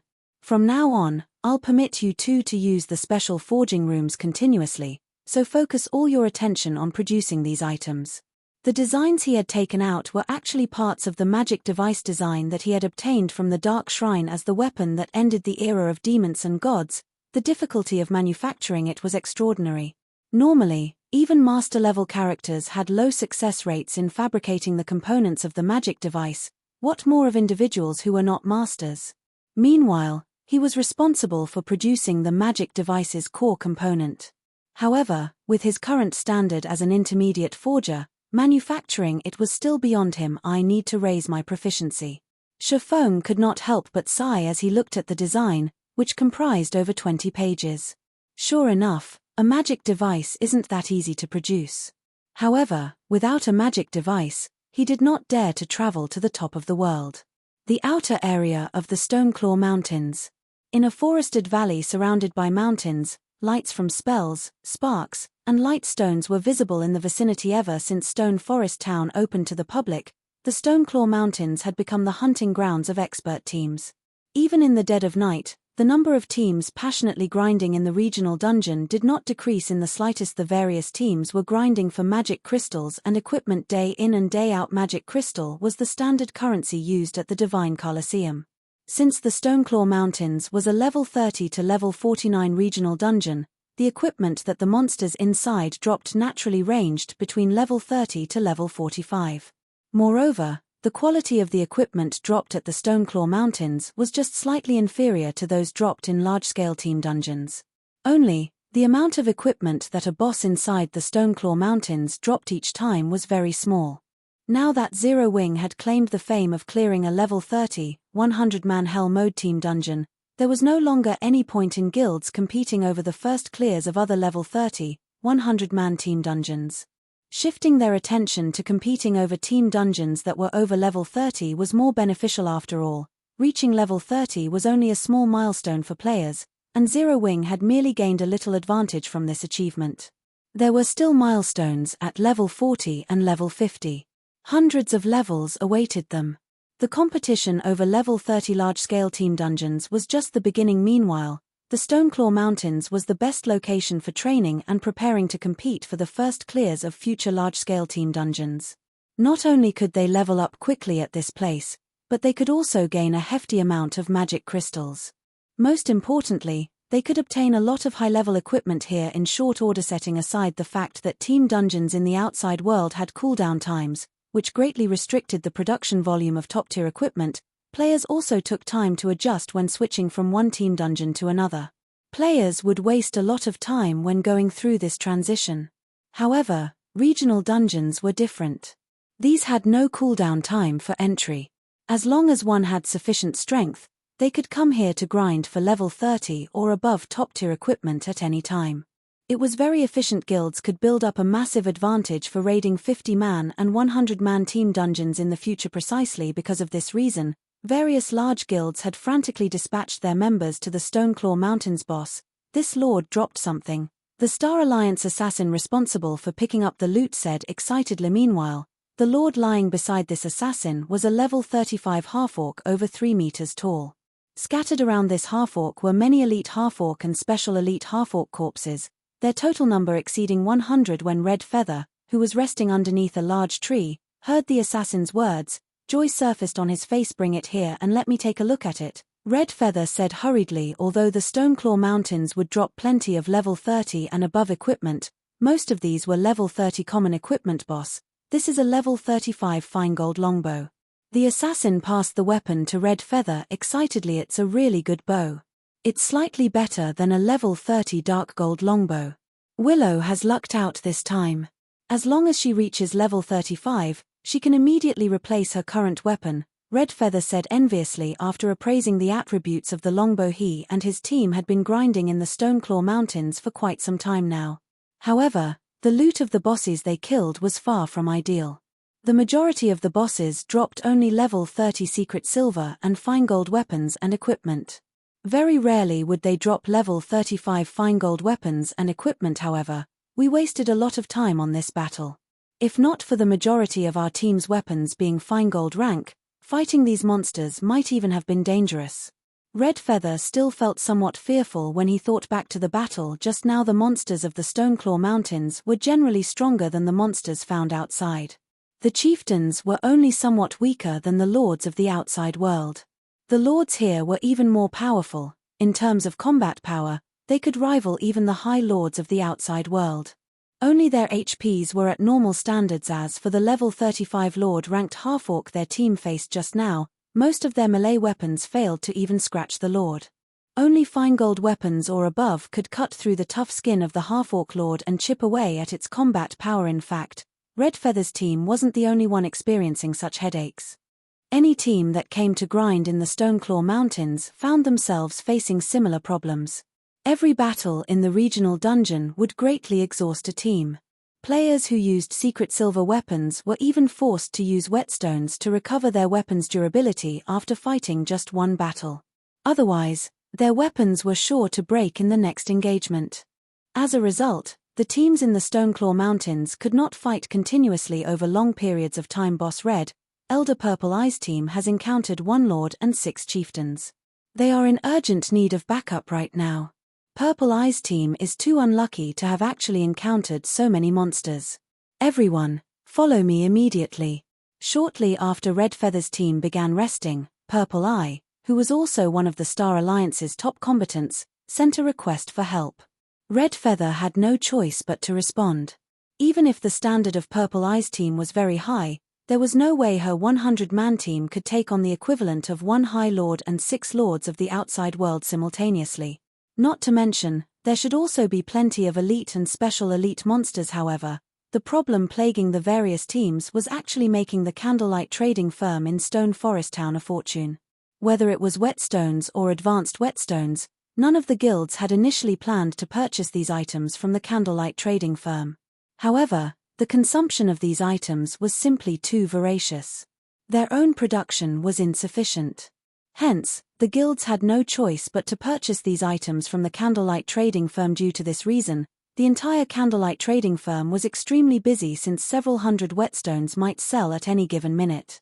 Meanwhile, during the time the various guilds were scrambling over the Stoneclaw Mountains, Shaman cooped himself up inside a special forging room, frantically producing intermediate mana armor kits and continuously increasing his forging proficiency. For 4 whole days, Shaman did not sleep or rest, spending all that time madly raising his proficiency.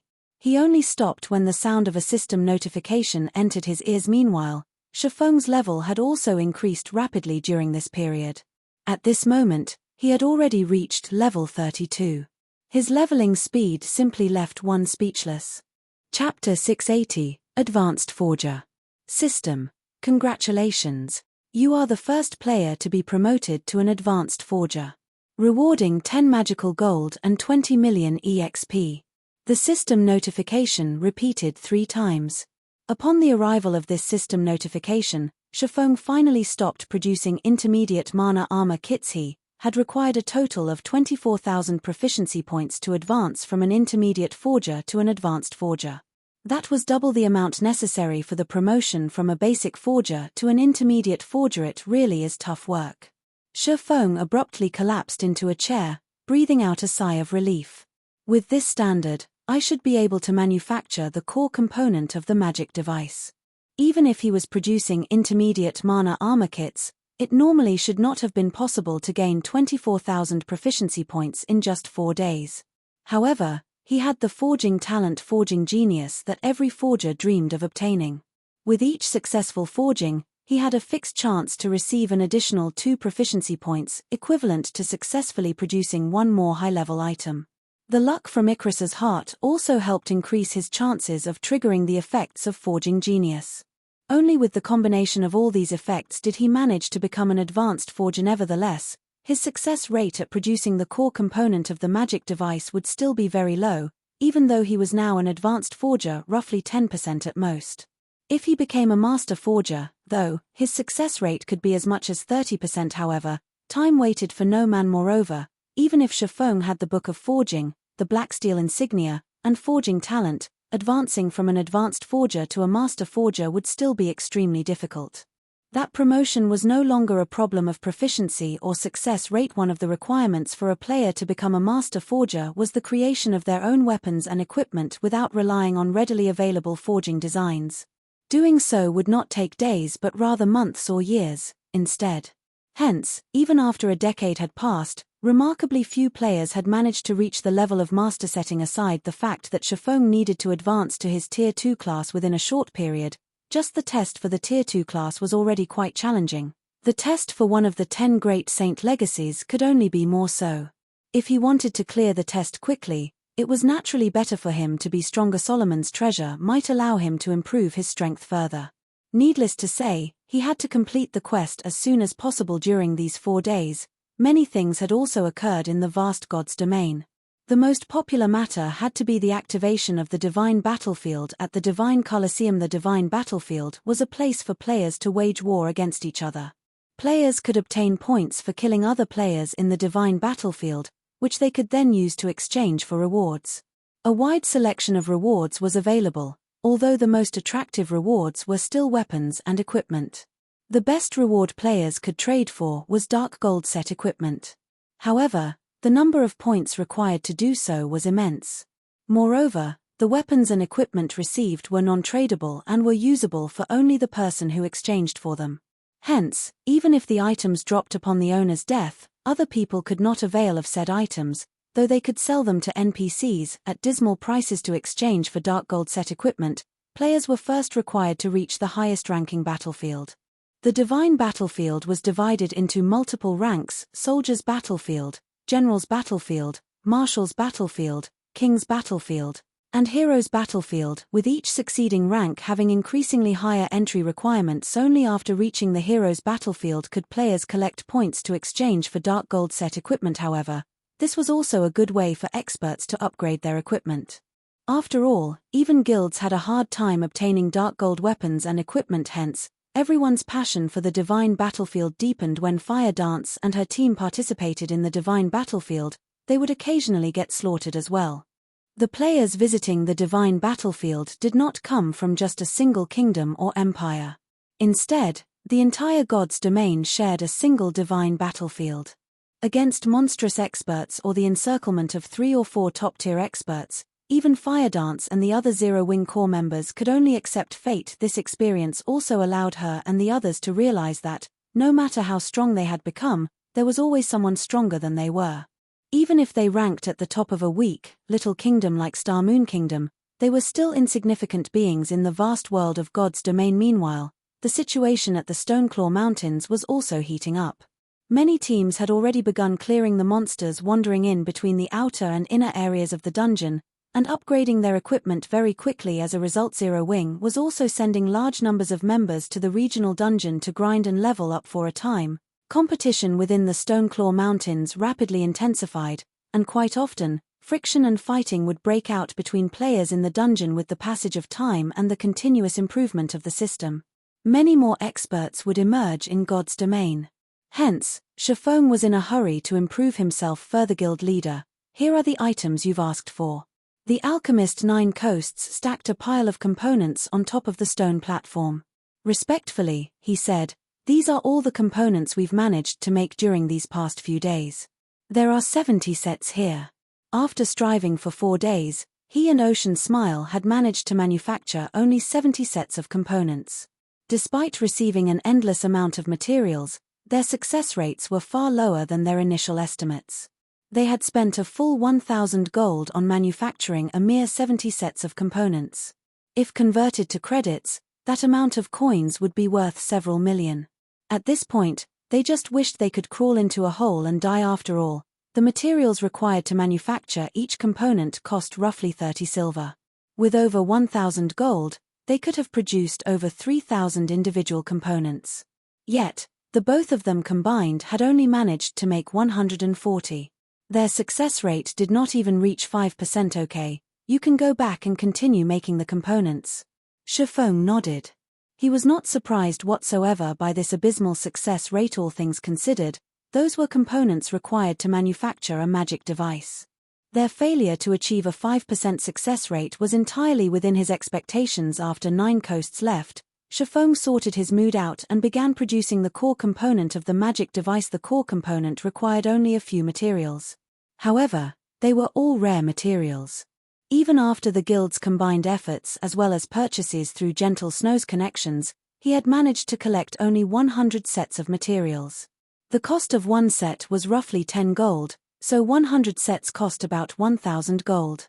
Meanwhile, Shaman's success rate was only around 10%. Even the Star Alliance and Ouroboros would not be willing to take such a gamble. Fortunately, I'm earning quite a lot of money through Stone Forest Town and the Candlelight Trading Firm. Otherwise, even I wouldn't dare to take this risk, Shaman muttered, smiling bitterly as he looked at the materials in his hands. The core component he was going to produce was a ball-shaped object. Just refining the metals required was already a difficult task. However, by relying on the ice blue devil flame, the metal he refined had relatively good color. What came next was molding the metal into the desired shape. If he was off by even a single millimeter, then the final product would end up as a failure. As for the last step, he had to engrave runes onto the metal ball. Time crept past. Shaman went through 70 attempts in one go. In the end, only 3 out of the 70 attempts had succeeded. The difficulty of producing the core component was much higher than his initial expectations. I'm generally familiar with the process already. I should start using the magical gold now.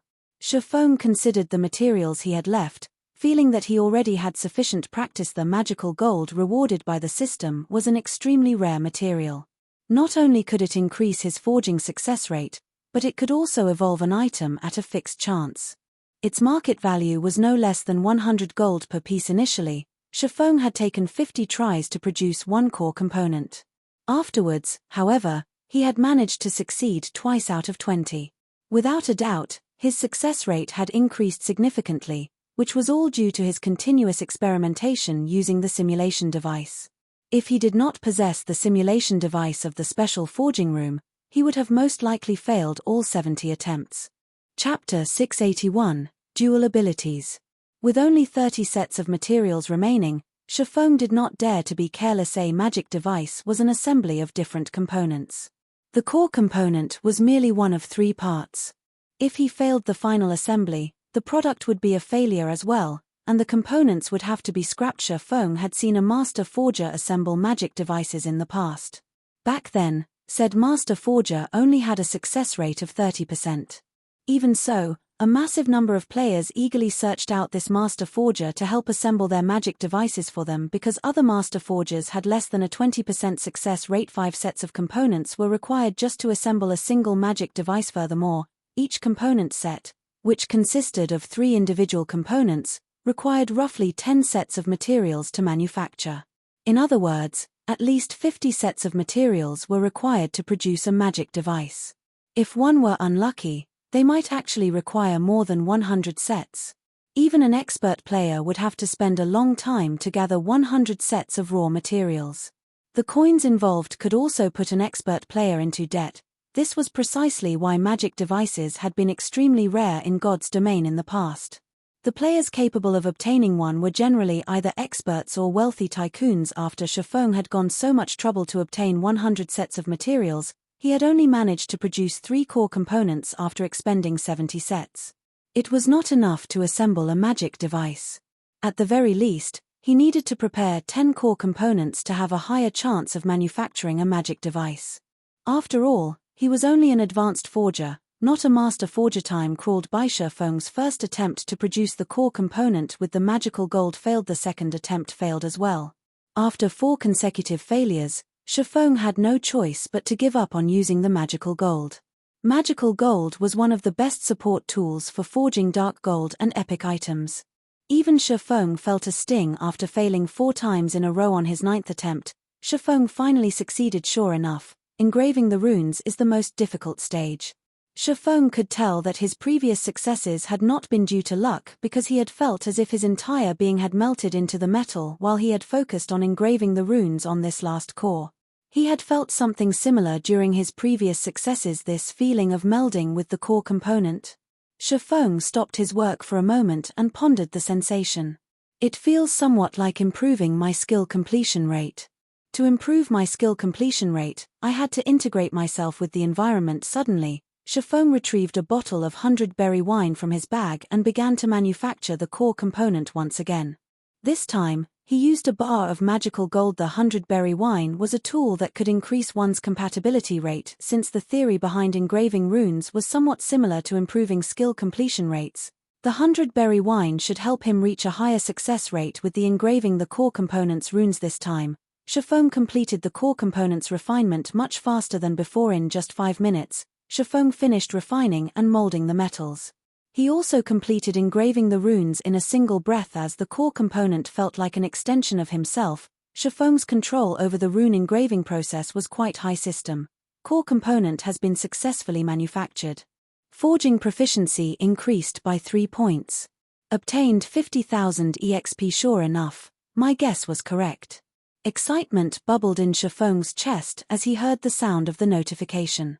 I never realized that the 100-berry wine could be used like this as well. Immediately, Shifeng used the remaining materials in one goof. The remaining 20 sets of materials, he successfully produced 4 core components. Among them, magical gold had been incorporated into 3. His success rate had reached the level of a master forger. With this, he had managed to produce 9 core components with the 100 sets of materials. Among them, 4 had magical gold. He was only 1 core component from his goal of 10. Now, all that was left was to assemble the magic device. If he succeeded, he would be the first player in God's domain to birth a magic device as the weapon that had brought about the end of the era of demons and gods. One could just imagine how powerful a magic device was. A magic device's most valuable effect was its ability to strengthen weapons, allowing these weapons to inflict damage to demons and gods. To put it simply, magic devices had given humans the ability to resist demons and gods. Of course, the magic device Shifeng had obtained was not that powerful as it was only bronze rank. Even so, a bronze magic device should not be underestimated. As players reached higher levels in God's domain, the monsters they encountered would grow stronger as well. At some point, even dark gold and epic weapons would not deal much damage. However, after one equipped a bronze magic device, even a secret silver weapon could cut through the tough hide and scales of monsters, not to mention fine gold and dark gold weapons. If players did not possess a magic device, however, the difficulty of defeating those powerful monsters would increase significantly. Hence, in the past, the various large guilds throughout God's domain had been extremely desperate to obtain magic devices. Even the design for a bronze magic device could incite a war between first-rate guilds. Now that Shifeng had obtained a magic device forging design so early into the game, he could begin to manufacture them much sooner than anyone else. He would also be prepared when everyone began encountering monsters that could not be easily defeated with normal weapons. The first assembly failed. The second assembly failed. The third assembly was successful. System: bronze magic device has been successfully manufactured. Forging proficiency increased by 5 points. Obtained 100,000 EXP. Shifeng was stunned when he heard the system notification. This can't be real, right? Success on the third try? Shifeng muttered, astonishment filling his voice, as he stared at the fist-sized metal ball in his hand. The black metal ball overflowed with light. The surging mana within was visible to the naked eye. I wonder what kind of attributes it possesses. After a magic device's successful assembly, it would gain a random ability. Although the bonus a magic device provided varied in strength, the magic device's basic function would not change. The layer of mana that covered the weapon, or mana blade, was invaluable. This mana blade could interfere with the mana that radiated off a monster's body, thereby weakening its defense significantly and allowing players to inflict damage. Otherwise, a monster's body with that protective layer of mana was tougher than diamond. Even scratching the monster would be extremely difficult, not to mention taking it out. Magic device, bronze rank. Strengthens a weapon, giving it the basic reduced weight effect and weaken target's mana body by 30%. What a pity. Although the weakening effect is quite powerful, the reduced weight effect isn't particularly useful to a one-handed weapon. It would be very useful towards a two-handed weapon though. Shifeng inwardly felt disappointed. Both the Abyssal blade and Purgatory's shadow fit him perfectly right now. If they became any lighter, he might not be able to exert his full strength with them, following which, Shifeng returned to assembling magic devices. 1, 2, 3. As his stock of components dwindled, the sound of a system notification rang by his ears once more. System. Bronze magic device has been successfully manufactured. Magical Gold's effect triggered. Forging proficiency increased by 5 points. Obtained 100,000 EXP. When Shifeng heard that the Magical Gold's effect had been triggered, his excitement stole his breath. Originally, he had only used the Magical Gold to increase the success rate of manufacturing the magic device's core component. Hence, he had not expected the Magical Gold's effect to trigger immediately. Shifeng clicked to inspect the evolved magic device's statistics. Dual abilities. Isn't this a little too much? Shifeng could not believe what he was seeing. A magic device could only strengthen a single attribute. Even the higher-ranked Mysterious Iron magic device was no exception to this rule. Only the strengthened effects were slightly better. However, the magic device in Shifeng's hands actually offered 2 buffs. Chapter 682, Power of Magic Device. It really is a pity. It would be great if the magic device's rank were a little higher. Shifeng felt both joy and disappointment as he gazed down at the pale silver orb in his hand. The bronze magic device's debuff was average at best. Although it was more than enough against current monsters, it would grow increasingly weaker as the game progressed. Sooner or later, the bronze magic device would have to be discarded for something better. And yet, he had never heard of even a Mysterious Iron magic device possessing dual abilities. Purely in terms of combat power, the double-attributed bronze magic device was stronger than ordinary Mysterious Iron magic devices. Only, Mysterious Iron magic devices posed more of a threat to a monster's mana body. Oh well, one can't have everything. I've already lucked out by manufacturing a double-attributed magic device. I can't get too greedy. Shifeng quickly shifted his focus, and the more he looked at the magic device in his hand, the more he fell in love with it. Magic device, bronze rank. Strengthens a weapon, giving it the basic vibration effect, basic polarizing effect, and weaken target's mana body by 27%. Both the vibration effect and the polarizing effect were considerably powerful additional abilities among magic devices. The previous device Shifeng manufactured only had the reduced weight effect. However, the vibration effect could allow a weapon to emit high-frequency vibrations, allowing it to display astonishing destructive power with each hit. Meanwhile, the polarizing effect could refract light off of weapons, making it difficult for enemies to predict the weapon's trajectory and dodge it effectively. Originally, among the many abilities available, these two were only intermediate abilities. However, when these two abilities were combined, the overall strength the magical device offered increased exponentially. Not only could the magic device make a weapon difficult to dodge, but it could also give the weapon immense destructive power. The combined effects of these two abilities was not the slightest bit inferior to an advanced ability. Magic devices of different ranks generated different abilities. Normally, bronze magic devices could only generate basic or intermediate abilities, with the former having a higher chance. Mysterious Iron magic devices could only generate basic or intermediate abilities. Only, It had a higher chance of generating an intermediate ability. Only after reaching secret silver rank could a magic device generate an advanced ability.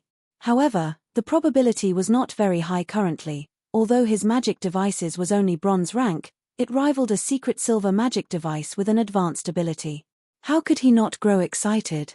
However, this was also the reason for Shifeng's disappointment. Advanced abilities were extremely rare. Even in the past, magic devices that possessed advanced abilities had been as rare as a phoenix's feather. The appearance of one usually triggered a rain of blood. I wonder what kind of effects it will have after it is equipped. Shifeng could no longer hold back as he impatiently equipped the magic device on the Abyssal Blade. The moment Shifeng placed the magic device on the Abyssal Blade, the pale silver orb transformed into a blob of liquid that seeped into the magic weapon. A small alchemy array then appeared on the sword's hilt. In the next moment, the alchemy array began to absorb a large amount of mana from the surroundings, assimilating it into the Abyssal Blade and increasing the magic weapon's power. When Shifeng swung the Abyssal Blade lightly, he saw the sword split into 3 identical blades. With just the naked eye, it was impossible to tell which sword was the real one. When the Abyssal Blade passed through a corner of the stone platform, the blade easily sliced through the dense stone, leaving behind a surface that was as smooth as a mirror. Amazing. If someone else equipped this magic device and used it against me, I think I would even struggle to block the attack. Looking at the stone platform with its missing a corner, Shifeng was very surprised. The special forging room stone platform was not an ordinary stone platform. Normally, even a magic weapon could only leave a small scratch. Now, however, Shifeng had effortlessly sliced off the platform's edge. For a moment there, Shifeng had even wondered if he had missed, as he had not felt the slightest resistance when the Abyssal Blade passed through the stone. If his target had been a secret silver weapon or a piece of equipment, the item might have split in half effortlessly. Shifeng even doubted whether a fine gold weapon could withstand such a frightening, destructive power. Currently, expert players' mainstream weapons were only fine gold rank. If even fine gold weapons could not block his attacks, enemy experts with fine gold weapons would be tantamount to unarmed noobs. How were they supposed to face him? With this strength, I should be able to try Mount Sogar. Although Shifeng had never been to Mount Sogar before, he was not unfamiliar with the top of the world. Now that he had dealt with the most dangerous part of the journey, all that was left was locating Solomon's treasure. Weissman had already given him the map, which had been engraved on the elemental core. However, the map was too simple, and he had no idea where exactly Solomon's treasure was.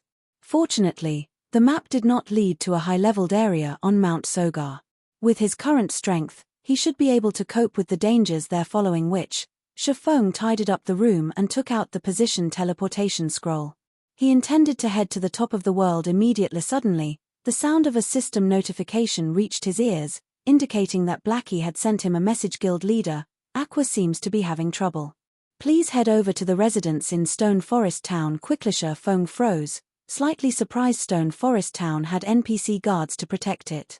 Unless they wanted to be banished, the various guilds would not stir up trouble. If a guild were banished from Stone Forest Town, they would no longer have a place to resupply or repair. As long as one had a brain, nobody would dare provoke Zero Wing right now. In fact, they should be afraid of the guild. Forget it. Let's see what's going on. Shifeng stored the position teleportation scroll and took out a guild transfer scroll. Currently, the teleportation magic array in Stone Forest Town was still under construction. If players of Zero Wing wished to arrive at Stone Forest Town quickly, their only option was to use the guild transfer scroll. After using one, they would have to wait for an hour before they could use one again. It was far more inconvenient than a teleportation array. Moreover, the scrolls were not cheap. Ordinary guild members would not be willing to use it. Stone Forest Town, inside the reception room of Zero Wing's guild residence. At this moment, Aqua Rose wore a very ugly expression, flames of rage burning in her eyes. Meanwhile, the two people sitting across from Aqua Rose smiled. Aqua Rose's anger did not affect them in the slightest. Of these two people, one was an indifferent-looking middle-aged man, while the other was a beautiful woman wearing a glamorous purple robe that revealed a large portion of her cleavage. If Shifeng were here right now, he would certainly be surprised. The indifferent man was none other than Twilight Echo's guild leader, Glorious. Echo Guild leader Glorious, don't you think you're going overboard? Aqua Rose asked coldly. Overboard? How is this overboard? I am just offering a kind reminder, Glorious Echo laughed. Although you left Twilight Echo, do not forget that you have yet to dissolve your contract with the guild. If I sue you for breach of contract, can you afford the compensation? I've already clearly stated that I am only a vice leader of Zero Wing. I do not have the authority to allow Twilight Echo to construct a guild residence in Stone Forest Town. I have even less authority to give Twilight Echo half the town. Aqua Rose growled. She had wanted to dissolve her contract with Twilight Echo the moment she first left, but in the end, she had abstained as her family sat on the board of directors of the guild. However, she never would have thought that now. Chapter 683, Cooperation? Although Aqua Rose had been trying to explain, Glorious Echo acted as if he had not heard a word. With an unsmiling expression, Glorious Echo said coldly, "The conditions I offered are quite generous. You should know that, if not for your family, we would never offer the chance to become a guild elder. We also wouldn't offer triple the price to purchase your shares of Zero Wing in addition to some of Twilight Echo's shares. Or are you telling me that you can afford the severance fee?" As a veteran first-rate guild, Twilight Echo had very few loopholes in its management in the past. Aqua Rose had been an honorary elder of Twilight Echo. With a considerably high position in the guild, it had only been natural to require her to sign a contract with the guild. She was no exception to this rule, even though her family sat on Twilight Echo's board of directors. Now that Aqua Rose had left Twilight Echo and joined another guild, she was in severe violation of her contract. If it were Aqua Rose of the past, the severance fee would not have been an issue with her family's backing. Now, however, since Aqua Rose's family hoped that she would agree to Glorious Echo's conditions, they would not assist with the severance fee. Since the Divine Colosseum had launched, the price of magic crystals continued to climb by the day. In contrast, however, the increased availability was insignificant. As a regional dungeon that produced magic crystals, various guilds throughout God's domain targeted the Stoneclaw Mountains. However, the travel costs for guilds outside of Starmoon Kingdom were ridiculously high. Moreover, without a foothold in the area, these guilds, at most, would be left with table scraps as the nearest town to the Stoneclaw Mountains. Setting aside Stone Forest Town's geographical advantage, the coins and magic crystals it could earn each day was enough to make the various guilds drool. Only, level 150 guards patrolled the town, protecting the guild that owned it. At the same time, there were also the NPC guards that Zero Wing's members had recruited. Even a super guild had to stand by and watch, helpless against Zero Wing's defense. From Twilight Echo's perspective, Aqua Rose was the only reason Zero Wing had any power today. Otherwise, it was impossible for a guild without any background, financial strength, or nurturing methods to grow to such a scale within such a short amount of time. Aqua Rose had initially been an honorary elder of Twilight Echo. She was well known in the virtual gaming world, yet she had suddenly joined a nameless and powerless guild. This guild must have offered a relatively high price to recruit her. In addition, with Aqua Rose's current importance to Zero Wing, she would undoubtedly wield a massive amount of authority. Even giving away 90% of the town's lands would be well within her authority, much less allowing Twilight Echo to establish a guild residence in Stone Forest Town. As long as Twilight Echo obtained Stone Forest Town, the guild would have the capital to rise in God's domain. A veteran first-rate guild had an abundance of manpower. Twilight Echo was no exception, with an army of elite players held in reserve. However, it was not easy to nurture a God's domain expert. This process required a large amount of magic crystals. If Twilight Echo could claim Stone Forest Town, then it could farm magic crystals, which would then allow them to nurture a large number of experts. At that time, Twilight Echo would have much higher chances of emerging victorious in the competition over the Storm Empire. Hence, it was a must for Twilight Echo to secure Stone Forest Town. Listening up to this point, Aqua Rose fell silent. She had already had enough when her family had forced a marriage upon her. She had joined Zero Wing and wholeheartedly focused on managing the guild, watching it grow slowly, because she wanted to prove her talents to her family and gain their approval. However, rather than gaining recognition, she was still treated like a tool. Glorious Echo, if you have nothing else to say, you can leave now. You are not welcome here. Aqua Rose no longer bothered addressing Glorious Echo as guild leader, but referred to him by his character name instead. She made sure they knew how furious she was. Since she had joined Zero Wing, she had been very happy. Her time here was completely different from her time in Twilight Echo. She had learned many things during her time in the guild. Counter to others' beliefs, it was Zero Wing that had made her stronger, not the other way around, and they want her to sell out Zero Wing? Not in this lifetime. Seeing Aqua Rose's determination, Glorious Echo's somber expression darkened. Right, I've forgotten to introduce this young lady beside me. Glorious Echo's expression suddenly changed. With a smile, he proceeded with the introduction. This is Miss Exemplary Willow. She represents Open Source Corporation and is responsible for the corporation's affairs relating to God's domain. Exemplary Willow, who wore a purple robe, only smiled in response. She did not bother to offer a single word. It was as if she looked down on Aqua Rose. Why is someone from Open Source Corporation here?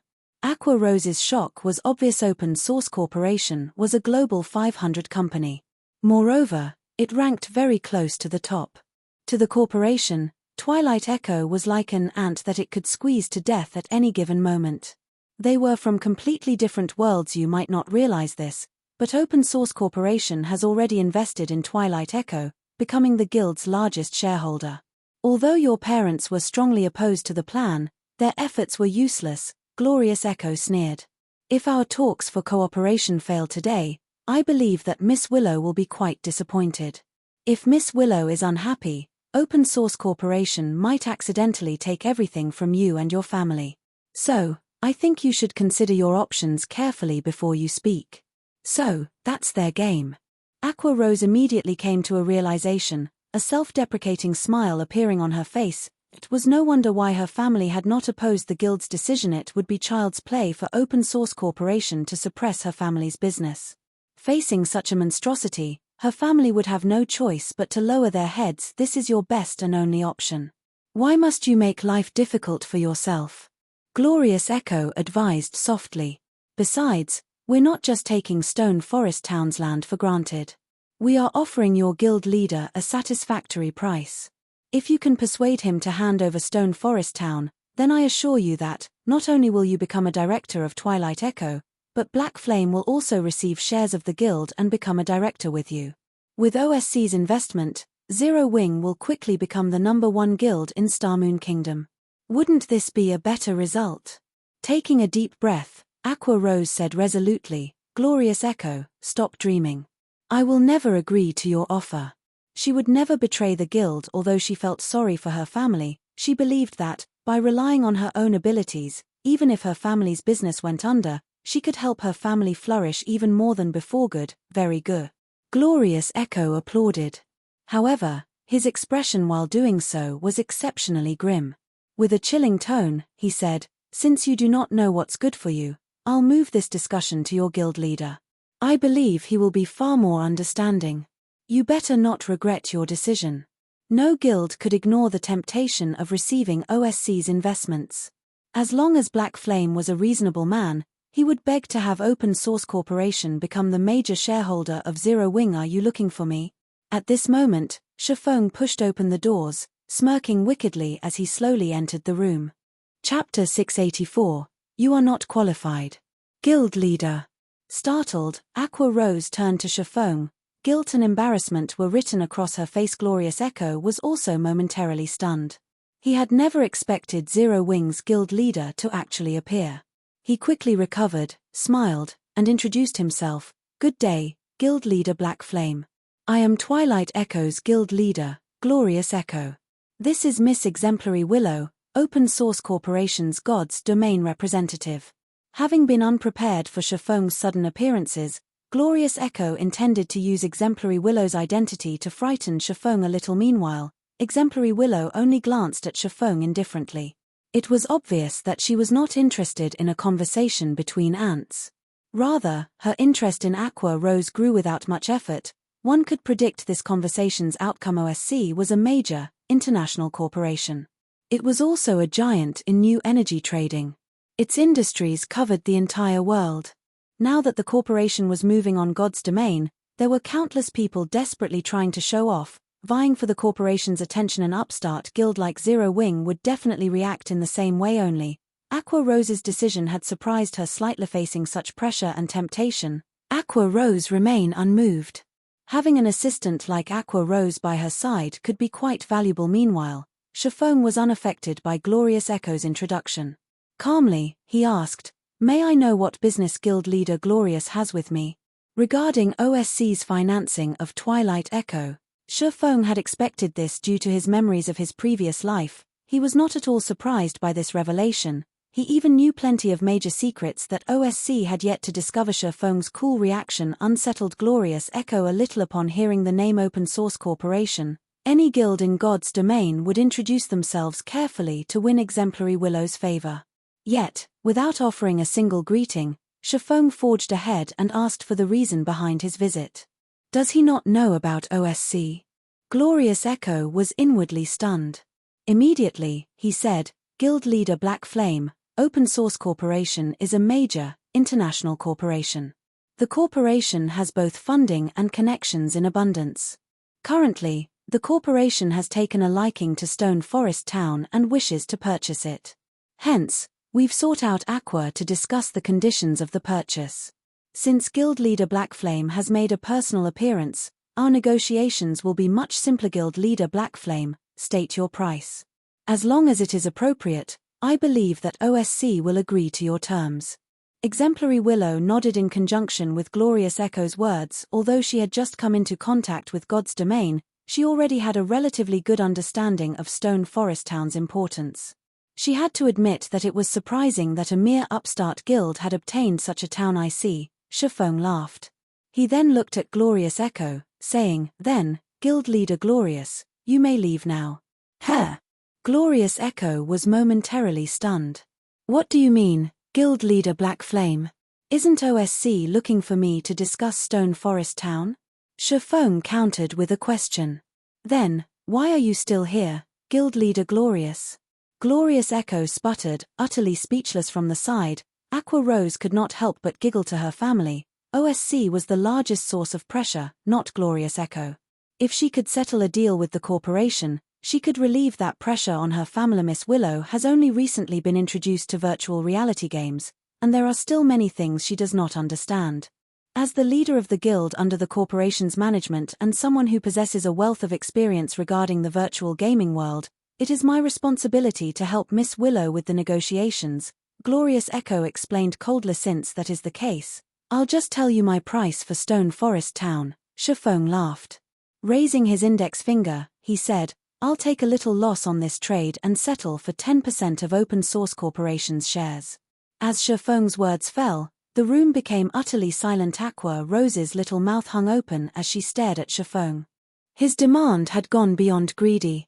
This was outright insane. Meanwhile, Glorious Echo as well had thought he had misheard for a momentous for Exemplary Willow. She snapped her frosty gaze towards Shifeng. "Guild leader Black Flame, your joke is not funny at all," Glorious Echo said in a somber tone. "Even 1% of Open Source Corporation's shares could purchase multiple Zero Wings, much less 10%. Why do you say that, Guild leader Glorious?" Pointing at Stone Forest Town through the window, Shifeng said earnestly, "Stone Forest Town is the nearest town to the Stoneclaw Mountains. Meanwhile, the Stoneclaw Mountains is a dungeon rich with magic crystals. I don't believe I need to inform you of this item's importance. Since you wish to purchase Stone Forest Town, this would be equivalent to cutting off Zero Wings' path of development. I only want a few Open Source Corporation's shares, so how is that excessive? Since Guild leader Glorious doesn't qualify to make this decision, please look for someone who does to speak with me. You should know that I am a very busy man. If I make an appointment with every random nobody to discuss business, I won't even have any time to rest." Insulted, Glorious Echo's vision went red as he even considered Shifeng's murder. Shifeng had actually dared to humiliate him publicly, calling him a random nobody. Even super guilds were not so bold. Meanwhile, Aqua Rose could not hold back her laughter. The guild leader of the almighty Twilight Echo had actually been humiliated to the point where he could not offer even a word of retaliation. This was the first time Aqua Rose had seen such an ashen expression on Glorious Echo's face. This comic moment relieved much of her pent-up frustration. However, Aqua Rose realized that Shifeng was currently venting for her, and her heart could not help but warm at this sight. "Guild leader Black Flame, are you being serious?" Finally, Exemplary Willow spoke. However, her tone was extraordinarily cold. She could not believe that the guild leader of such a tiny guild would actually dare to underestimate OSC. Although Exemplary Willow had not said anything threatening, the room's atmosphere grew heavy with tension. Even Aqua Rose struggled to breathe. This was the aura of someone who had always stood at the top of the world. Despite being unimaginably weak, she could still make a top-tier expert like Aqua Rose feel anxious if Shifeng answered poorly. The consequences would be unimaginable at this moment. Aqua Rose was somewhat regretful. She should have stopped Shifeng. At the very least, she could have prevented this. However, as if Shifeng was without a care in the world, he nodded leisurely and responded, "Of course. I am always a man of my word." Although Shifeng was not loud, everyone in the room could hear him clearly. Insane. This person was insane. Glorious Echo's previous anger vanished, replaced by shock. With astonished eyes, he stared at Shifeng. Shifeng had just intentionally provoked an international corporation just to help Aqua Rose get revenge. Just how ignorant must one be to carry out such an action? "Very well. I will convey your price to my superior," Exemplary Willow said indifferently. She then turned to Glorious Echo, commanding, "Let's go." Chapter 685, New Continent.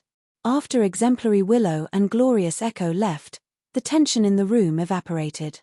However, Aqua Rose still wallowed in her guilt. Exemplary Willow's eyes as she departed had reflected her inner anger clearly. "This matter definitely would not be resolved so easily, thank you," Aqua Rose muttered as she watched Shifeng, who maintained his usual calm, with grateful eyes. She was no fool. Although Shifeng's actions had seemed foolish, she knew that he had been helping her initially. OSCs had focused on Aqua Rose, and it would not let her, or her family, off the hook for her refusal to cooperate. However, Shifeng had come forth and provoked OSC intentionally, shifting the corporation's hatred towards himself. This way, the corporation would not bother targeting her and her family. If this were any other guild, none of them would willingly make an enemy of OSC for a single guild member. In response, Shifeng simply laughed and said, "Forget about managing the affairs of Stone Forest Town for now and focus on leveling up and improving yourself. I'll have Melancholic manage the town for the time being." He was not the slightest bit worried about what had just happened, but OSC. Aqua Rose understood that Shifeng was letting her distance herself from the dispute this time. This way, she would not attract Open Source's attention. However, she was the main instigator of this issue. She couldn't just watch the situation play out from a safe distance. Don't worry about it. Stone Forest Town is simply too valuable. Even without Twilight Echo and Open Source, there will be other guilds and corporations wanting a piece of the pie. Shifeng could see Aqua Rose's guild. However, things were not as simple as she thought. In Starmoon Kingdom, there has yet to be a single power capable of taking Stone Forest City from us. What do we have to fear? The intense competition in God's Domain far surpassed every virtual reality game before it. Although Shifeng did not know the reason for God's Domain's popularity, as someone who had experienced it before, he was fully aware of the dangers that came with taking over Stone Forest Town. And sooner or later, these dangers would erupt. Hence, rather than sitting still and waiting for their deaths, they might as well take the initiative to land the first blow. Even so, he had not expected to start a war with the Open Source Corporation. Fortunately, Open Source's economic influence would have little effect on him. If the corporation wished to deal with him, they had to do so through God's Domain. However, God's Domain was his home ground. It would not be so easy for Open Source obtain victory. Both the guild and I need to grow stronger as quickly as possible. Shifeng's hunger for obtaining Solomon's treasure increased. If Solomon's treasure was related to Solomon's sword, he might actually be able to get his hands on the legendary weapon. With his current strength, his effect in a massive war between guilds was limited. Against an alliance of multiple guilds, he was insignificant. However, if he had Solomon's sword, he could attempt to replicate Mage God Gaia's achievement of hunting and butchering the various large guilds, following which, Shifeng passed on Stone Forest Town's management to Melancholic Smile and Blackie, while Aqua Rose led the Dark Gods Legion to grind in the Stoneclaw Mountains. Meanwhile, Shifeng retrieved a few magic scrolls and life-saving items from the guild warehouse. He then traveled to the top of the world to complete his quest. In reality, the top of the world was a new continent with a very high altitude. The map engraved on the elemental core showed that Solomon's treasure was hidden on Mount Sogar, one of this new continent's regions. Fortunately, Mount Sogar was not a very high-level region. It was only a level 40 to level 60 map. Although Shifeng was only level 32, with the top-tier equipment he had, it was not impossible to explore the place in the snow-covered forest around Mount Sogar. Space suddenly ruptured. In the next moment, a pitch-black figure jumped out of the spatial crack. Is this the top of the world? Shifeng took a deep breath as he observed his surroundings. The air was extremely thin here. Moreover, the gravitational pull was intense. The gravity here was at least 3g. The temperature was also below 20 degrees Celsius. The environment was harsh. After God's domain underwent its third evolution, the gravitational system was only one part of the system upgrade. Air density and temperature would also affect a player's combat power. The effect of temperature on players was not significant, as players only needed to acquire some resistance to counteract the effects. As long as one had 20 points of ice resistance, they would not find the low temperature uncomfortable. If one could not withstand the cold, they also had the option of wearing some warm clothing. The thin air, however, would impact a player's combat power significantly. In a low-oxygen environment, the more players fought, the more rapidly they would burn through their stamina. Players without stamina had no combat capabilities at all. In other words, players would not be able to fight for a long time in a low-oxygen environment. It was highly possible that they would lose the ability to fight in the middle of a battleground. The powerful sound waves immediately attracted the attention of the nearby wild beasts. A moment later, these wild beasts answered with their own deafening roars. Snow Lion, Wild Beast, Elite Rank. Level 42. HP 180 000 180 000. At this moment, a total of 5 white-furred snow lions appeared around Shifeng, surrounding him, their amber eyes radiating a fierce bloodlust. These monsters sure are powerful. Despite being only elite rank, their bloodlust is so strong. This place really isn't meant for ordinary players. Shifeng chuckled as he unsheathed the abyssal blade. If any other expert stood in his place right now, the snow lions would likely devour them. Fortunately, Shifeng was no ordinary expert. Growl. At the sound of a low roar, a snow lion dashed forward and bit down at Shifeng. Almost as if they had planned their attack, the other 4 lions took the opportunity to circle to Shifeng's back. Scram. Shifeng struck at the snow lion's head, the abyssal blade colliding with one of the monster's fangs. Dang, so tough.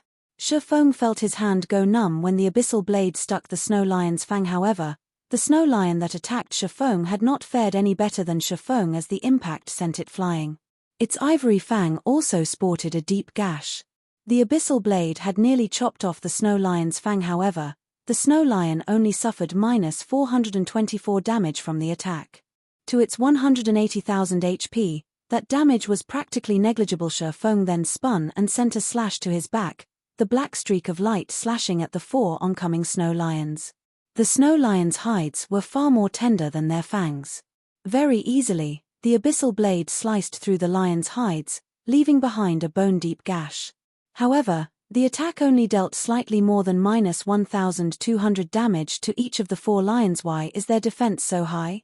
Shifeng was surprised previously. Seeing as his attack had landed on the snow lion's fang, he thought the low damage was reasonable. However, even after his blade bit into the monster's flesh, he had only managed to deal over -1,200 damage. These snow lions' defense was stronger than even a great lord. Do all monsters here have such high defense? Shifeng muttered, feeling a slight headache begin to brew. These snow lions were only elite monsters. If he encountered a chieftain or lord, how was he supposed to defeat them? He had already equipped the abyssal blade with a magic device. Without the device, his damage would most likely be much lower. After Shifeng managed to repel 4 snow lions with a single attack, the lions began to roar. Growl. The sound of their deafening roars was powerful enough to echo over 1,000 meters. What are they trying to do? Are they trying to scare me? Shifeng could not help but smirk at the roaring snow lions. None of them showed any signs of attacking at this moment. However, just as Shifeng intended to finish these monsters off, he detected movement in the surrounding forest. The ground began to tremble, and soon, he noticed the towering trees fall, one after another. Suddenly, a massive snow lion that stood over 5 meters tall emerged from the forest, a long, sharp horn protruding from his forehead. HP 4000040004000. Chapter 686, Tattered Old Treasure Chest. They summoned a companion. Shifeng frowned as he saw the Lord-ranked one-horn Lion King monsters at the top of the world were already much stronger than monsters one normally found in Starmoon Kingdom. In addition to the environmental effects, dealing with these monsters would be quite challenging in the current God's domain.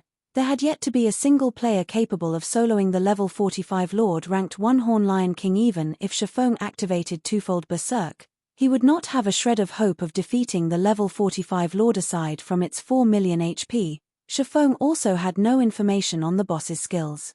If it summoned another Lord, it would even be difficult to escape with his life. The one-horn Lion King gave Shifeng no opportunity to consider his situation.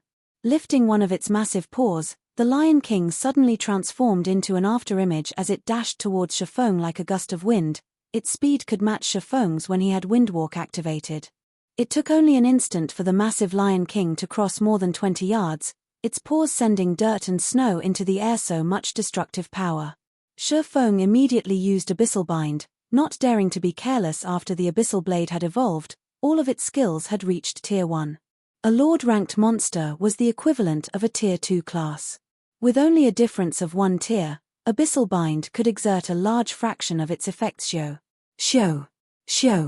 12 pitch-black chains appeared out of thin air, instantly binding the one-horn Lion King's limbs, forcing the Lord to halt its charge. The Lion King bellowed in rage as it struggled against its bindings. If Shifeng had taken on this fight before the Abyssal Blade had evolved, the one-horn Lion King would have easily freed itself from Abyssal Bind. However, no matter how much strength it exerted, it could not move an inch. The most it managed was cause the chains to tremble slightly. Although the chains showed signs of breaking, it would still be some time before they would shatter. I can finally use Abyssal Bind again. Shifeng was quite satisfied with this outcome. The stronger the monster was, the weaker the effects of Abyssal Bind would become. Hence, he rarely used Abyssal Bind in his fights anymore. Now that the skill had regained its usefulness, he would have another card against powerful monsters. However, Shifeng did not dare to tarry any longer as he activated Windwalk and fled. Initially, Abyssal Bind could prevent a target from moving for 4 seconds. Against the one-horn Lion King, however, he'd be lucky if the skill lasted 2 seconds. If utilized properly, he could put quite some distance between himself and the Lord. Sure enough, 2 seconds after Shifeng activated Abyssal Bind, the one-horn Lion King broke free from its restraints. Without hesitation, the Lion King chased after its prey like so. One man and one beast ran through the snowy forest. Although Shifeng had attracted the attention of several monsters during his escape, he easily threw them off with his speed. The only monster he could not shake off was the one-horn Lion King. Fortunately, the Lion King was not a speed-type Lord. After activating Windwalk, Shifeng's speed was roughly equal to the Lion King's.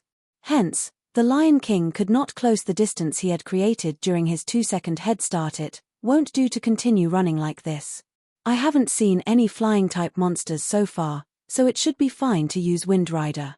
While Shifeng fled, he searched for any movement in the air. The ability to fly was a massive advantage against monsters. However, as players reached higher levels, many high-level maps would also contain flying-type monsters.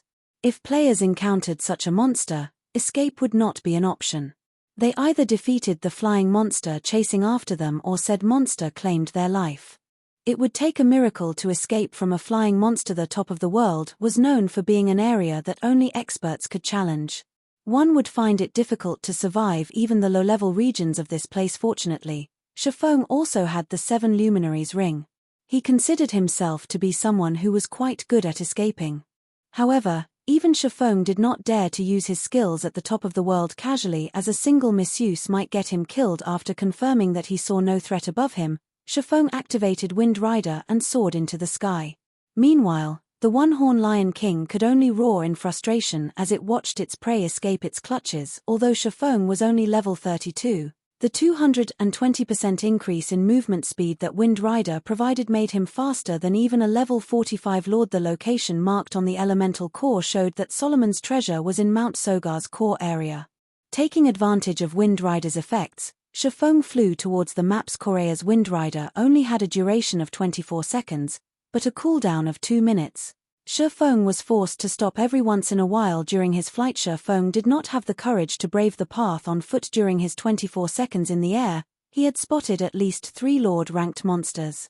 In addition, there were also plenty of chieftains and elites roaming around the snowy forest. Even if he used an isolation scroll, he would not escape detection from so many powerful monsters. After more than an hour of flying and hiding, Shifeng arrived at the base of Mount Sogar's core area. Luckily, I can fly. Otherwise, I really might not have made it here alive. Shifeng could not help but inwardly celebrate as he looked at the snowy forest at the foot of the mountain on his way here. Aside from lords, Shifeng had even spotted a level 50 Great Lord. With Shifeng's current standards, without flight, he would never escape a Great Lord. After arriving at the foot of the mountain, Shifeng refused to use Wind Rider to fly up the mountain itself. The top of the mountain was flying-type monsters' territory. If he accidentally caught the attention of one of these monsters, he would be in trouble big time, following which, Shifeng used an isolation scroll and carefully proceeded along the stone steps up the mountain. After arriving at Mount Sogar's heart, the monsters he encountered were level 50 at the very minimum.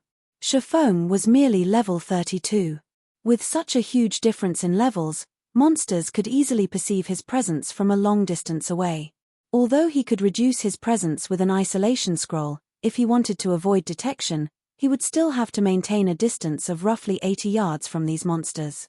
Fortunately, that distance was still well within his range of sight, so he could easily hide. The path up Mount Sogar was very narrow and surrounded by steep cliffs. Not only was it very difficult to hike up the mountain, but there were also groups of stone apes patrolling the path.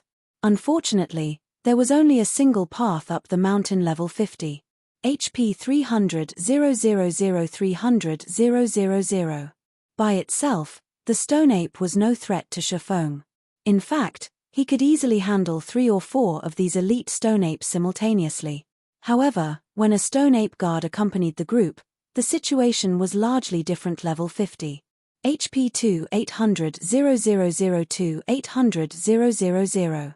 On his way up the mountain, in order to avoid the patrolling stone apes, Shifeng hurriedly hid inside a small cave on the steep hillside.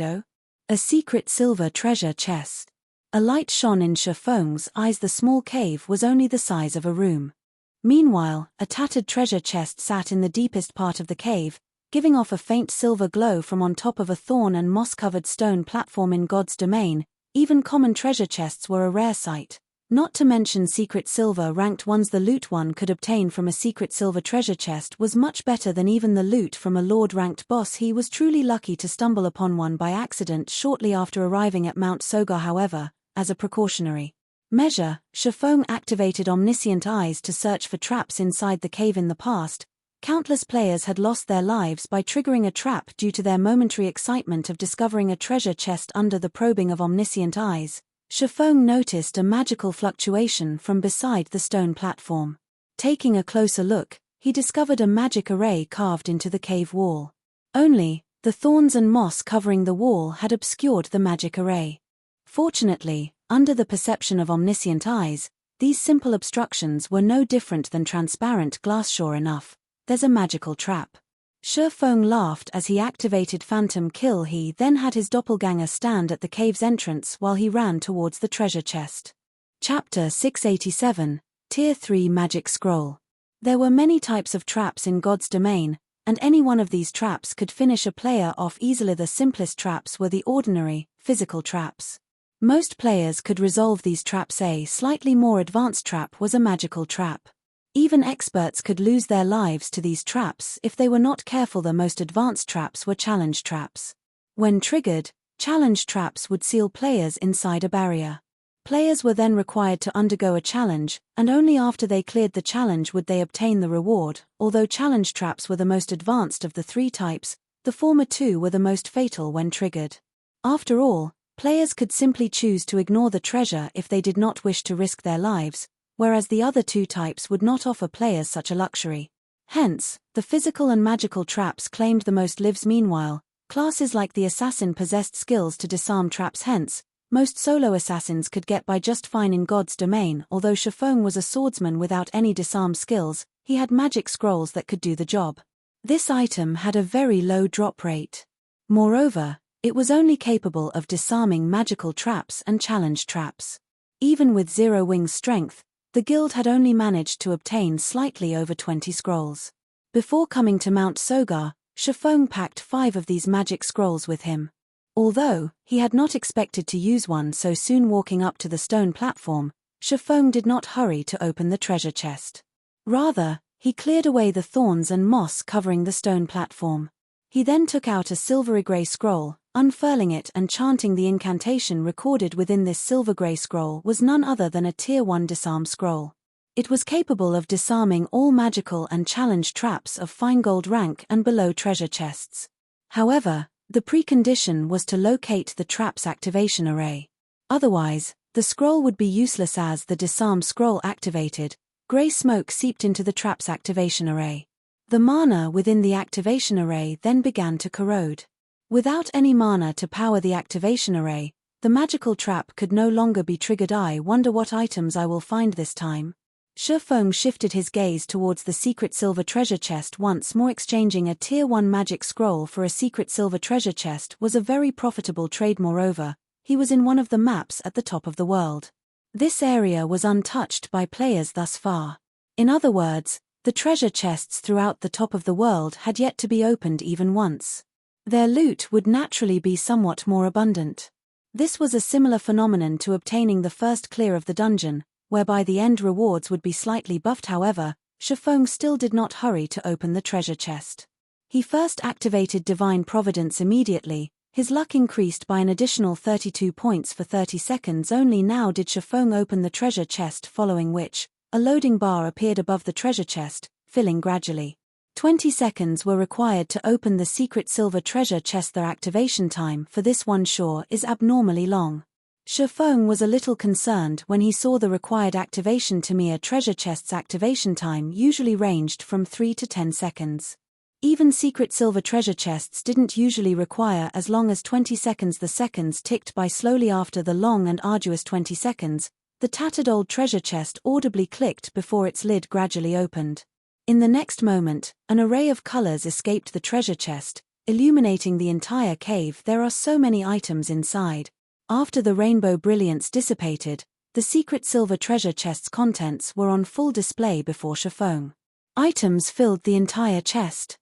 This was definitely the fullest treasure chest Shifeng had ever seen in his life. He spotted more than 10 Tier 3 gemstones alone. There was also a large number of magic crystals and silver coins. There were even 3 weapons and equipment inside the chest. These items were all level 50. Level 50 was considered a major milestone in God's domain. Although part of the reason was that players could apply for their Tier 2 classes at this level, it was mainly due to the difference in equipment. Level 50 equipment was a lot stronger than level 45 equipment originally. The attributes on a piece of level 40 secret silver equipment was roughly the equivalent of a piece of level 45 mysterious iron equipment. Only, the latter had slightly higher defense. However, the attributes on level 45 secret silver equipment were only the equivalent of level 50 bronze equipment. That was a difference of 2 ranks. Because of this, the attribute gap between players widened significantly. However, after reaching level 50, players would quickly discover that high-quality level 50 weapons and equipment would become far more difficult to obtain. Moreover, the number of weapons and equipment that dropped from dungeons would decrease significantly. Nowadays, ordinary players could collect a full set of bronze equipment so long as they put in the required effort. Many might even have a few pieces of mysterious iron equipment mixed into their sets. However, an ordinary level 50 player walking around in a full set of level 50 bronze equipment would be an impressive feat. Even level 50 mysterious iron equipment would be rarely seen on a guild's normal members. Only elite guild members could barely scrape together a full set of mysterious iron equipment. One could just imagine how difficult it was to obtain level 50 equipment of high quality. Currently, of the 3 pieces of level 50 equipment inside the treasure chest, 2 were secret silver rank, and 1 was fine gold rank. He had truly hit the jackpot this time. However, the item that demanded Shifeng's attention was a pale gold scroll. Even though the scroll sat quietly inside the chest, the frightening amount of mana radiated distorted the surrounding mana. If the scroll were activated, who knew what kind of power it could display? This was an effect that only Tier 3 magic scrolls or above could display. Tier 4 magic scrolls were as rare as a phoenix's feather throughout God's domain. If sold, it could fetch for an astronomical price. However, nobody would be so foolish as to actually sell a Tier 4 magic scroll. Meanwhile, although Tier 3 magic scrolls could not compete with Tier 4 magic scrolls in terms of rarity, each scroll was still considered a strategic item to a guild. Outside of an emergency, guilds would never consider using their Tier 3 magic scrolls. I wonder what kind of Tier 3 spell it contains. Shifeng eagerly picked up the pale gold scroll and examined it. Forcibly upgrades the tier of a skill by 1 tier up to a maximum of Tier 3 cooldown, 1 hour. Uses remaining, 30. After reading the introduction, Shifeng was momentarily stunned. A magic amplification scroll was no less valuable than an epic item to ordinary players. This scroll could forcibly improve their skills by a single tier. This scroll could provide a miraculous impact if used at a critical moment. For example, in a battle between two players who could both use only Tier 1 skills, if the losing player could suddenly amplify one of their skills to Tier 2, it could turn the tide of battle when fighting bosses. The control effects of a Tier 1 skill was incredibly limited. However, the skill would display a marked difference at Tier 2, and yet, this was still not the magic amplification scroll's greatest function. Its true purpose lay in summoning. It was particularly useful to the summoner class. A Tier 1 summoner could, at most, summon a Tier 1 monster to fight for them. After using magic amplification on their skills, however, they could summon Tier 2 monsters. As for Tier 2 summoners, they could summon Tier 3 monsters. A Tier 3 monster was the equivalent of the Great Lord rank. Whether it was out in the fields, a dungeon, or a PvP battle, having a Great Lord ranked monster by one's side would provide massive advantages. One such monster could easily decimate an army of 10,000 players. Although I'm not a summoner, I have the Bible of Darkness. I wonder if the magic amplification scroll will have any effect on it. When Shifeng thought about the possibility of summoning a Tier 3 demon, he could not help but grow excited. If he could summon a Tier 3 demon, he would have a much easier time searching for Solomon's treasure.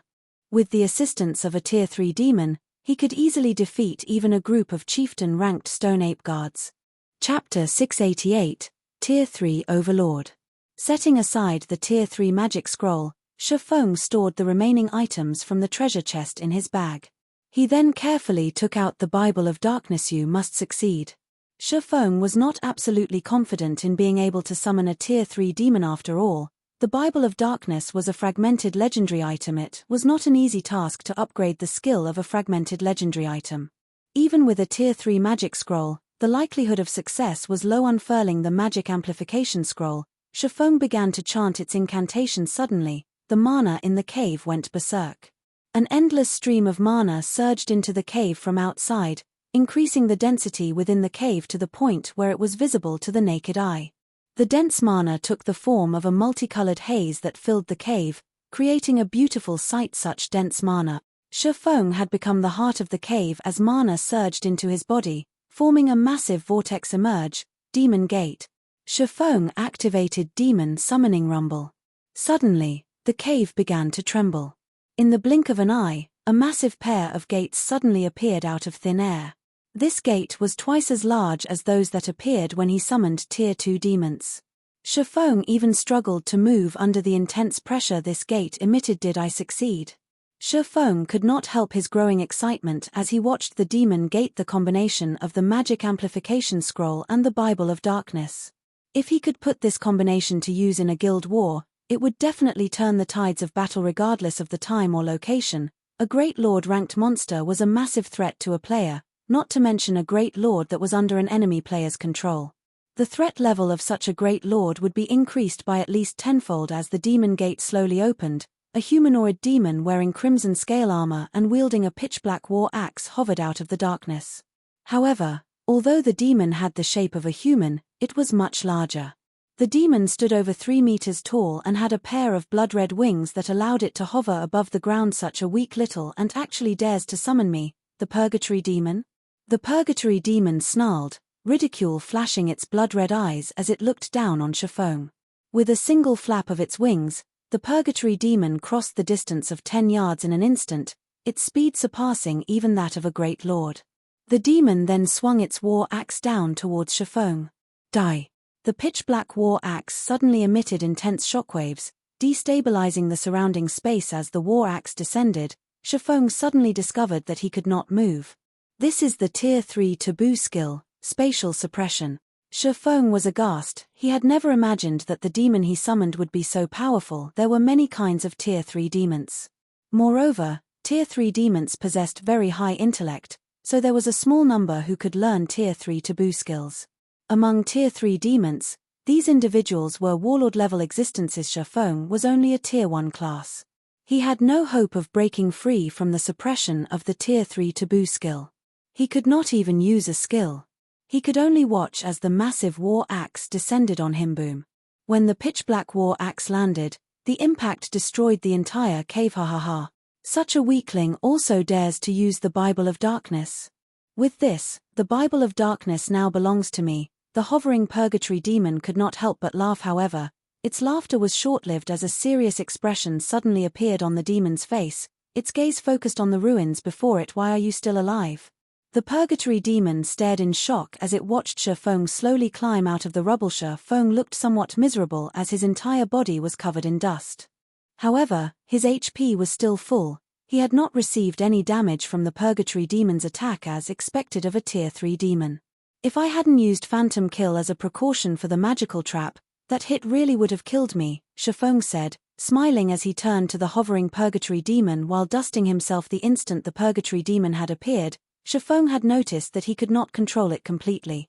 Hence, he had immediately activated the replace skill, trading places with his doppelganger while he hid at the cave's entrance.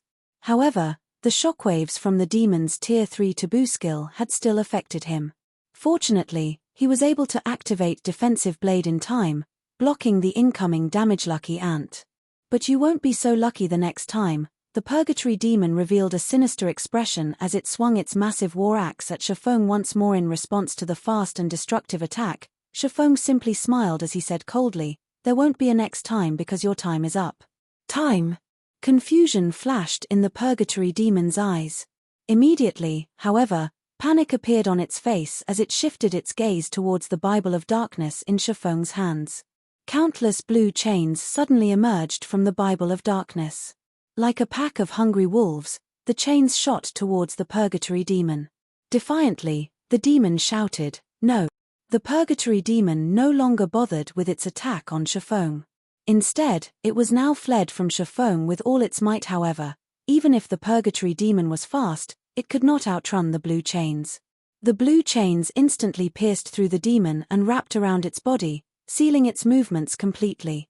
It could only whimper and mourn painfully as it lay on the ground. After a few seconds of whining, the purgatory demon's spirited eyes dimmed. As if it had become a walking corpse, the demon slowly stood up from the ground and looked at Shafeng as if waiting for a command. The blue chains binding the demon began to fade. That was close. Luckily, I used my doppelganger to buy some time. Shafeng finally released out a sigh of relief as he saw the purgatory demon's lifeless eyes. The Tier 3 demon was finally under his control. It was possible for a summoned creature to rebel. However, the chances of a rebellion were determined by the summoner's strength. Currently, Shafeng was merely a Tier 1 player. If he used a Tier 3 magic scroll to forcefully summon a Tier 3 demon, the chances of a rebellion were quite high. Meanwhile, when a summoned creature rebelled, its first target would be its summoner. Of course, there was also a method to end a rebellion. For example, the Bible of Darkness was capable of eliminating a summoned demon's consciousness. However, time was required to do so. After killing the summoned creature's will, it would become a puppet without any trace of autonomy. This would make it very difficult to control the summoned creature, sharply reducing its combat power. Normally, after a creature was summoned, the summoner only needed to transmit simple commands. The summoned creature would then carry out the commands automatically. However, after becoming a puppet, the summoner would have to split a portion of their consciousness to direct the summoned creature's every movement. This would, in turn, impact the summoner's own combat power. Most importantly, after a summoned creature lost its consciousness, players would face great difficulties when using the monster's skills. When a monster was self-aware, it could achieve 100% of its skill's effects. For players who had never used any of the summoned creature's skills before, in addition to splitting their focus on controlling the monster, it would be a miracle if they exerted 50% of the summoned creature's skills effects. However, Shafeng couldn't care less right now. Compared to a turncoat Tier 3 demon, a puppet Tier 3 demon was far more useful. Although having to control the demon manually would greatly reduce its combat power, It was better than nothing. Ali wasn't able to check its attributes before because it wasn't under my control. I wonder just what kind of attributes the Tier 3 Purgatory Demon possesses. Shifeng was very curious about the Tier 3 demon's attributes. The fact that it could use a Tier 3 taboo skill showed that it was much stronger than ordinary Tier 3 demons. Chapter 689, Astonishing Leveling Speed. So many skills. Upon opening the Purgatory Demon's attribute panel, Shifeng discovered a list of tens of skills. Among them, there were 3 Tier 3 skills, one being the Tier 3 taboo skill. The remaining skills were all Tier 2. The Purgatory Demon had more skills than an ordinary player. Moreover, the majority of its skills were AoE skills. The demon could play a huge role in a group battle. In addition, the Purgatory Demon's HP and level were similarly shocking. Purgatory Demon, Level 51. HP 13,000,000,000,000,000.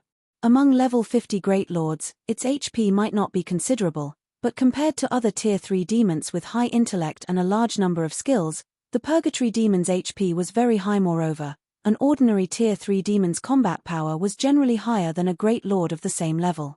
If it came down to a battle, the Tier 3 demon would emerge victorious. Its strength attribute is outrageous.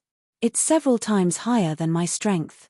It should rival a Grand Lord of the same level. The more Shifeng examined the Purgatory Demon's attributes, the more shocked he became. Currently, he was fully equipped with Tier 3 strength-attributed gemstones. He even wore the fragmented legendary ranked Heavenly Dragon's Breath. His strength was no weaker than a chieftain of the same level, yet even if he activated twofold Berserk, his strength would not reach even half of the Purgatory Demon's. With such a powerful summon, his exploration of Mount Sogar's core area would be much easier. At the very least, he would not have to run and hide from monsters constantly, following which, Shifeng began controlling the Purgatory Demon to venture deeper into the heart of Mount Sogar. There were many groups of stone apes patrolling the trail up Mount Sogar. Not only did each patrol team have over 100 elite stone apes, but the teams were also led by one Lord-ranked stone ape guard. Shortly after exiting the cave, a stone ape guard discovered both Shifeng and the Purgatory Demon. The Lord released a roar and immediately, over 100 level 50 elite stone apes charged at the two intruders. You guys can serve as a test, then.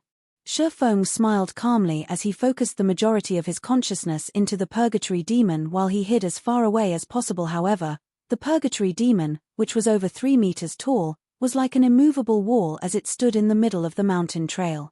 With its war axe held ready, the demon managed to block the entire trail by itself. When the stone apes arrived before the Purgatory Demon, the latter swept its massive two-handed war axe horizontally across the enemy group. Suddenly, the 6 leading stone apes flew through the air, slamming into the mountainsides bordering the trail. Some of the stone apes' rock bodies shattered when they met the massive war axe, damages of over -30,000 points appearing above their heads. If a player had received the Purgatory Demon's attack just now, they would have died instantly. Such fierce damage. Shifeng was momentarily stunned. He had never imagined that the Purgatory Demon could deal such high damage. Compared to the Snow Lions, the Stone Ape's defense was much higher. Previously, he could deal around -1,200 damage to the Snow Lions with his normal attacks. Yet, the Purgatory Demon dealt over -30,000 damage, destroying over 1/10 of the Stone Ape's HPs with one swing of its axe. Moreover, it even shattered the Stone Ape's rock bodies, wounding the elites heavily and significantly reducing their combat power. In the face of the Purgatory Demon's strength, the Stone Apes were no more than toys. They could not approach Shifeng, who hid behind the Purgatory Demon, at all. However, Shifeng was also struggling to control the Tier 3 demon.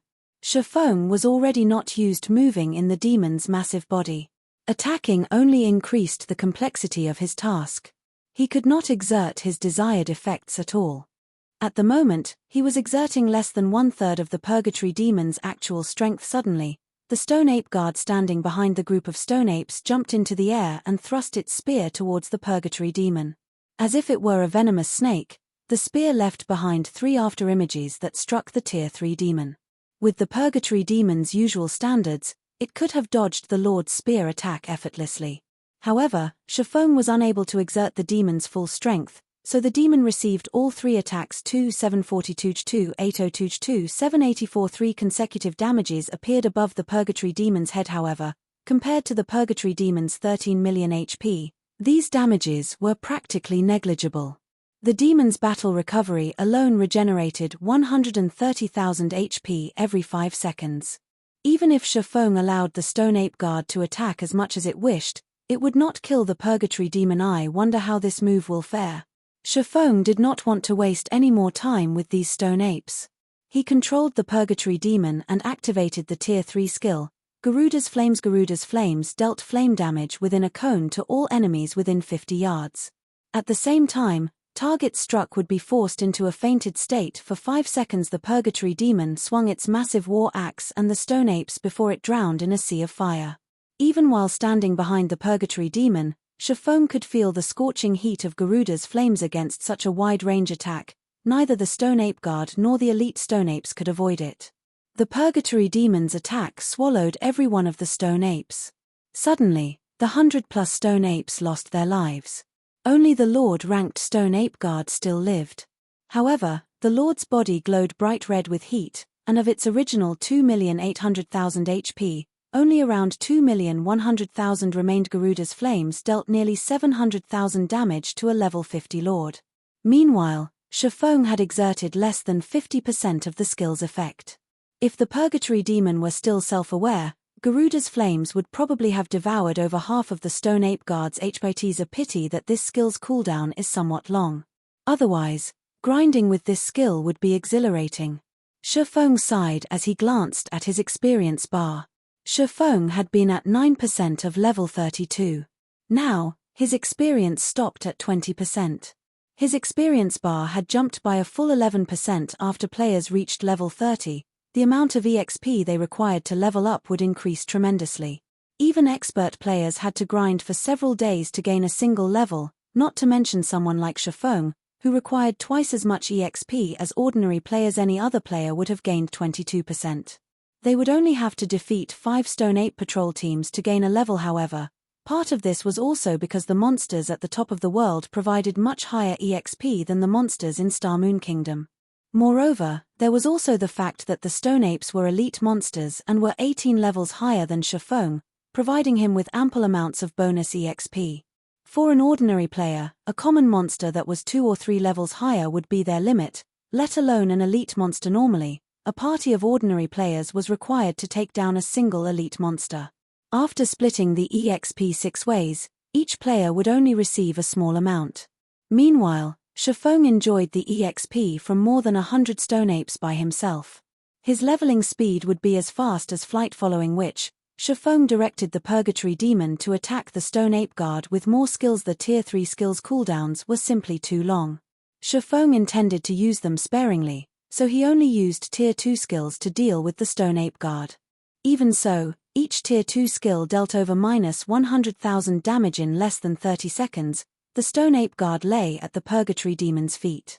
Meanwhile, Shifeng's experience bar had risen by an additional 6%. The Lord provided more EXP than half of the 100+ elite Stone Apes. Other than providing Shifeng with an abundance of EXP, these Stone Apes had also dropped a large number of items. Equipment and materials littered the mountain trail before the Purgatory Demon. The drop rate here was even better than in the Stoneclaw Mountains. However, this place was home to monsters that were level 50 and above. If Shifeng grinded in an ordinary high-level map in Star Moon Kingdom rather than at the top of the world, he would not enjoy such a lucrative drop rate. However, Mount Sogar possessed a large number of powerful monsters. This was one major difference between it and ordinary maps. Surviving here was already extremely difficult for level 50 players, not to mention grinding for levels and items. Moreover, Shifeng was only able to eliminate the powerful monsters here due to the Purgatory Demon. Chapter 690, Absurd EXP. The top of the world is pretty nice. It's no wonder why those experts in the past tried so hard to come here.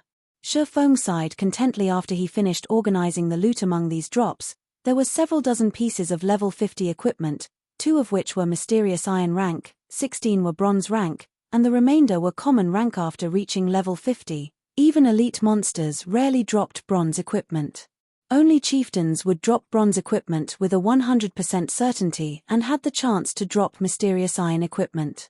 As a result, players would have a far more difficult time obtaining level 50 high-quality equipment. To make matters worse, the final bosses of level 50 hard mode party dungeons were only chieftains. Only Hell mode had Lord-ranked final bosses. However, how many ordinary parties were capable of conquering Hell mode party dungeons? Moreover, bosses' drop rates declined sharply after level 50. A boss that would drop 6 or 7 items at lower levels would only drop 1 or 2 items after reaching level 50. Shafong could vaguely remember the time he had fought and grinded frantically, only managing to reach level 50 after an arduous struggle. Yet, what about level 50 equipment? After investing a ton of effort, he had only managed to obtain a full set of level 50 mysterious iron equipment by the time he reached level 50. If he had worn that quality equipment when he was level 45, he would have been considered as an ordinary veteran player at best. Even so, he had been the envy of Blackie and many of his fellow guild members back then. Wearing several pieces of level 50 mysterious iron equipment into a 20-man team dungeon had been a luxury, not to mention a full set of mysterious iron equipment. After all, one obtained less than a handful of level 50 mysterious iron items after clearing a level 50, 20-man hard mode team dungeon. This was also the reason behind Forge's suddenly popularity surge. Although it might be very difficult for players to forge top-tier equipment, they had a relatively high success rate for producing level 50 and above bronze and mysterious iron weapons and equipment. However, the required materials were not so easily obtained. On the other hand, after defeating a single wave of stone apes, Shafong now had so many pieces of level 50 bronze and mysterious iron equipment. It was mind-blowing. Shafong continued to explore Mount Sogar's core area. During his journey, he defeated any stone ape patrols that he encountered for EXP and equipment. Humans had yet to claim Mount Sogar, so there were many stone ape patrols wandering along the mountain trail. It did not take long before Shafong encountered another patrol team. For Shafong, this place was a leveling heaven against the stone ape patrols. The purgatory demon's strength was simply overwhelming. In less than 3 hours, Shafong easily reached 74% of level 33. If he wanted to, he could place in the top 20 of Starmoon Kingdom's ranking list. Previously, to obtain the first clear of level 30, 100-man team dungeons, the various guilds had intentionally held back their levels. Meanwhile, some powerful independent experts or workshop experts had not. Instead, they took the opportunity to level up rapidly, earning some fame for themselves. Hence, the current average level on Starmoon Kingdom's ranking list was quite high, with the top 3 players at level 34. Meanwhile, the top 20 on Starmoon Kingdom's ranking list were all level 33 and above. If not for the Purgatory Demon helping him grind on Mount Sogar, he might have struggled to catch up to the top 20 players. Mount Sogar was massive. It was almost 3 times as large as an ordinary leveling map of the same level. Hence, searching for Solomon's treasure was time-consuming. Shafong also encountered many powerful monsters throughout his journey, which slowed his progress further. To explore Mount Sogar effectively, Shafong had used the Bible of Darkness and Magic Amplification Scroll once more to summon a level 51 Tier 3 Curse Demon. Although the Curse Demon had similarly turned on him, Shafong had directed the Purgatory Demon to incapacitate the Curse Demon, allowing him to force it into submission. Unlike the Purgatory Demon, however, the Curse Demon did not possess any Tier 3 taboo skills. It also only had 9,500,000 HP. However, as it was a magic-type demon, its AoE capabilities were much stronger than the Purgatory Demon. With 2 Tier 3 demons under his control, Shafong could explore the area far more efficiently. He had no problems facing even 2 or 3 waves of stone ape patrols simultaneously. He no longer had to waste too much time hiding and killing monsters. The Stoneclaw Mountains Inner Region. Cola, be careful of that half-orc lord's skills. Lure it away from the team first. Everyone else, focus fire on the lord that Turtledove is tanking. Fire Dance fought while commanding her team to deal with 2 level 40 half-orc lords. Currently, players crowded the Stoneclaw Mountains. To secure more resources for themselves, Zero Wing's main force had no choice but to distance themselves from the crowd and push deeper into the mountains. They were lucky if they encountered a lord in the outer region. However, after reaching the inner region, the number of lords wandering about had increased significantly.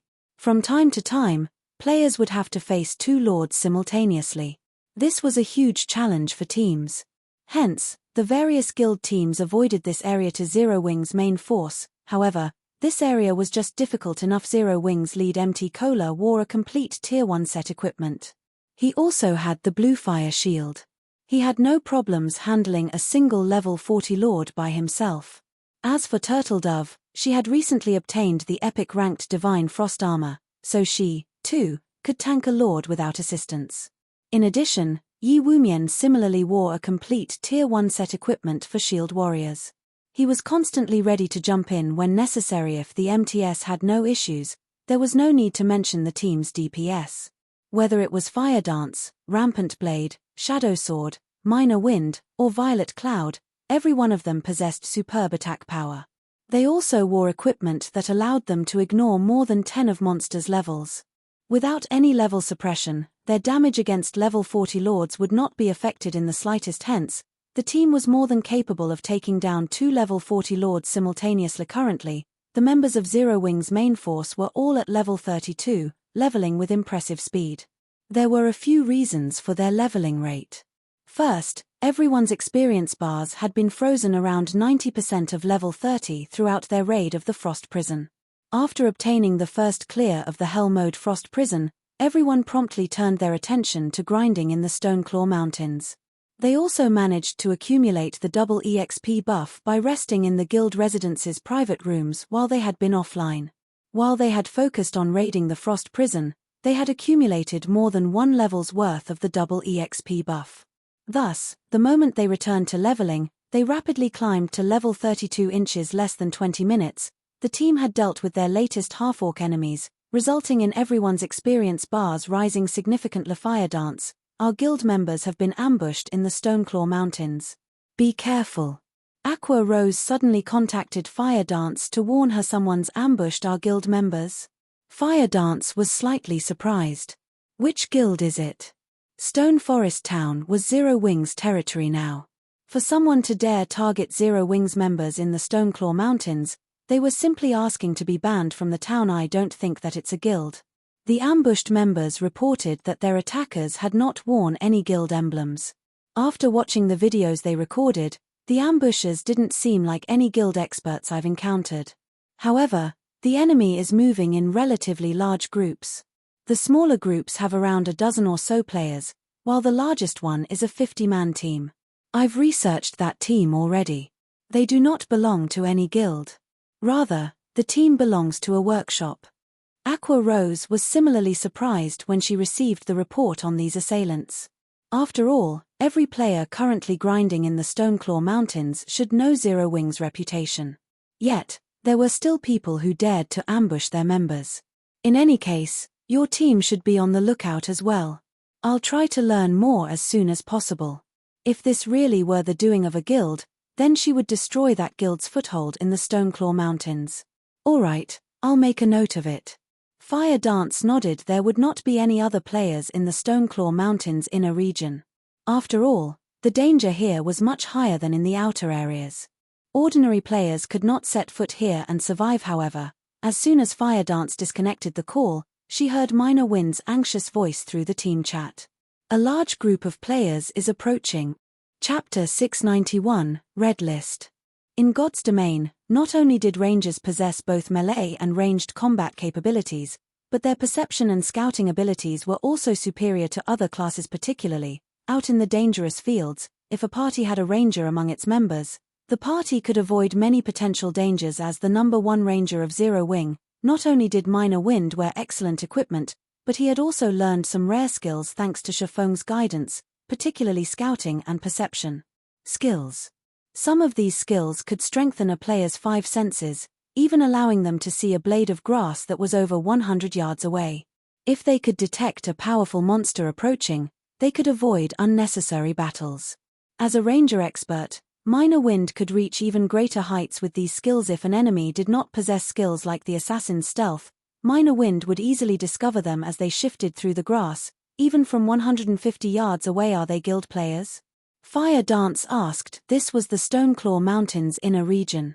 Not only were the monsters very high-leveled, but they were also much stronger than ordinary monsters of the same level. Generally, Only large guilds' main forces were capable of grinding Hirno. None of them are wearing any guild emblems. Moreover, they all are red names, Minor Wind reported and shook his head after observing them carefully with eagle eyes. Based on how they're moving, it is clear that they are coming straight for us. They're charging at us. Kola could not help but laugh. Do these red names think that we are easy targets? The others also began laughing with their team's skills and equipment. Even an army of 1,000 elite players would not be a problem, much less a small team. Other players should celebrate their peaceful coexistence. Yet, now, an unknown group of players intentionally sought them out to cause trouble. These people did not understand the difference between life and death. All right, enough. Everyone get ready, Fire Dance commanded. She felt that this matter was not as simple as it seemed. She then directed a question to Minor Wind, asking, roughly how many of them are there? There should be around 300 people. Among them, there's one person I've seen before. He's an expert ranked on Starmoon Kingdom's red list. Minor Wind could not help his surprise after he could observe more details about the approaching enemies. The main god system had not comprised nor did it handle the red list. Rather, players had established it to keep a record of powerful red names. Starmoon Kingdom's red list only kept a record of the top 100 red names in the kingdom. Every one of these red names was an expert. Among these red list experts, there were even a few that guilds would not casually provoke. Fortunately, however, these experts also avoided provoking the various large guilds. Hence, the relationship between them had always been relatively peaceful, each minding their own businesses. Yet, now, an expert on the red list had actually come to challenge them. This was certainly unexpected since they want to target Zero Wing, make sure their visit is a one-way trip. Fire Dance glowered. She felt there was more to this than what appeared on the surface. Although she did not know what it was, dealing with the approaching red names took priority over all else immediately. Fire Dance led the team to welcome their aggressors. Big Brother Traceless Blood, it seems that we've been discovered, a sharp-faced male ranger in tight, grey leather clothes hurriedly reported to the male assassin beside him. This assassin had eyes like a venomous snake, and he hid his face behind a black scarf. Although this male assassin had a thin body, among the nearly 300 red names present, not a single person dared to underestimate him. It was because this man was an expert ranked within the top 10 of Starmoon Kingdom's red list. Although there was more than one red list expert among the crowd, none of them could even hope to hold a candle to Traceless Blood. After all, Traceless Blood had once massacred a third-rate guild's main force. Moreover, even though said third-rate guild had attempted to corner Traceless Blood many times, they had never once successfully killed him. On the contrary, the assassin had claimed their guild leader's life multiple times. For a time, that guild had been a laughingstock. From that moment on, no guild out there dared to underestimate Traceless Blood. Aside from guilds, Traceless Blood had also killed many of Starmoon Kingdom's experts. His most notable assassination attempt so far was his assassination of the Star Alliance's guild leader, Galaxy Past. In the end, although he had failed to kill Galaxy Past, he had escaped the Star Alliance's many experts. This outcome had angered Galaxy Past greatly, and the man had even ordered a bounty on Traceless Blood, rewarding 50 gold each time someone manages to kill him. If converted to credits, 50 gold was the equivalent of more than 100,000 credits. This was sufficient to tempt many people. Unfortunately, until this day, not a single person had managed to kill Traceless Blood even once. On the contrary, Galaxy Past's bounty had only served to boost the assassin's fame, becoming an infamous red name on Starmoon Kingdom's bounty list. Good, then. I've wanted to experience the skills of Zero Wing's experts for a while now. You guys should be careful. Although we have the numerical advantage, our coordination is definitely no match for theirs. Try to split their members up as much as possible, Traceless Blood commanded. He then activated stealth and vanished before the crowd. Everyone nodded in response. In truth, however, they all looked down on Zero Wing. They were all PvP experts. Hundreds, if not thousands, of players had died at each of these red names' hands, particularly in field battles. The various large guilds' experts were no different from pampered flowers. These experts mainly focused on raiding dungeons. When it came to PvP in the fields, such experts were nothing to them. I heard that the equipment of Zero Wing's main force is superb. We're going to make a fortune. Many red names drooled when thinking about Zero Wing's equipment. Someone's charging towards us, a red name ranger shouted immediately. Every red name went on alert, focused on the group of players charging towards them. Ha ha ha. Sure enough, they're just a bunch of noobs that don't know what a real battle is. Rather than attacking from a distance first, they've decided to jump into their graves. Many of the ranged red names began to launch attacks at Zero Wing's 3 MTS. These three were none other than Kola, Yi Wumian, and Turtle Dove. Facing more than 100 ranged attacks, the 3 MTS immediately utilized the trees as cover, avoiding the oncoming attacks while advancing. Even when an attack landed, they only received a few hundred damage. All 3 MTS had over 10,000 HP, so this damage was barely a scratch. A single heal from the rear line healers was all they needed to recover such high defense and HP. However, do you really think you can win by relying on your equipment? A few melee red names could not help but curse disdainfully as they watched the 3 MTS. They then readied their weapons and charged to meet Zero Wing. In battle, equipment was only one of the many aspects of battle. Even if their HPs and defenses were higher, they could not live if they could not move suddenly. Dozens of melee players surrounded the 3 MTS, halting their advance. Knowing that Kola and the others had superior equipment, these red names did not take them head-on. Instead, they used skills to restrict the trio, creating opportunities for the ranged players to chip away their HPs. Turtle Dove was only a Guardian Knight. Even if her dodging capabilities were more powerful, against more than a dozen players, she was bound to be hit sooner or later. Red name's normal attacks usually dealt around -400 damage to her. If a powerful skill stuck her, she would receive more than -1000 damage. She would not last long even if she cast Protection Blessing on herself. I can finally test out this move. Turtle Dove smiled calmly as she activated Freezing Air. Chapter 692, A Corporation's Strength. Starmoon City, Starmoon Restaurant. Starmoon Restaurant was the only 5-star restaurant in Starmoon City. The building was 36 stories tall and stood at the heart of the city's central trade district. If one dined in the top floor rooms of the restaurant, they could couple their food with the beauty of Starmoon City. However, even expert players could not afford even a single meal in the top floor rooms. The minimum expenditure here was 30 gold normally. Only NPC nobles came here for a meal. This was not a place for players today. However, a charming and sexy female player in luxurious purple robes enjoyed a meal in one of the VIP rooms on the top floor. Delicacies covered the table, each costing at least 2 gold. Each dish offered players a relatively top-tier piece of equipment. Suddenly, the room's doors opened. A burly, middle-aged man entered the room. Miss Willow, I've arranged for the matter you requested. Both the red names and various workshops are quite satisfied with the remuneration that we have provided. Now, all we need to do is watch as Zero Wing is slowly ground to dust, the burly man reported coldly as he approached the purple-robed female respectfully. This man was none other than Twilight Echo's guild leader, Glorious Echo. After Shifeng had angered Exemplary Willow, the latter had ordered Glorious Echo to deal with Zero Wing. However, that was a challenge even for him. Starmoon Kingdom was not Twilight Echo's home ground. Moreover, even if it were, Twilight Echo couldn't do anything about Stone Forest Town. Hence, he had decided to hire the various workshops and red names in Starmoon Kingdom to deal with Zero Wing. A beggar doesn't fear going bankrupt. Unlike guilds, these players could afford to target Zero Wing as they had never particularly relied on Stone Forest Town or the Stoneclaw Mountains to strengthen themselves and level up. Even if Zero Wing tried to avenge their losses, locating these red names and workshops would not be easy. The resources and manpower required to do so would gradually wear Zero Wing down. It was especially true for those red names. Every one of them was an expert in field combat. It was easy for these red names to find an opportunity to kill a few of Zero Wing's core members. In addition, through repeated ambushes and harassment, they could restrict Zero Wing's activity. Moreover, Exemplary Willow was still arranging further punishment for Zero Wing.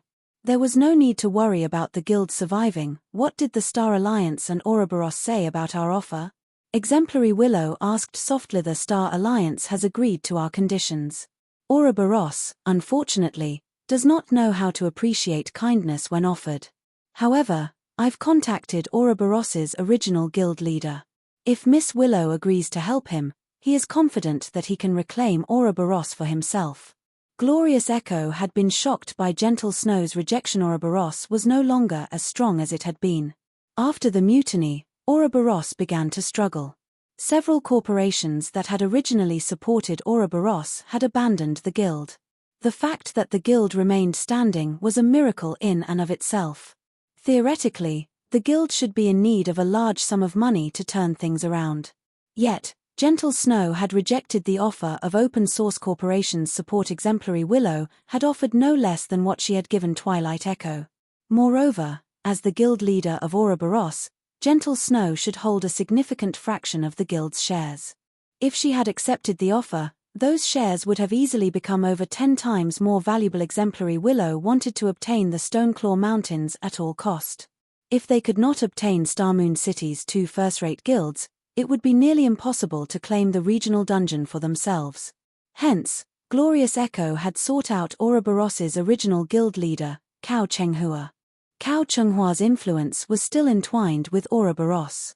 He was only helpless about his situation because Gentle Snow had gained the support of several important guild elders. If Cao Chenghua had the support of OSC, however, there was a large possibility that he could regain control over Ouroboros. Since that is the case, agree to his conditions.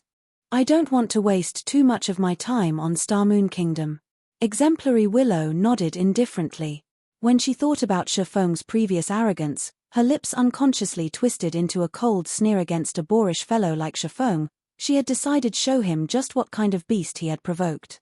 Meanwhile, in the Stoneclaw Mountains inner region, the battle between Zero Wing's main force and the army of Red Names was in full swing. After Turtledove activated freezing air, the temperature within 15 yards of her fell sharply, cold air filling the area. The movement speeds of the dozen or so Red Names surrounding Turtledove instantly dropped by 40%. Meanwhile, the damage Turtledove received decreased to around -100 points. These Red Names were no fools. The moment they noticed the change to their movement speeds, they began to distance themselves from Turtledove. In the next second, however, their movement speeds decreased by another 40%. Even if they fast, they could not outrun the Guardian Knight. 3 seconds later, all of the melee Red Names surrounding Turtledove and the other 2 MTS were frozen. What kind of skill is this? Some of the melee players who had intended to charge at Turtledove slid to a halt, aghast as they watched their companions turn into ice sculptures. With such an AoE control skill and high defense, melee classes like themselves had no hope in close combat with Turtledove. They could only allow Turtledove move unhindered as she approached their team's rear line healers. However, as players who often participated in PvP battles, these Red Names were no weaklings. Every one of them possessed skills that allowed them to remove control effects. They immediately activated these skills to break free from their restraints. If they were frozen solid, they would be no more than practice targets. Zero Wing's ranged players would bombard them with vicious attacks. If comparing equipment quality, Zero Wing's main force was at least 2 levels above theirs. It was especially true for Minor Wind's attacks. As he possessed the Tier 1 weapon, Windchaser, even MTS such as Shield Warriors and Guardian Knights, who possessed damage reduction skills, received over -1000 from each of his normal attacks. If they sustained one of the ranger's skills, they would receive nearly -3000 damage, nearly -6000 damage if it were a critical hit. Among these Red Name MTS, there were a few who had as much as 9000 HP, while some had as little as 8000 HP. A single critical hit from a skill was more than enough to destroy over half of their HPs. Even the Red Name healers could not keep up with Minor Wind's damage. Moreover, Minor Wind's attack speed was astonishing. Even expert players would have a hard time dodging his arrows. Furthermore, these Red Names had opponents in front of them to deal with. They could not afford to split their attention to dodging the ranger's arrows only. As soon as these players broke free from their frozen debuffs, they instantly discovered that something was amiss. Although they were no longer frozen, their movement speeds were still so low. They could not shake off Turtledove and could only suffer the Guardian Knight's repeated attacks. Each of Turtledove's attacks dealt over -600 damage to the melee players. Using Hammer of Sanctions, not only could she force her target into a fainted state, but she could also achieve a critical hit of over -3000 points. The half HP level 31 Shield Warrior, who was Turtledove's current target, lost his remaining HP instantly, dropping 2 pieces of equipment as he fell to the ground. These Red Names all belonged to the forces of darkness. Even the penalty they received for being red names were light. They only lost slightly more EXP than the average player, roughly 1.5 to 2 levels worth of EXP. Meanwhile, Kola's and Yi Wumian's damage was even higher than Turtledove's. Each one of their skills dealt over -4,000 damage with a critical hit. The unlucky half HP melee red names died instantly. Damn it. Why is their damage so high?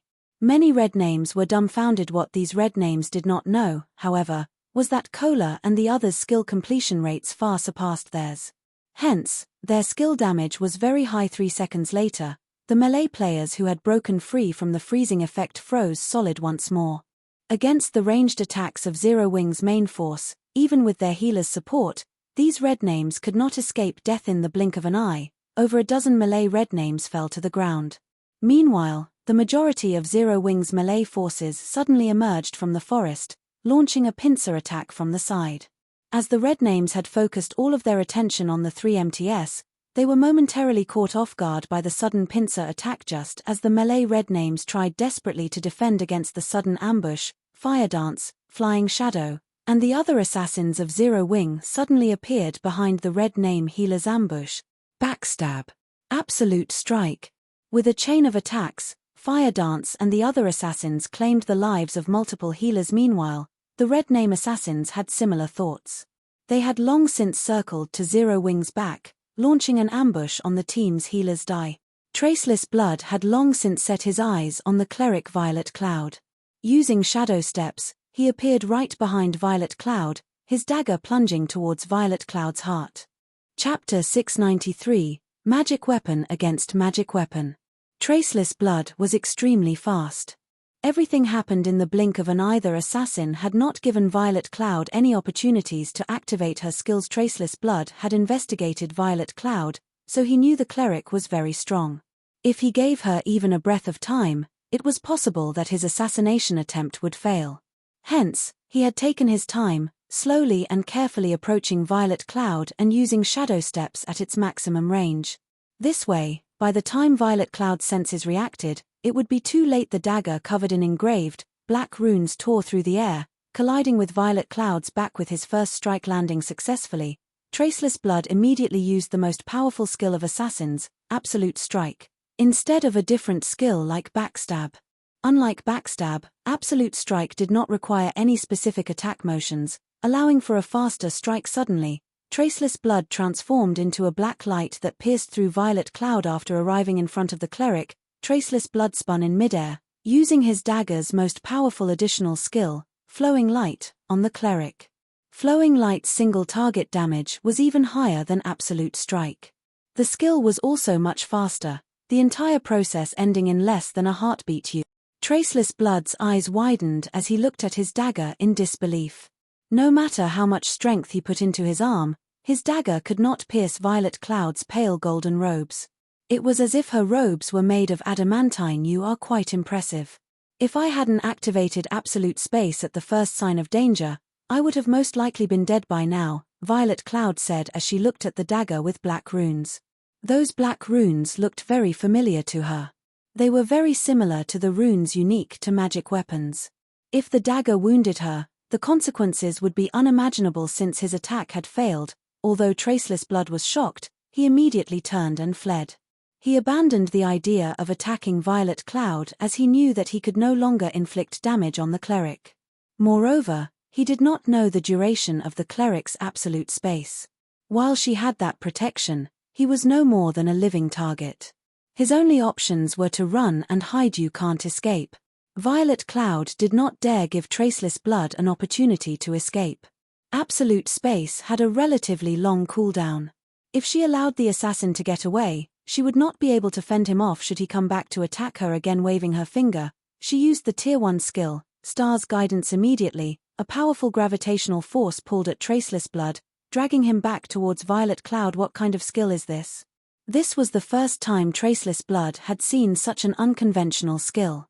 He felt like small threads had wrapped around him, zealously pulling him towards his enemy. As a last resort, Traceless Blood used his control removal skill, removing the effects of Star's Guidance. Sacred Seal. Seeing that her attack had failed, Violet Cloud used Sacred Seal, a marking skill of clerics.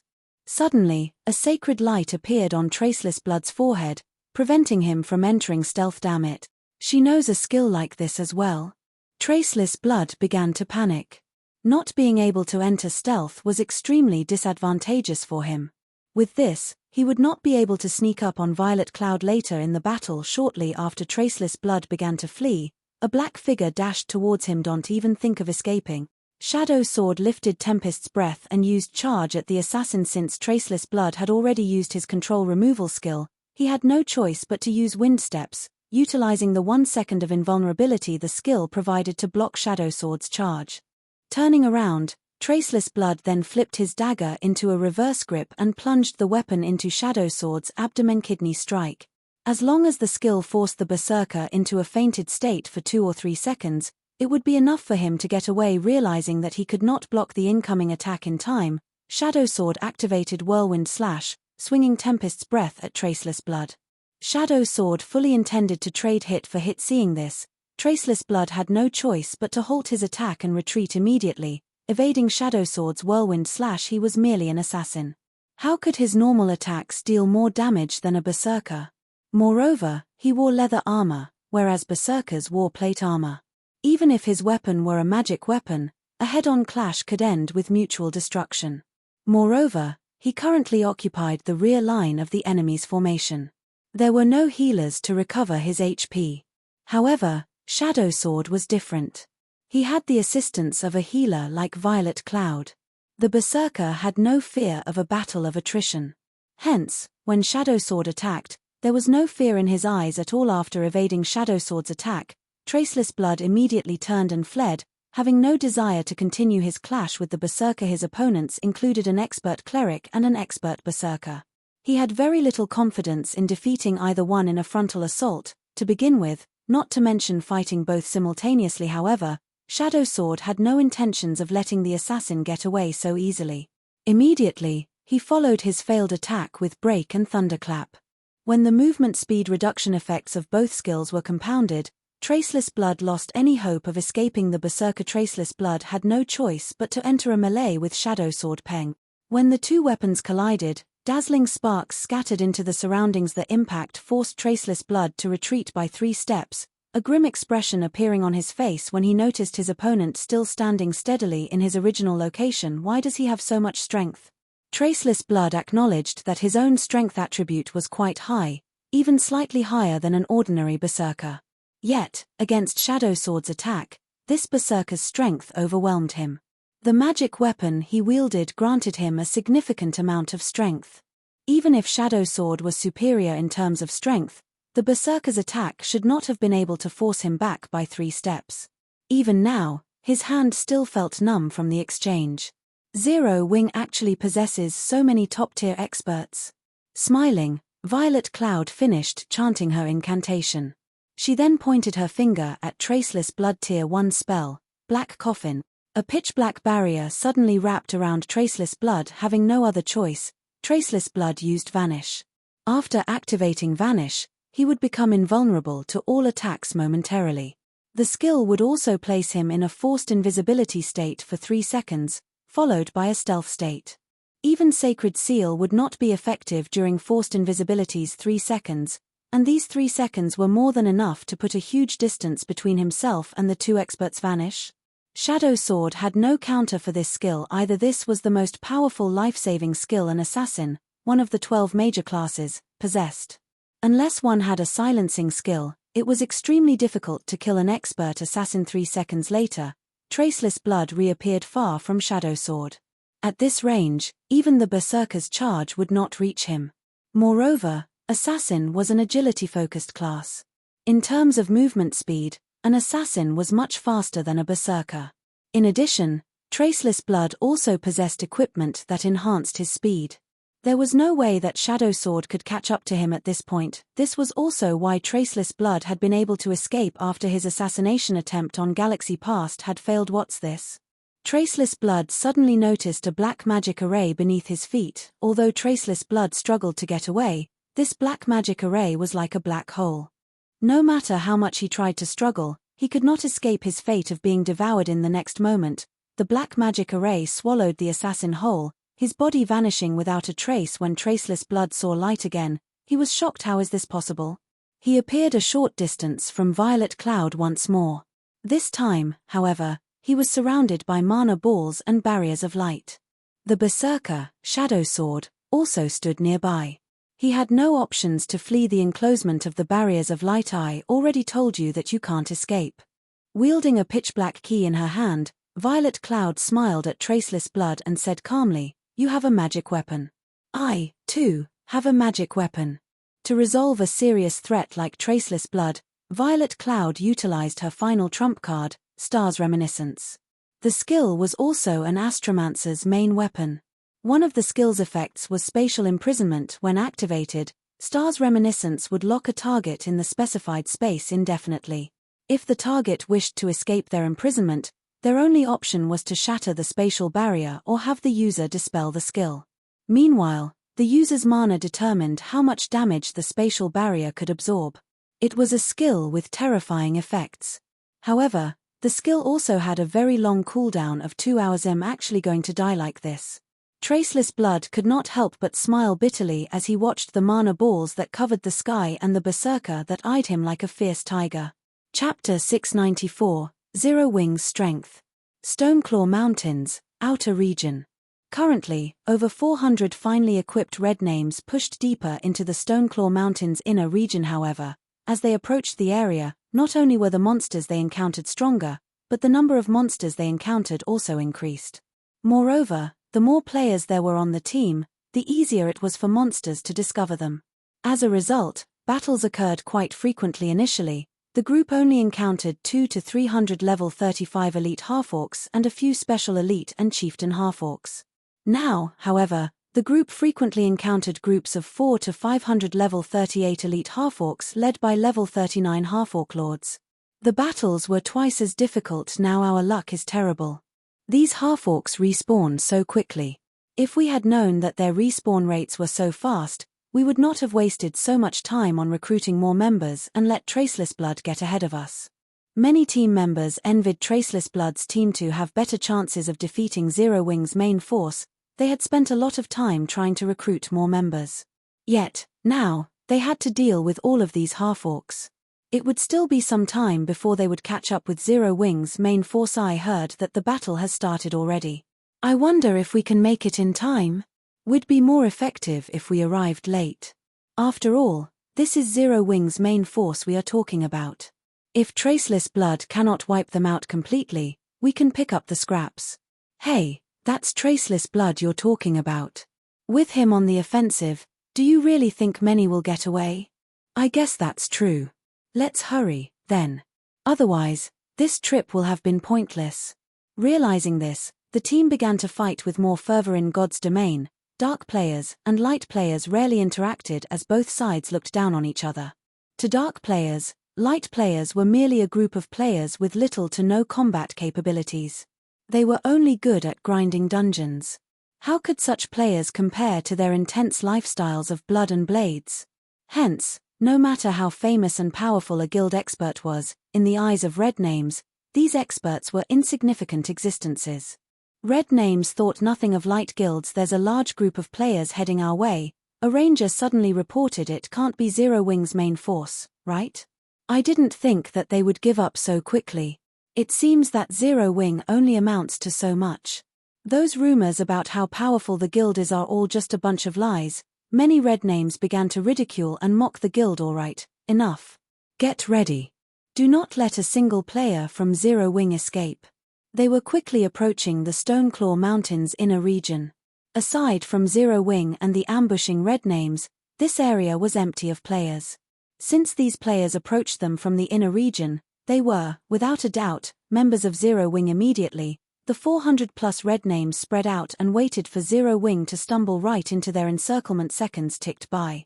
Very quickly, several dozen players emerged from the forest, each and every one of them looking miserable.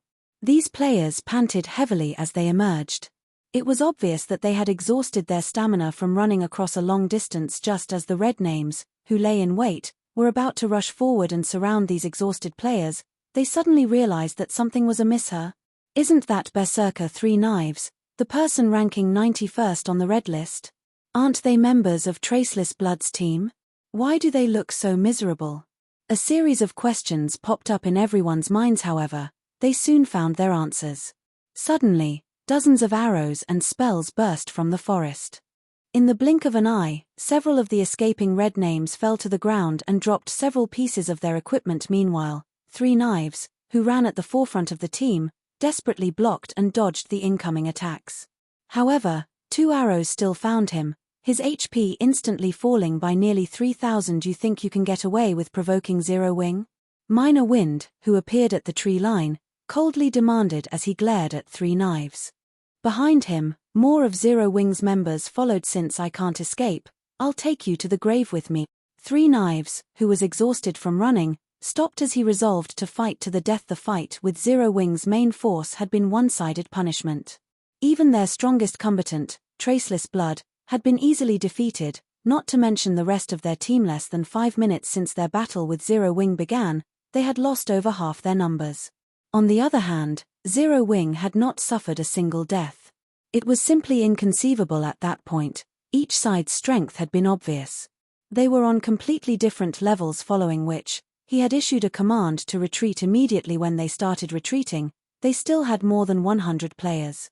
Now, however, only a dozen or so were alive. Minor Wind had claimed the majority of their members' lives himself. Not only were the ranger's arrows extremely fast, but he also had ranged AoEs at his disposal. Even Three Knives, who ranked 91st on Starmoon Kingdom's red list, could not defend against all of Minor Wind's attacks, much less the members of his team. Mutual destruction? Minor Wind could not help but laugh. Unfortunately, you are not capable of such a thing. Although Three Knives was strong, superior to even a few members of Zero Wing's main force, the Berserker's skill completion rates were not high. After taking into account the difference in their equipment, Three Knives would rank roughly around 56th in Zero Wing's main force. Of course, this was not taking the power of darkness into consideration. As Minor Wind said so, he narked his longbow and shot dozens of arrows in quick succession at the remaining red names. Although Three Knives and the other red names tried to approach Minor Wind, over 40 yards stretched them and the ranger. There was not enough time for them to reach the ranger. Moreover, of the dozen or so remaining red names, not a single one was a ranged class. Hence, the group had no choice but to weather the rain of arrows as they advanced. However, the Tier 1 weapon, Windchaser, was no trivial item. With it, Minor Wind could deal over -1,500 damage with his normal attacks alone. Three Knives and the others had, at most, a little over 7,000 HP. A few arrows were enough to finish them off. In addition, Minor Wind's arrows would occasionally trigger the quadruple stars effect. Before the dozen or so red names crossed 10 yards, only Three Knives remained alive. Though the Berserker only had a thread of HP left, the red names lying in ambush were all shocked. With just his bow, Minor Wind single-handedly defeated over a dozen red names before they came anywhere close to him. Even Three Knives was on his last breath. None of the red names lying in wait could believe their eyes. Am I dreaming? Why is that ranger so powerful? Suddenly, everyone realized that their fellow red names who had gone ahead to ambush Zero Wing were all dead. Moreover, the only survivor had no more than a thread of HP remaining. The gap between the light players in their imaginations and the members of Zero Wing's main force was massive. Oh, you called for reinforcements. Minor Wind shifted his gaze towards the red names hiding in the bushes. With eagle eyes, he noticed more than 400 players. Grinning, he said, "Since Big Sis Fire and the others are not around, let's use you guys to test out my true strength."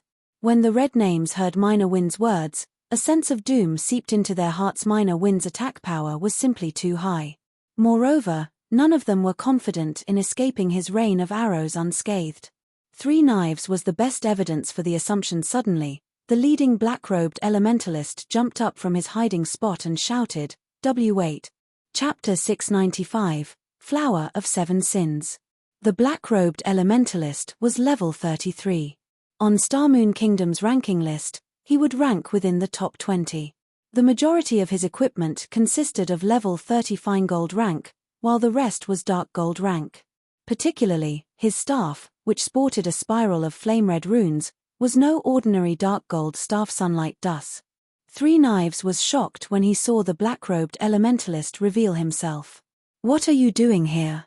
Among the top 10 experts on Starmoon Kingdom's red list, Traceless Blood ranked 7th. Meanwhile, Sunlight Dust stood above Traceless Blood, ranking 3rd on the red list. The red list was different from the ranking list. Rather than ranking players by their levels, players on the red list were judged by their strength. It was a far more accurate estimation than the God's Domain experts list the Secret Pavilion had created. So your Sunlight Dust, the person who defeated Red Feather, the Star Alliance's apex expert. Minor Wind grew serious as he watched Sunlight Dust. Coldly, he asked, "Are you targeting Zero Wing as well?" Red Feather was one of the strongest combatants in the Star Alliance and was an expert who ranked on the God's Domain experts list. The fact that Sunlight Dust could defeat an apex expert like Red Feather showed that the Elementalist should also rank at the top of Starmoon Kingdom. Hence, even he could not afford to be careless around Sunlight Dust. Even the slightest mistake could result in his death. Initially, I had only planned to earn a quick buck. Now, however, it seems that won't be possible, Sunlight Dust said as he turned to an empty area near Minor Wind. Shaking his head, he said, "Zero Wing really has an abundance of experts. Its fame is not undeserved." Seeing Sunlight Dust's reaction, Three Knives was very confused with Sunlight Dust's strength and that of his companions. They could make short work of Minor Wind, yet the expert elementalist chose to surrender. A figure suddenly appeared beside Minor Wind. This figure was none other than Flying Shadow, who had been in stealth all this time. "I'm impressed. He actually sensed me from so far away," Flying Shadow muttered in surprise. With his standards, aside from their guild leader, Black Flame, only Fire Dance and Violet Cloud could detect him from such a long distance. One could just imagine how powerful Sunlight Dust was. "You can't expect this matter to end just because you revealed yourself, right?" Flying Shadow growled as he stared at Sunlight Dust. Sunlight Dust and his companions had aimed for Zero Wing from the very beginning. And yet, the instant the situation turned sour, they wanted to just up and leave. "It was nothing more than disrespectful." "Of course not," Sunlight Dust said calmly. "I have very useful information for Zero Wing. Let us offer this as compensation. What do you think?" "What kind of information?" Flying Shadow asked. "Currently, only red names and small workshops are targeting Zero Wing. However, this is only the beginning. I've heard that our employer is in the process of hiring the Flower of Seven Sins as well," Sunlight Dust said slowly. At the mention of the name Flower of Seven Sins, everyone sucked in a breath of cold air. There were many powers in the virtual gaming world. There were guilds, workshops, and special organizations such as the Flower of Seven Sins. The Flower of Seven Sins was neither a workshop nor a guild. However, the organization's name shook the virtual gaming world. Their fame was so widespread was because the Flower of Seven Sins was an organization specializing in assassination work. They targeted gamers' characters, specifically as long as a virtual reality game possessed a PvP mechanism, the Flower of Seven Sins would be present. And as long as a player could afford their price, whether it was a monster-like gamer or the guild leader of a super guild, the Flower of Seven Sins could assassinate their target. Moreover, these statements were not without proof. In the past, someone had paid to have the guild leader of a super guild eliminated. In the end, the Flower of Seven Sins completed the task. Back then, the organization had greatly angered said super guild, causing said super guild to declare war against the organization. In the end, however, this super guild ceased to exist. The Flower of Seven Sins tore the guild apart thoroughly and removed its name from the virtual gaming world forever. However, the Flower of Seven Sins' asking price was extremely high. No ordinary person could afford it. Fire Dance suddenly appeared in between the two groups. In a grave tone, she asked, "Are you telling us the truth?" Fire Dance's sudden appearance surprised even Sunlight Dust, causing the elementalist to feel an immense pressure. I actually failed to detect her at such a close distance. Sunlight Dust wore a grave expression as he looked at Fire Dance. This was the first time anyone had come so close to him undetected. He possessed a special skill that granted him greater perception than ordinary players. Otherwise, he would not have so easily discovered Flying Shadow. If Fire Dance attacked him at such a close distance, he would likely die. Zero Wing really is scary. It's no wonder that person is hiring the Flower of Seven Sins. Sunlight Dust finally realized. He then turned to Fire Dance, smiling bitterly as he responded, "I guarantee that this information is true. However, As to what that person has requested the Flower of Seven Sins to do, even I have no clue. You may leave. Fire Dance dismissed them with a wave of her hand. Whether Sunlight Dust was lying to her or not, she doubted his words. Experts had their own pride to protect. It was especially true for an apex expert like Sunlight Dust, following which, Sunlight Dust led his team away. As for Three Knives, he was not allowed to leave with his life. Flying Shadow immediately ended the Berserker's life as negotiations ended. As for Sunlight Dust, he did not particularly mind. Although he and Three Knives were both red names, they were not companions, and he had no obligation to rescue Three Knives' big cisfire. What are we going to do now? Flying Shadow asked worriedly as he sheathed his daggers. Every player's heart was familiar with the terror of the Flower of Seven Sins. Until today, they had never once failed a job. Even super guilds did not dare to provoke the Flower of Seven Sins. Such an organization targeted Zero Wing. Even with Zero Wing's current strength, Flying Shadow doubted that they could fend off the Flower of Seven Sins. This matter is of utmost importance.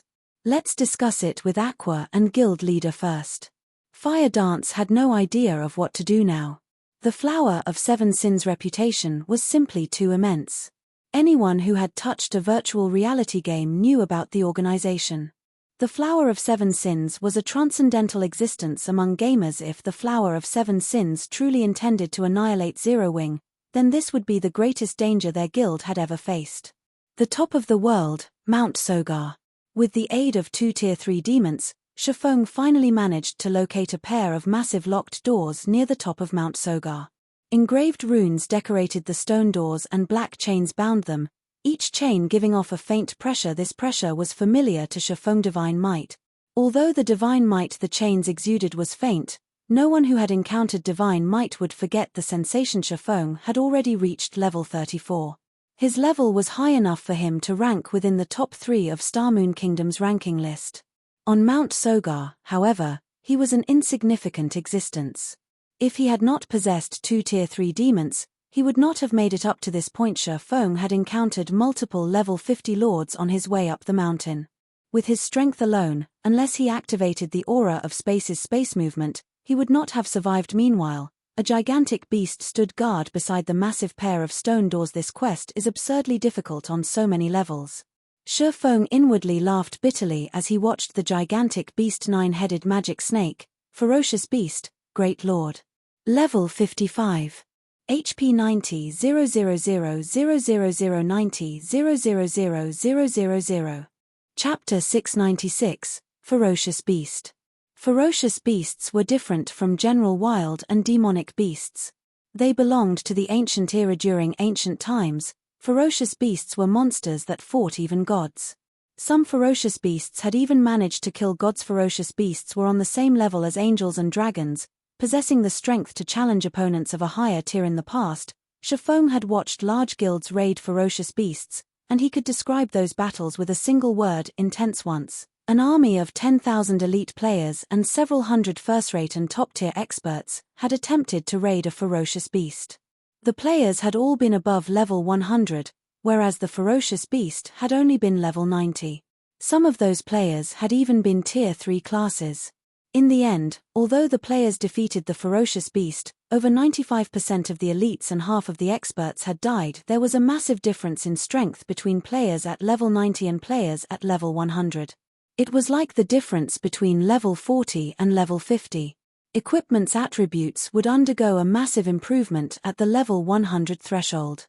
Monsters received a similar boost, yet, even with such a huge difference, the players who faced off against the ferocious beast still suffered devastating losses. Although the nine-headed magic snake was only a great lord, unlike the level 90 ferocious beast that had been a level 90 grand lord, it was still a much higher level than Shifeng. At the very minimum, it would take a party of level 60 players to take down a level 55 great lord ranked ferocious beast. In Shifeng's opinion, if he wanted to kill this ferocious beast, he needed at least 500 level 60 and above tier 2 players. Moreover, they would need excellent equipment. Particularly, their weapons should be at least dark gold rank. Facing the nine-headed magic snake with any less would be suicide. Unlike other monsters, ferocious beasts did not just possess immense combat power. They also possessed the life force passed down from ancient times in combat. Ordinary monsters' battle recovery would only regenerate 1% of their HPs every 5 seconds. Ferocious beasts' battle recovery, on the other hand, regenerated 3% of their HPs every 5 seconds. A ferocious beast's HP already ranked at the very top among monsters. They were practically bug-like existences. The 9-headed magic snake had 90 million HP. In battle, it could recover 2,700,000 HP every 5 seconds.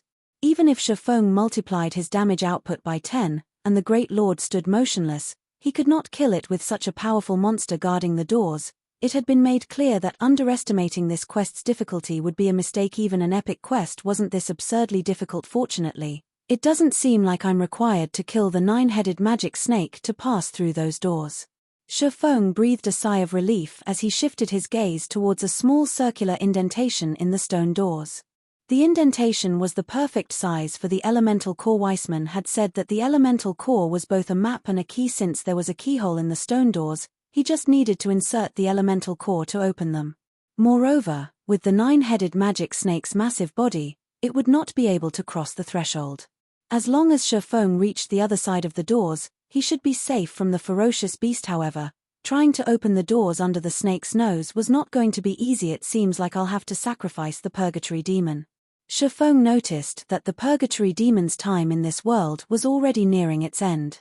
Since it was going to disappear soon anyway, he might as well put it to good use. The purgatory demon had 13 million HP. It should buy him some time. Immediately, Shifeng used Phantom Kill and sent his doppelganger away.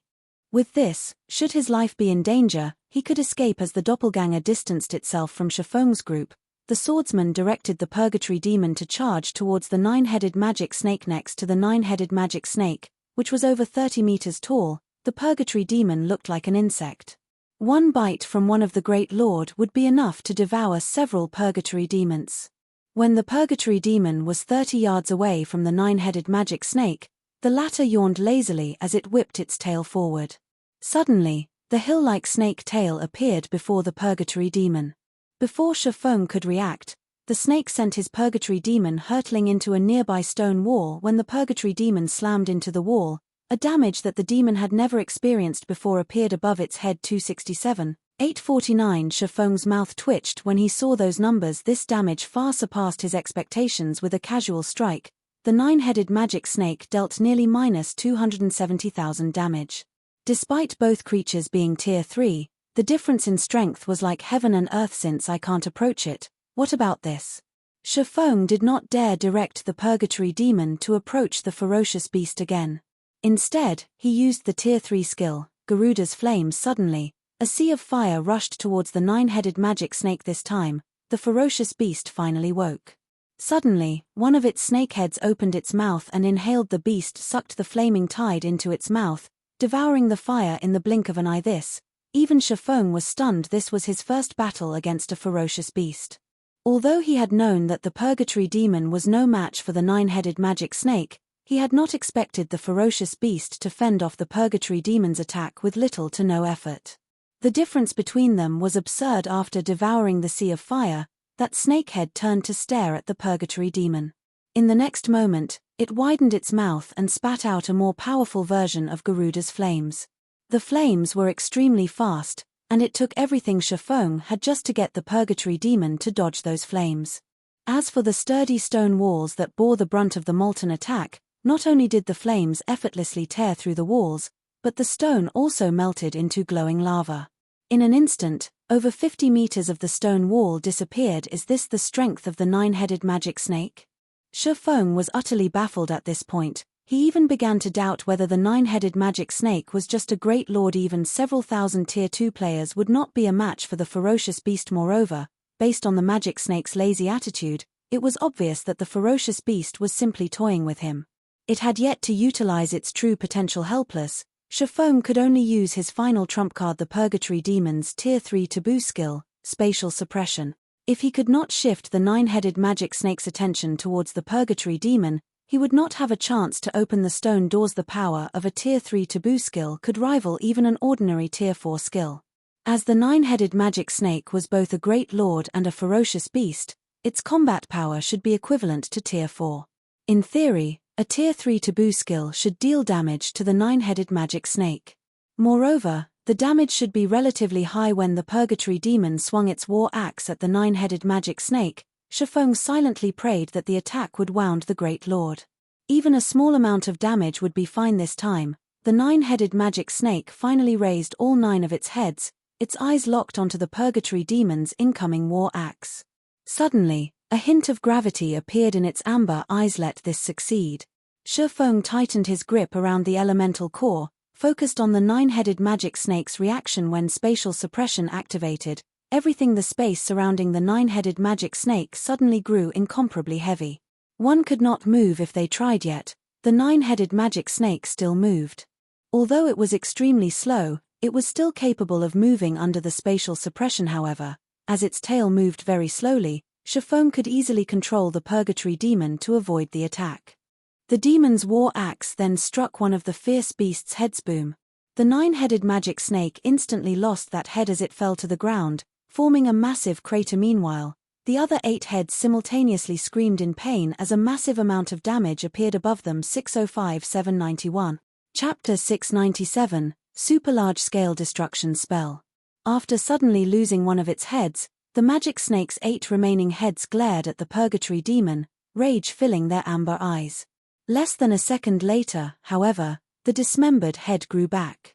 All 9 of the Great Lord's heads then abruptly opened their mouths and spat out a grey beam. Despite receiving a Tier 3 taboo skill, the 9-headed magic snake's combat power had not decreased in the slightest. Not daring to be careless, Shifeng hurriedly directed the Purgatory Demon to evade the beams and distance itself from the ferocious beast. Anything the snake's beams touched turned into grey stone. However, as the beast had fired 9 grey beams, due to Shifeng's lack of control over the Purgatory Demon, he accidentally allowed one of the beams to strike on the demon. Instantly, the Purgatory Demon lost over 500,000 HP.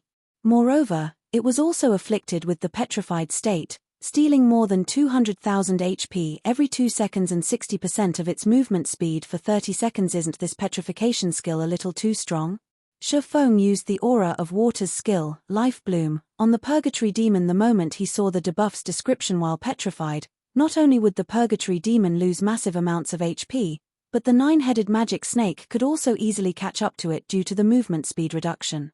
If that happened, the Purgatory Demon would be a goner in less than 30 seconds with Life Bloom. However, the Purgatory Demon's HP recovered at an impressive rate. Life Bloom recovered 60% of its target's HP every second. With the Purgatory Demon's 13 million HP, even if the 9-headed magic snake were more powerful, it would not instantly kill the demon.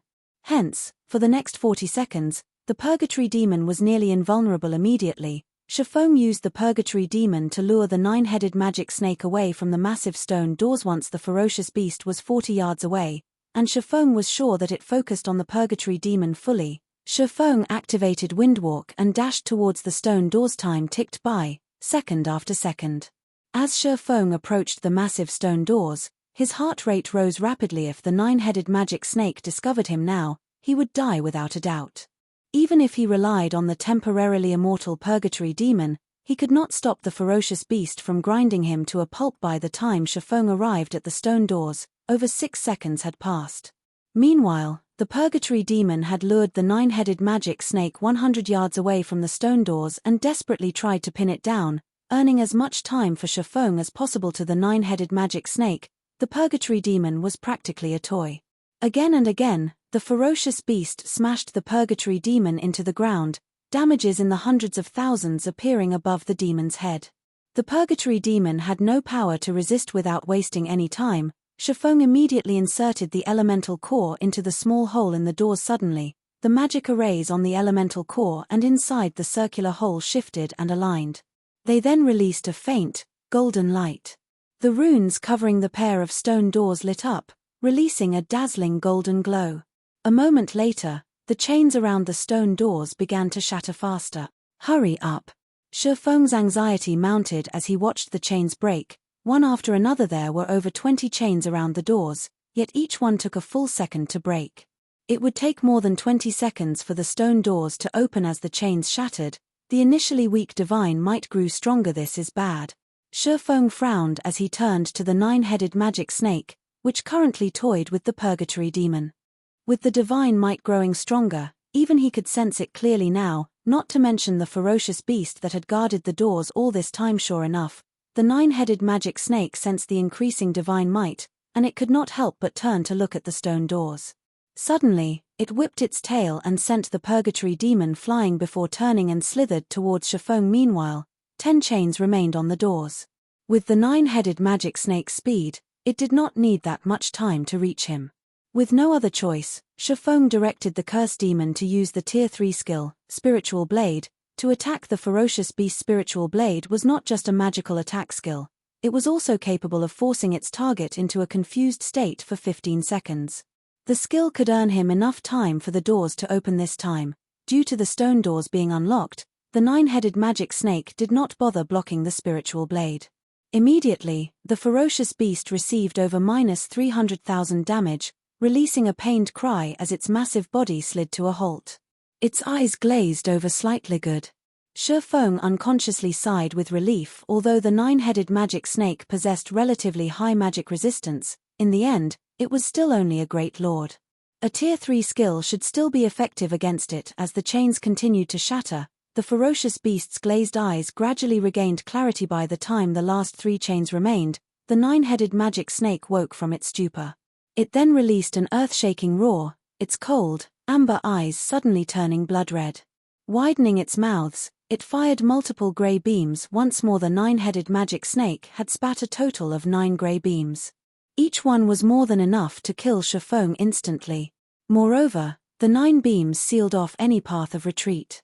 Shaman had nowhere to go immediately. Shaman activated his replace skill. In the next moment, Shaman's doppelganger lost all of its HP as it transformed into a grey statue. Following which, the doppelganger shattered, becoming dust that scattered in the wind. It could not resist the beams in the slightest. Seeing Shaman vanish completely, the nine-headed magic snake shifted its attention towards the curse demon. Shaman immediately directed the curse demon to escape to the nine-headed magic snake. However, the curse demon was simply too slow. After the demon had taken a few steps, the ferocious beast caught up to it. With a whip of its tail, the nine-headed magic snake sent the curse demon into a stone wall, destroying over 400,000 HP instantly. In less than 3 seconds, the curse demon lost over 2 million HP. This is my chance. Shaman realized that all of the chains had finally broken. He activated space movement and arrived before the doors once more. Stretching out his hand, he twisted the elemental core. As the elemental core produced a click sound, the massive stone doors gradually opened. Turning to take a look, the nine-headed magic snake froze. It had never imagined that Shaman would appear again. Thinking that its previous skill had been too weak, all 9 of the Great Lord's heads stretched open their jaws once more. This time, however, the heads did not spit grey beams. Suddenly, a massive threefold magic array appeared above the stone doors. The sky suddenly darkened as black winds moaned. The massive magic array covered a radius of 300 yards, and even the distant Purgatory demon and Curse demon were within the ferocious beast's attack range. Shaman's excited expression dropped. Shaman had seen this spell before. The Tier 3 curse, Dark Gale. The curse was a super large-scale destruction spell that lasted 10 full seconds. At this moment, Shaman had no defense against this spell. The 7 Luminaries ring was still on cooldown, so he could not switch to the Aura of Earth or the Aura of Illusion. As for Defensive Blade, the skill's block counts were not enough to block the Dark Gale completely. As the Black Gale tore at him, Shaman said his prayers as he activated Defensive Blade. The wind devoured all life it touched. In the blink of an eye, the Defensive Blade's 9 block counts had been exhausted. Dark Gale had caused 9 instances of damage in just 1 second.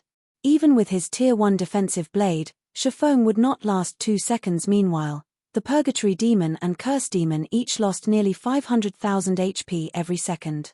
The 9-headed magic snake's damage was terrifying. What a pity. As the black wind surrounded him, Shaman felt somewhat disappointed. He was a thread away from opening and entering the stone doors. He had never imagined that the 9-headed magic snake would be so vicious to use a Tier 3 curse. Moreover, it was a super large-scale destruction spell. The ferocious beast gave him no chance as the black wind swept in for a second attack. Suddenly, the threefold magic array in the sky began to disappear. The dark gale also dissipated into nothingness before Shafong could figure out what was happening. The nine-headed magic snake cried painfully as its body rapidly turned into stone. It then shattered into dust and rubble.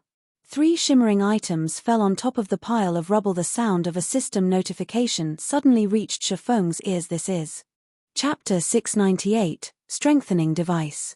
By now, Shafong was quite familiar with the nine-headed magic snake's strength. To current players, it was practically invincible. It didn't matter how many players came here to raid it. Meanwhile, in Shafong's mind, he had never actually thought of killing the nine-headed magic beast. Since the beginning, he had only thought of luring it away from the stone doors. He had never expected the Great Lord to die for a time. Shafong was speechless. However, when he heard the sound of the system notification, he more or less understood what had happened. System blood refining passage has been opened. Do you wish to enter? Time remaining, 1 hour 59 minutes. So it turns out that, as this place's guardian beast, if the stone doors open, the guardian dies. It's no wonder why the nine-headed magic snake was so desperate. Shafong inwardly celebrated as he stared at the rubble that used to be the nine-headed magic snake. Unfortunately, he had not killed the snake. Otherwise, with the EXP from the ferocious beast, he might have risen several levels with the stone doors open and quite some time before they closed again. Shafong did not hurry into the blood refining passage. Instead, he approached the nine-headed magic snake's remains, hoping to take a closer look at what items the ferocious beast had dropped. Although he was not responsible for the nine-headed magic snake's death, as a monster, it would still drop some items after dying. Only, it would drop significantly fewer items. The nine-headed magic snake had been a Great Lord-ranked ferocious beast. Even the most inferior item it would drop was not something one would find from an ordinary Great Lord. Among the 3 items, one was a magical, pure black cube covered with blood-red runes. The item was called Blood Refining Stone, and it could be used inside the blood refining world. As for the other 2 items, one was a silver, fang-like dagger, while the other was a drawing. Sure enough, a ferocious beast's loot is amazing. It even dropped an epic dagger. Shafong was momentarily stunned. Petrified Thorn, dagger, epic rank. Level 40, level 100. Equipment requirement, strength 550, agility 400. Attributes adjust according to user's level. Attack power plus 1165, currently level 40. Strength plus 92, agility plus 101, endurance plus 60. Strength increased by 10%, agility increased by 10%. Attack speed plus 12. Evasion plus 20. All skills plus 2 levels. Ignore levels plus 20. Ignore 20% of the target's defense damage from sneak attacks. Increase by 20%. Level requirement to equip all items decreased by 5 levels. Durability 300. Attacks have 30% chance to inflict petrified effect, reducing target's weapon damage by 10% each second, and movement speed by 60% for 6 seconds. 30% chance to trigger fatal blow effect, increasing damage by 220%. Additional skill 1 Devour magic. Absorbs magic damage equal to 300% of user's maximum HP for 15 seconds. Damage absorbed can be converted into a single attack, dealing twice the amount of damage absorbed to an area of 5 by 50 yards in front of user. Cooldown 10 minutes. Additional skill 2 Petrification Domain. Enemies within 50 yards receive 500% weapon damage and have their movement speed reduced by 50% for 10 seconds. Increases the user's agility, strength, and movement speed with each target hit. Agility and strength can increase to a maximum of 30%, while movement speed can increase to a maximum of 100% for 30 seconds. Cooldown 1 hour. Fire Dance really lucked out this time. She'll be able to equip this once she reaches level 40. Only, the dagger's strength requirement is somewhat high. I'll have to figure out a way to increase her strength. Shafong happily stored away the petrified thorn. Although the true fire blades Fire Dance wielded were top-tier dark gold weapons, they were on a completely different level compared to the petrified thorn. At the end of the day, even the most powerful dark gold weapon was only a mortal's weapon. An epic weapon, on the other hand, was a true extraordinary weapon. The petrified thorn's attack power was especially frightening. The dagger's 1165 attack power was even higher than a level 40 dark gold ranked two-handed weapon. Not to mention, There were the strength and agility increases the dagger provided. If Fire Dance equipped this dagger, she could slice through players as if she were dicing vegetables, following which, Shifeng's gaze shifted towards the Tattered drawing strengthening device forging design. Can strengthen player equipment, significantly reducing the consumption of durability required materials. 1 magic crystal, 10 mithril ore, 2 intermediate mana recovery potions, and 1 basic alchemy array. Is this real? Even something like this dropped. Shifeng muttered in surprise. In God's domain, monsters would grow more powerful as they reached higher levels. Take the monsters players currently faced for example. Not only did they possess very high attack power, but they could also significantly reduce equipment durability. It was why the various guilds were forced to repair their equipment in Stone Forest town. Players could repair weapons with whetstones and advanced whetstones. However, there were no such recovery items for equipment. However, there were items that could reinforce equipment. The strengthening device was one such item. Only, its forging design was extremely hard to obtain. It only dropped from level 50 and above Great Lord ranked field bosses. Dungeons would not drop the design. Moreover, the strengthening device was a consumable item. It could not be permanently equipped. Fortunately, the forging process was very simple, and the item also had relatively high durability. Players could put it to good use for a relatively long period. If they dodged attacks properly, they could extend the strengthening device's lifespan even further. However, one of the raw materials required was not that easy to obtain. While mithril ore, intermediate mana recovery potions, and basic alchemy arrays were both cheap and easily available, it was a different story for magic crystals. Magic crystals were always rare and valuable, hence, crafting strengthening devices was expensive. Each one would cost roughly 30 silver to produce. Even so, there was still a large number of players willing to purchase it, while ordinary players were willing to waste some time traveling back to towns and cities to repair their equipment. Large guilds were not as willing. To them, time was money. In the past, a strengthening device's standard price was 2 gold. During its peak, however, the price soared to 4 gold due to high demand and low supply. Currently, the various large guilds of Starmoon Kingdom and several neighboring kingdoms had sent many of their members to the Stoneclaw Mountains. Obviously, the strengthening devices could offer some convenience. Just the amount of time and repair fees the strengthening devices could save them were worth more than 4 gold. It seems I'll have to find some opportunity to grind level 50 field Great Lords. With 1 strengthening device forging design, I won't even be able to produce enough for the guild members. Shifeng suddenly thought of a profitable business idea. If he waited too long, the strengthening devices would not be as profitable. Just as Shifeng finished organizing his items and was about to enter the blood refining passage, he suddenly discovered over 100 unread messages in his inbox. Among them, over 90% were from Aqua Rose. There were also messages from Gentle Snow and Fire Dance. They had all sent these messages around the same time. After he had reached Mount Sogar's core, he had worried that he would get himself killed while receiving a message. Hence, he had blocked all calls and messages for the time being. What happened? Why are they so anxious? Shifeng wondered as he opened the messages. Chapter 699, Banished. The Flower of 7 Sins.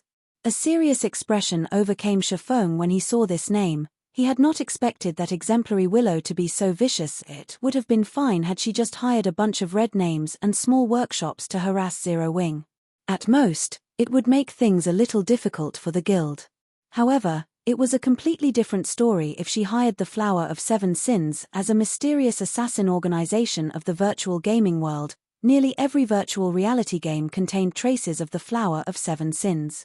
In the past, the Flower of 7 Sins had even developed itself into one of God's domain's peak powers. No guild could afford to offend the Flower of 7 Sins, as long as one could afford the organization's price. These assassins could even take out a superguild's guild leader. Everyone was afraid of them. In the past, 5 superguilds had banded together to suppress the Flower of 7 Sins, threatening to retaliate if the organization accepted any assassination requests on their respective guilds' upper echelons. Unfortunately, those superguilds' efforts had been futile. In less than 10 days, all 5 superguilds gave up on suppressing the assassin organization. The Flower of 7 Sins had made a statement by killing their upper echelons once. There were even god-ranked experts among those who had died. From then on, the various superguilds in God's domain no longer bothered with the Flower of 7 Sins. Back then, the incident had shaken God's domain. The Flower of Seven Sins had become a power that no one would dare provoke. However, the organization's asking price was also extraordinarily high. Even open source corporation should feel a sting from the cost of hiring the organization. Exemplary Willow must have hired the Flower of Seven Sins to deal with Zero Wing's upper echelons. Even OSC can't afford to target the entire guild. Shifeng gave the situation some thought. The best method to deal with Zero Wing was to kill the guild's upper echelons to level 0. This would certainly collapse both Zero Wing's strength and reputation. As for the possibility of the Flower of Seven Sins failing to carry out their contract. Since its creation, the Flower of Seven Sins had never once failed a job. Their strength was practically endless. Even Shifeng was not confident of surviving an assassination attempt from the Flower of Seven Sins right now, not to mention the guild's other members. If I remember correctly, before the Flower of Seven Sins takes action, the organization usually invests some time to investigate their target before taking action. In the past, the Flower of Seven Sins would take anywhere from 5 to 10 days to collect information. If Exemplary Willow went directly to them and hired the organization after she returned from our meeting, I should still have roughly 4 days before the organization takes action. If their target is much stronger than their initial estimations, the Flower of Seven Sins will adjust their quote to their employer and will only take action after their employer agrees to the new price. Right now, the best way to avoid this mess is to increase the strength of the guild's upper echelons significantly.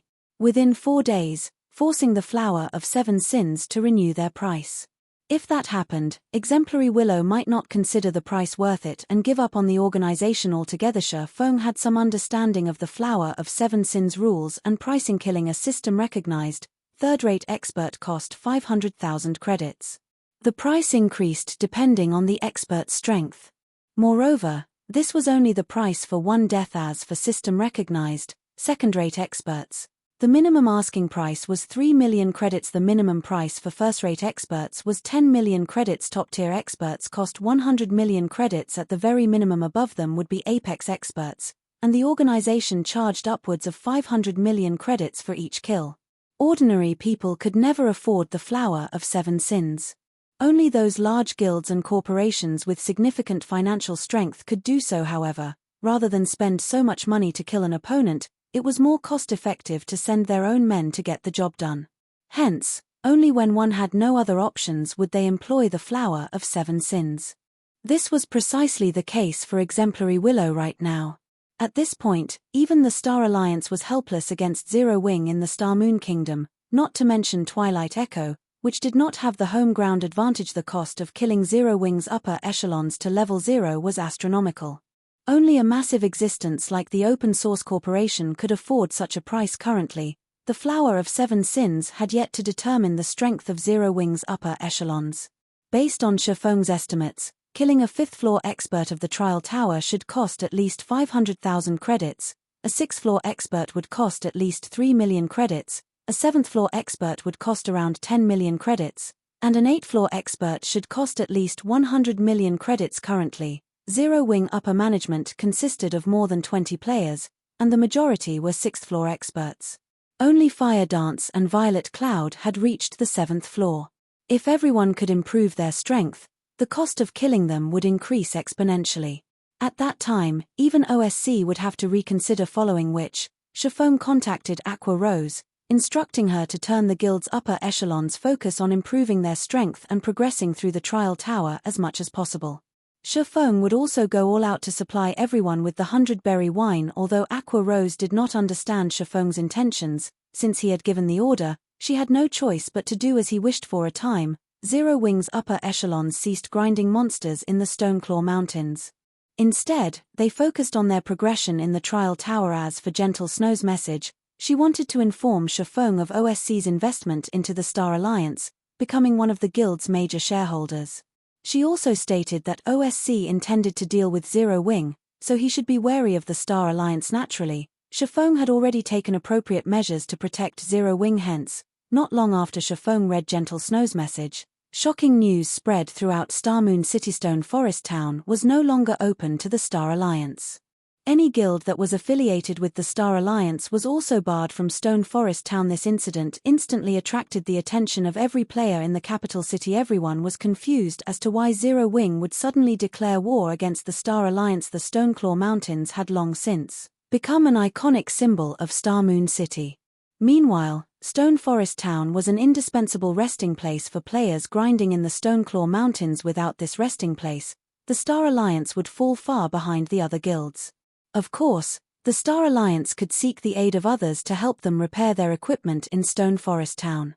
However, Shifeng had prepared for that as well. Shifeng had limited the amount of equipment players could repair. In other words, in addition to one's own equipment, players visiting Stone Forest Town could only help one other player repair a set of equipment once.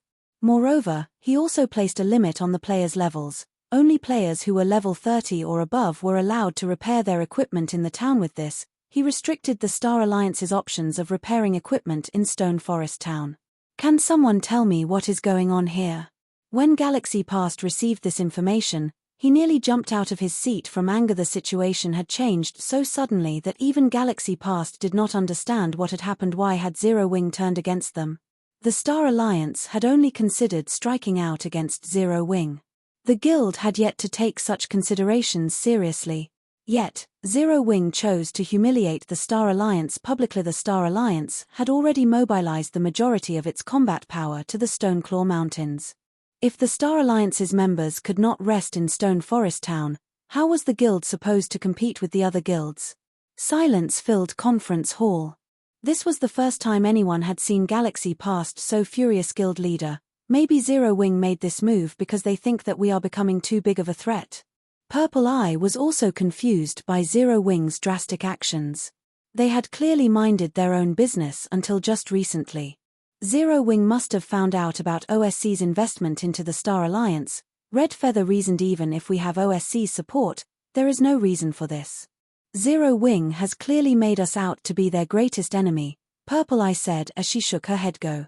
Contact Black Flame immediately. Galaxy Past agreed with Purple Eye's opinion. He needed to sort out this matter with Black Flame properly.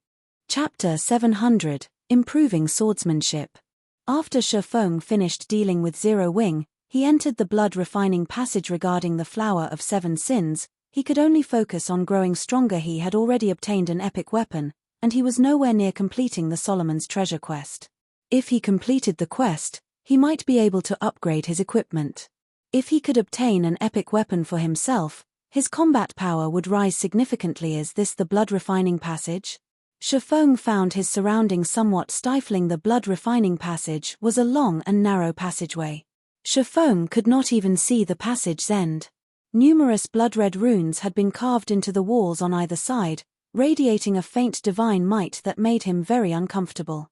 It felt as if he were submerged in water. Even walking down the passageway was difficult. If he had to fight in such an environment, he wouldn't be able to exert even half of his normal strength. The moment Shifeng entered the passageway, the large, stone doors had closed, preventing any retreat. Right now, his only option to escape was to give up on the quest and use a return scroll. Since his path of retreat had been closed off, Shifeng could only advance down the walkway. However, before Shifeng had covered a distance of 100 yards, two monsters suddenly emerged from the walls on either side of the passage. These two monsters wore blood-red armor and wielded silvery white bone spears. Bloodfighter, undead, elite rank. Level 50. HP 100 000 100 000. Undead. Shifeng unconsciously breathed a sigh of relief as he looked at the two 3-meter-tall blood warriors. Luckily, they're just level 50 elites. With the divine might suppression, the strength he could exert was limited. If a chieftain had appeared, he would have had no choice but to summon a tier 3 demon. However, the magic amplification scroll had limited uses.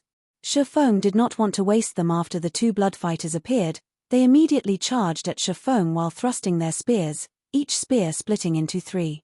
They fought like experts who had known the same weapon for many years. All 6 spears aimed for Shifeng's vital points.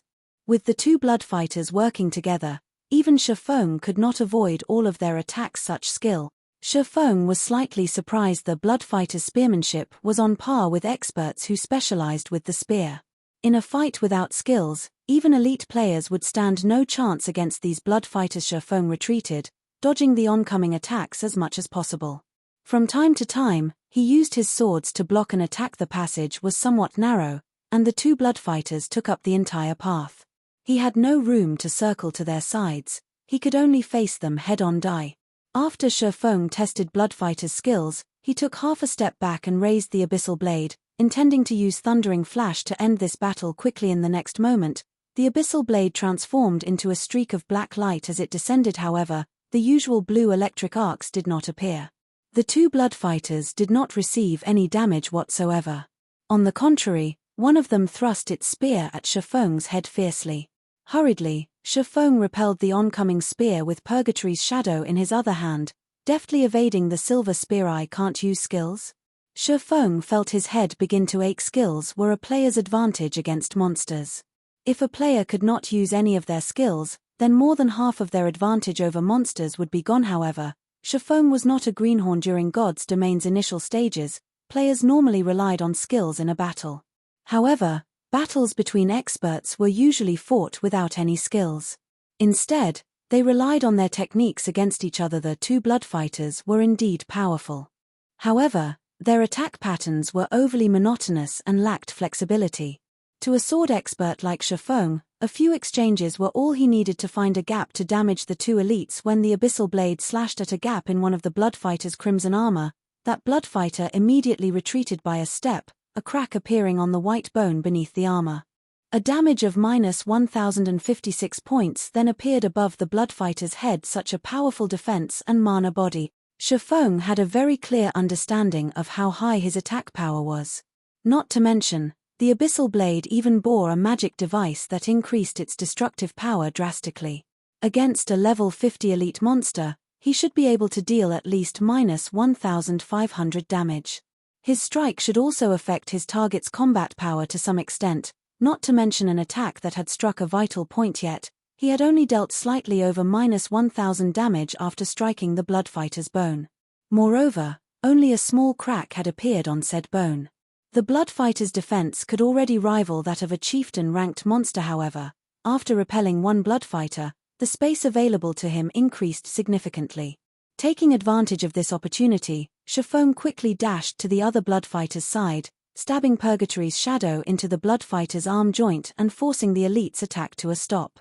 Immediately after, the Abyssal blade struck one of the Bloodfighter's vital points. One hit at the joints and one hit at a vital point.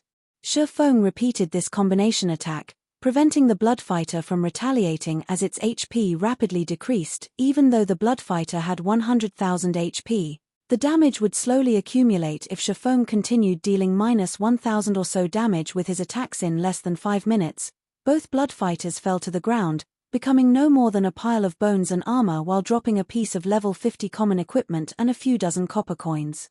They had also provided Shefeng with an ample amount of EXP. In the next moment, the red mist that the Bloodfighters released upon death suddenly flowed into Shefeng's body system.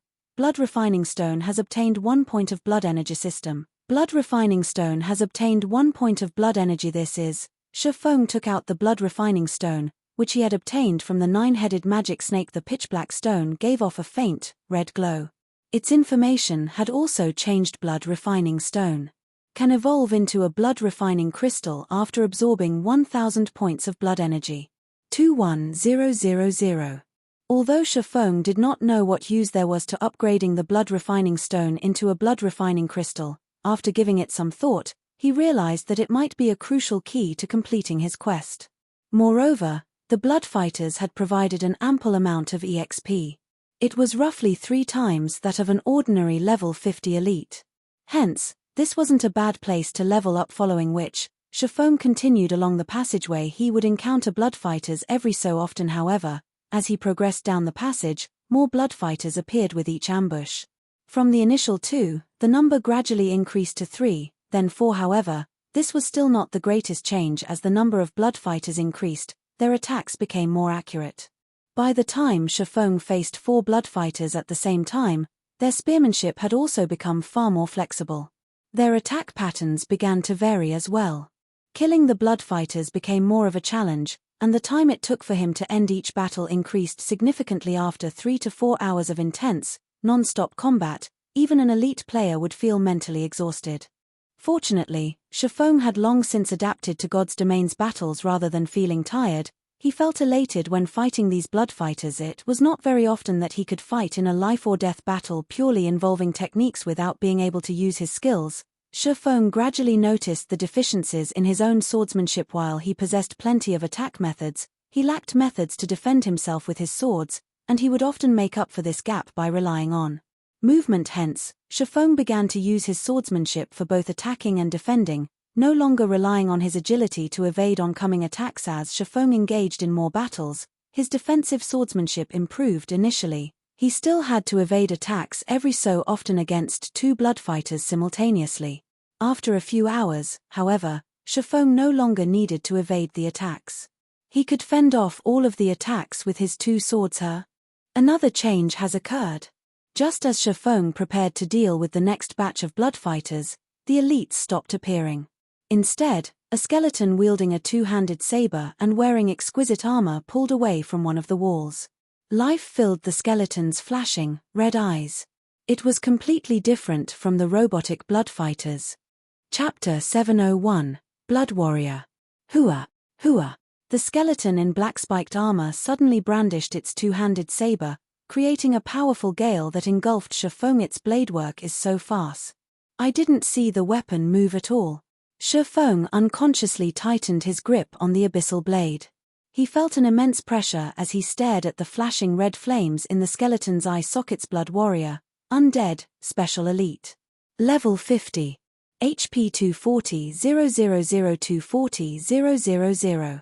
Although the Blood Warrior's HP was not high, its attack speed and strength were on a whole different level compared to the bloodfighters. Suddenly, the Blood Warrior stomped its foot.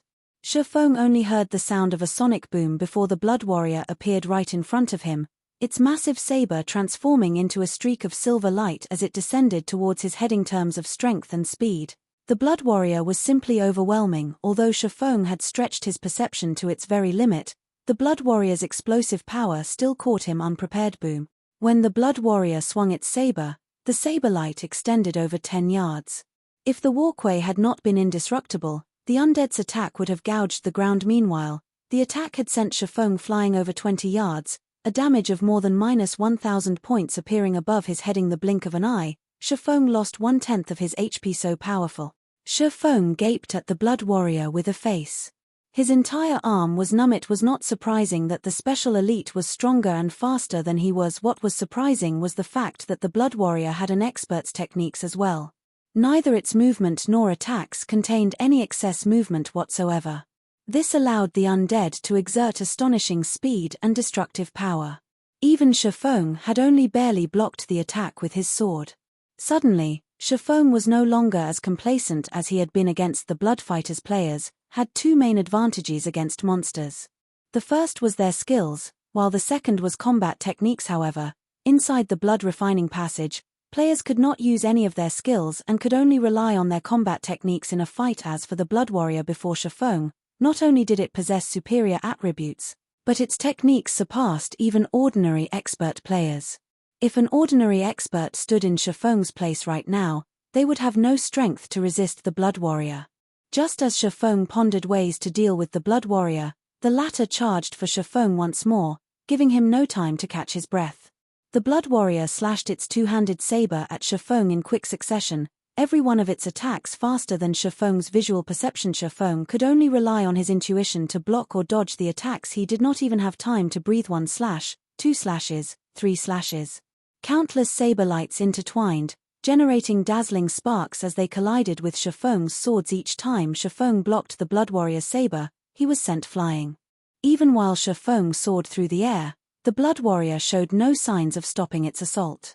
As long as Shifeng erred in his judgment, he would be executed on the spot. Shifeng was thrown over 100 yards in quick succession, his body slamming into the ground. The difference between their strengths was obvious at first glance. Is this really a level 50 Special Elite?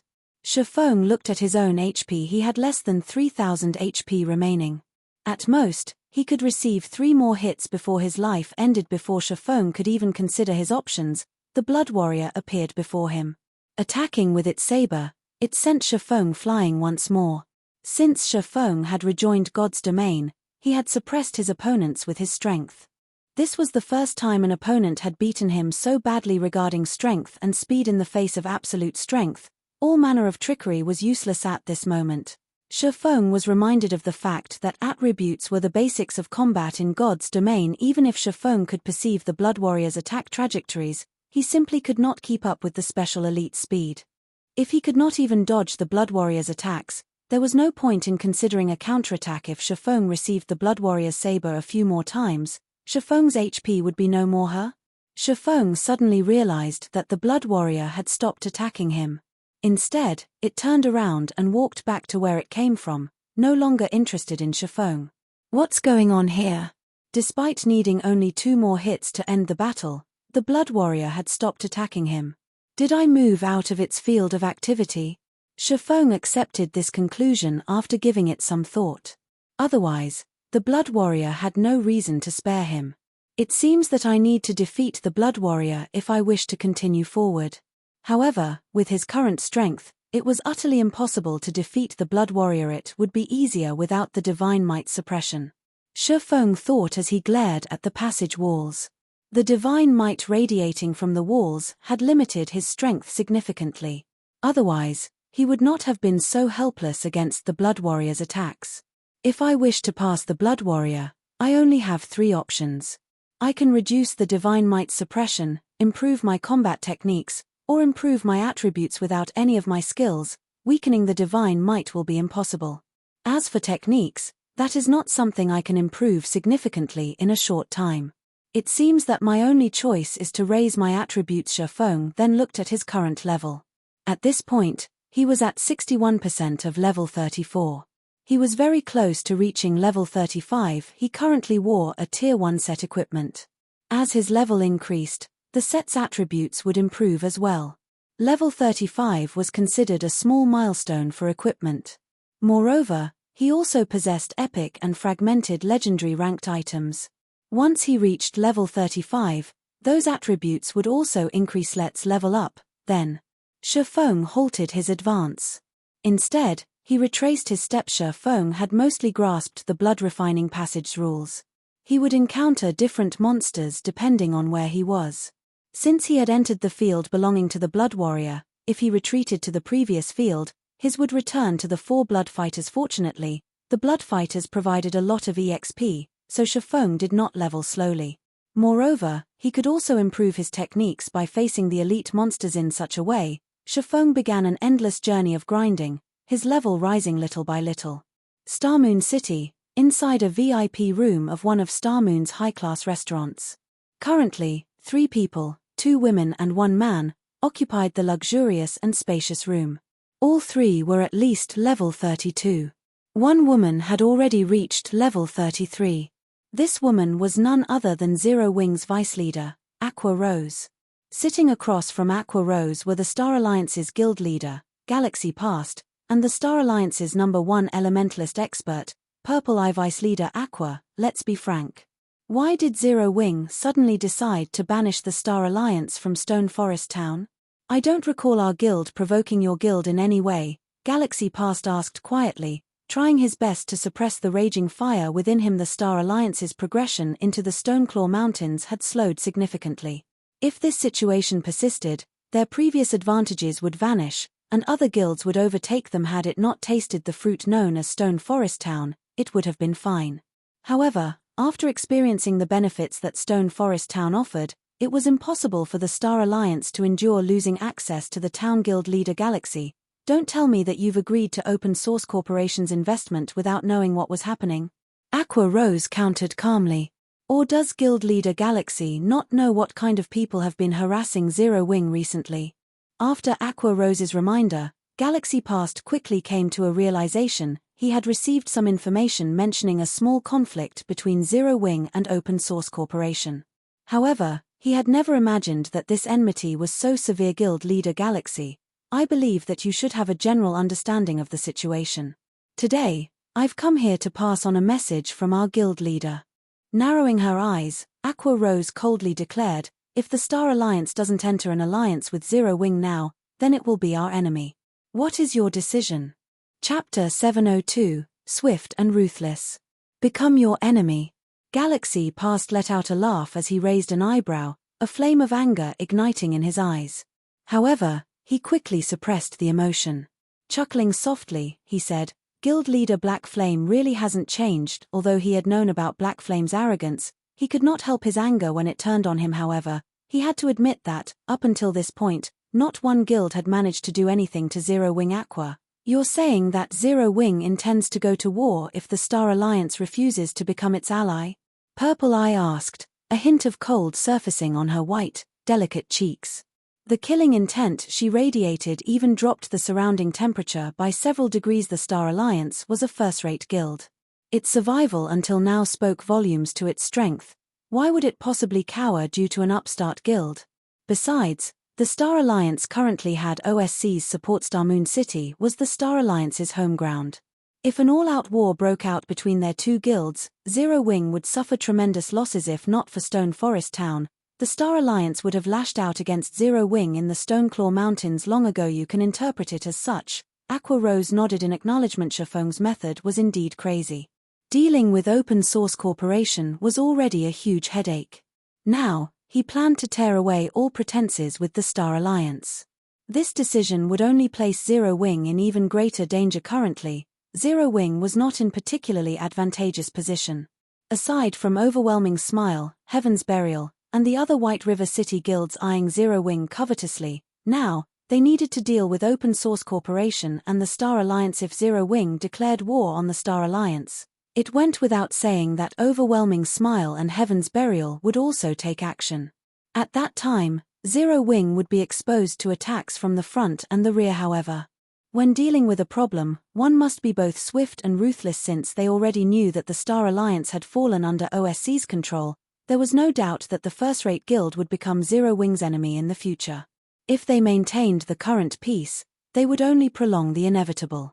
Zero Wing would eventually be at risk. Moreover, by declaring war on the Star Alliance, it would deter the other guilds. They would have to think twice before plotting against Zero Wing. Currently, as the Star Alliance had the home ground advantage, even without Stone Forest Town, the guild could continue their development in the Stoneclaw Mountains. However, the other guilds did not have that advantage. So what if we don't become allies? Galaxy Past sneered. In a low growl, he asked, do you think the Star Alliance needs a rest stop like Stone Forest Town? Once the 15-day protection period is over and Zero Wing loses their NPC guards, the Star Alliance will be able to occupy the town at any given moment. Moreover, I believe that the other large guilds will also be very interested in the town. Guild leader Galaxy is correct. However, might I remind you that Zero Wing has not yet started a war with the Star Alliance. Our guilds have not had any conflicts with each other in the Stoneclaw Mountains. If we go to war, however, Zero Wing cannot guarantee the safety of the Star Alliance members in the Stoneclaw Mountains. Guild leader Galaxy, you know that Starmoon City doesn't have only one first-rate guild. Aqua Rose paid no attention whatsoever to Galaxy Past's threat. Zero Wing had the support of Stone Forest Town. Even if its members died, they could simply revive in the town. Ouroboros's members, Zero Wing's allies, could also revive in Stone Forest Town. Hence, Ouroboros could quickly send reinforcements into the Stoneclaw Mountains. Aside from Stone Forest Town, the nearest town players could revive in was over 10 hours away. If a fight broke out in the Stoneclaw Mountains, the Star Alliance's members would have to waste a lot of time to return. Aqua Rose refused to think about the resources and manpower that would go to waste. If the war persisted, it would definitely wear down the Star Alliance. Galaxy Past and Purple Eye's expressions grew serious upon hearing Aqua Rose's words. Yet, if they allied with Zero Wing, Open Source Corporation would not be pleased. How could the guild elders ever agree to an alliance that would anger a god of fortune like Open Source Corporation? Even his position as the Star Alliance's guild leader would be at risk. However, Galaxy Past did not wish to start a full-blown war with Zero Wing right now. Seeing Galaxy Past's troubled expression, Aqua Rose stifled a sigh heavy with emotion. Zero Wing had only recently established, yet with no backing whatsoever, it had become an existence that could even trouble the guild leader of a first-rate guild. Nothing like this had ever occurred during the virtual gaming world's long history. If the Star Alliance allies Zero Wing, Our guild leader has promised to let the Star Alliance repair its equipment in Stone Forest Town at market price. Its members will also be able to revive in Stone Forest Town. In addition, the Star Alliance will be allowed to construct a guild residence in Stone Forest Town, allowing its guild members to transfer to the town swiftly and save on travel time, Aqua Rose said, her bright, charming lips curling into an alluring smile. What did you say? Galaxy Past's composure shattered. For a moment, he wondered if he had heard wrong. If Aqua Rose's words were true, then the Star Alliance's development speed in the Stoneclaw Mountains would rise by multiple times. Purple Eye was similarly shocked. She had never imagined that Zero Wing would be so generous. Ive said all that needed to be said. I look forward to Guild Leader Galaxy's decision. We will only wait one day. After saying so, Aqua Rose turned and left the VIP room. Zero Wing's biggest problem right now was not the Star Alliance, but the Flower of Seven Sins. Hence, the guild's upper echelons needed to improve their strength quickly and prepare. Aqua Rose would not waste her time with the Star Alliance. Right now, she needed to challenge the Divine Colosseum's trial tower. Shaman was going all out to provide the upper echelons with the 100-berry wine. They would be fools not to use it. Hence, both Fire Dance and Aqua Rose fully immersed themselves in the trial tower. As for the Stoneclaw Mountains, they could leave that to the guild's core members. After Aqua Rose left, Galaxy Past and Purple Eye remained within the luxurious room. Guild leader, what should we do? Purple Eye asked, a hesitant expression on her face. Both the OSC's funding and Stone Forest Town's resources were sorely tempting. However, both organizations were just as threatening. No matter which side they chose, the consequences would not be light. If it were up to me, I would agree to Zero Wing's offer. However, the guild's main purpose when it established was to earn money for the company. The investment of a god of fortune like OSC is something all guilds strive for. Galaxy Past laughed bitterly. However, now that I think about it, this was all due to Zero Wing. OSC only chose to invest in the Star Alliance to deal with Zero Wing. Purple, gather the guild elders for a meeting immediately.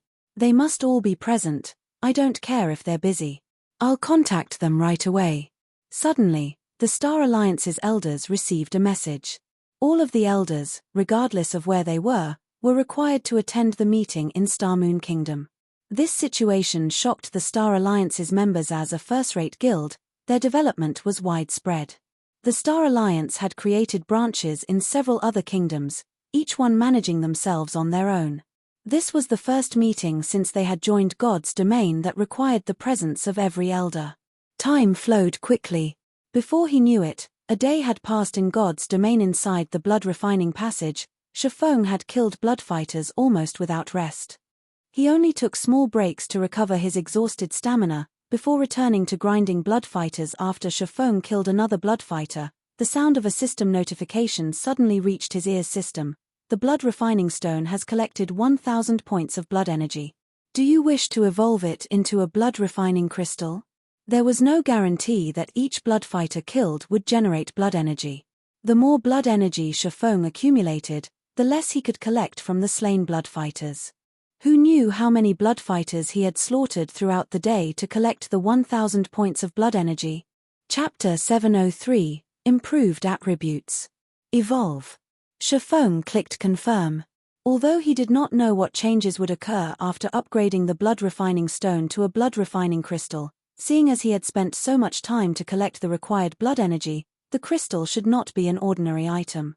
Otherwise, it would not have dropped from the 9-headed magic snake. Suddenly, the magical black cube in Shaman's hands crumbled, transforming into a half-transparent, blood-red crystal ball. There were even droplets of dark red liquid flowing within the crystal ball, each containing powerful life force. Why is there so much life force? Shaman could clearly feel the life inside those droplets of blood. It was only slightly weaker than the water of life, but what kind of treasure was the water of life? Just one drop was enough to cure a crippled NPC. After accumulating a certain amount of the treasured water, one could even use it to revive a dead NPC. Meanwhile, the blood-red crystal in his hands contained over 10 droplets of blood that could rival the water of life. Just what kind of item is this? Unable to hold back his curiosity, Shaman clicked to check the blood refining crystal's statistics. Blood refining crystal, dark gold rank item. Can absorb the life force of powerful monsters the wielder kills. After accumulating 100 points of blood energy, Player can produce a drop of life essence. Can accumulate a maximum of 1,000 drops of life essence. Each drop can increase a player's stamina and concentration recovery speed for 2 hours. Current drops of life essences, 12,1000.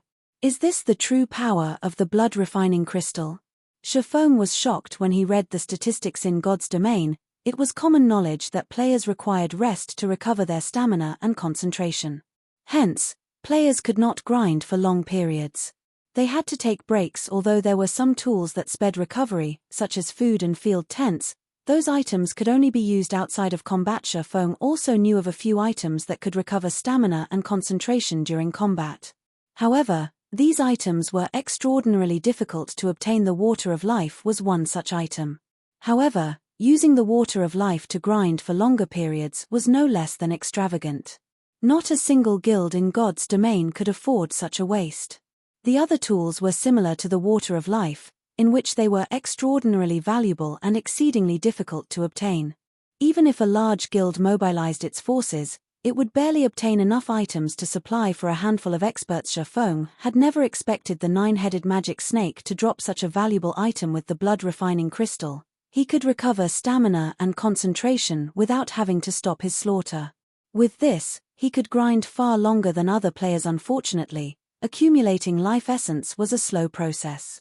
At most, 2 or 3 players could use the crystal continuously. With the blood refining crystal, I can save plenty of time. Due to Shifeng's reliance on techniques to kill the blood fighters, he consumed far more stamina and concentration than usual. Moreover, the blood fighters in the blood refining passage were not easy opponents. In an intense battle, a player's stamina and concentration consumption rate increased by several folds. Hence, the blood refining crystal was a convenient item for Shifeng right now. Following which, Shifeng poured a drop of life essence into his hand and drank it. Suddenly, Shifeng felt his body relax, the fatigue he had accumulated from constant battle vanishing instantly. His mind also cleared. This really is a great item. Originally, Shifeng had intended to take a break after fighting for a little while longer.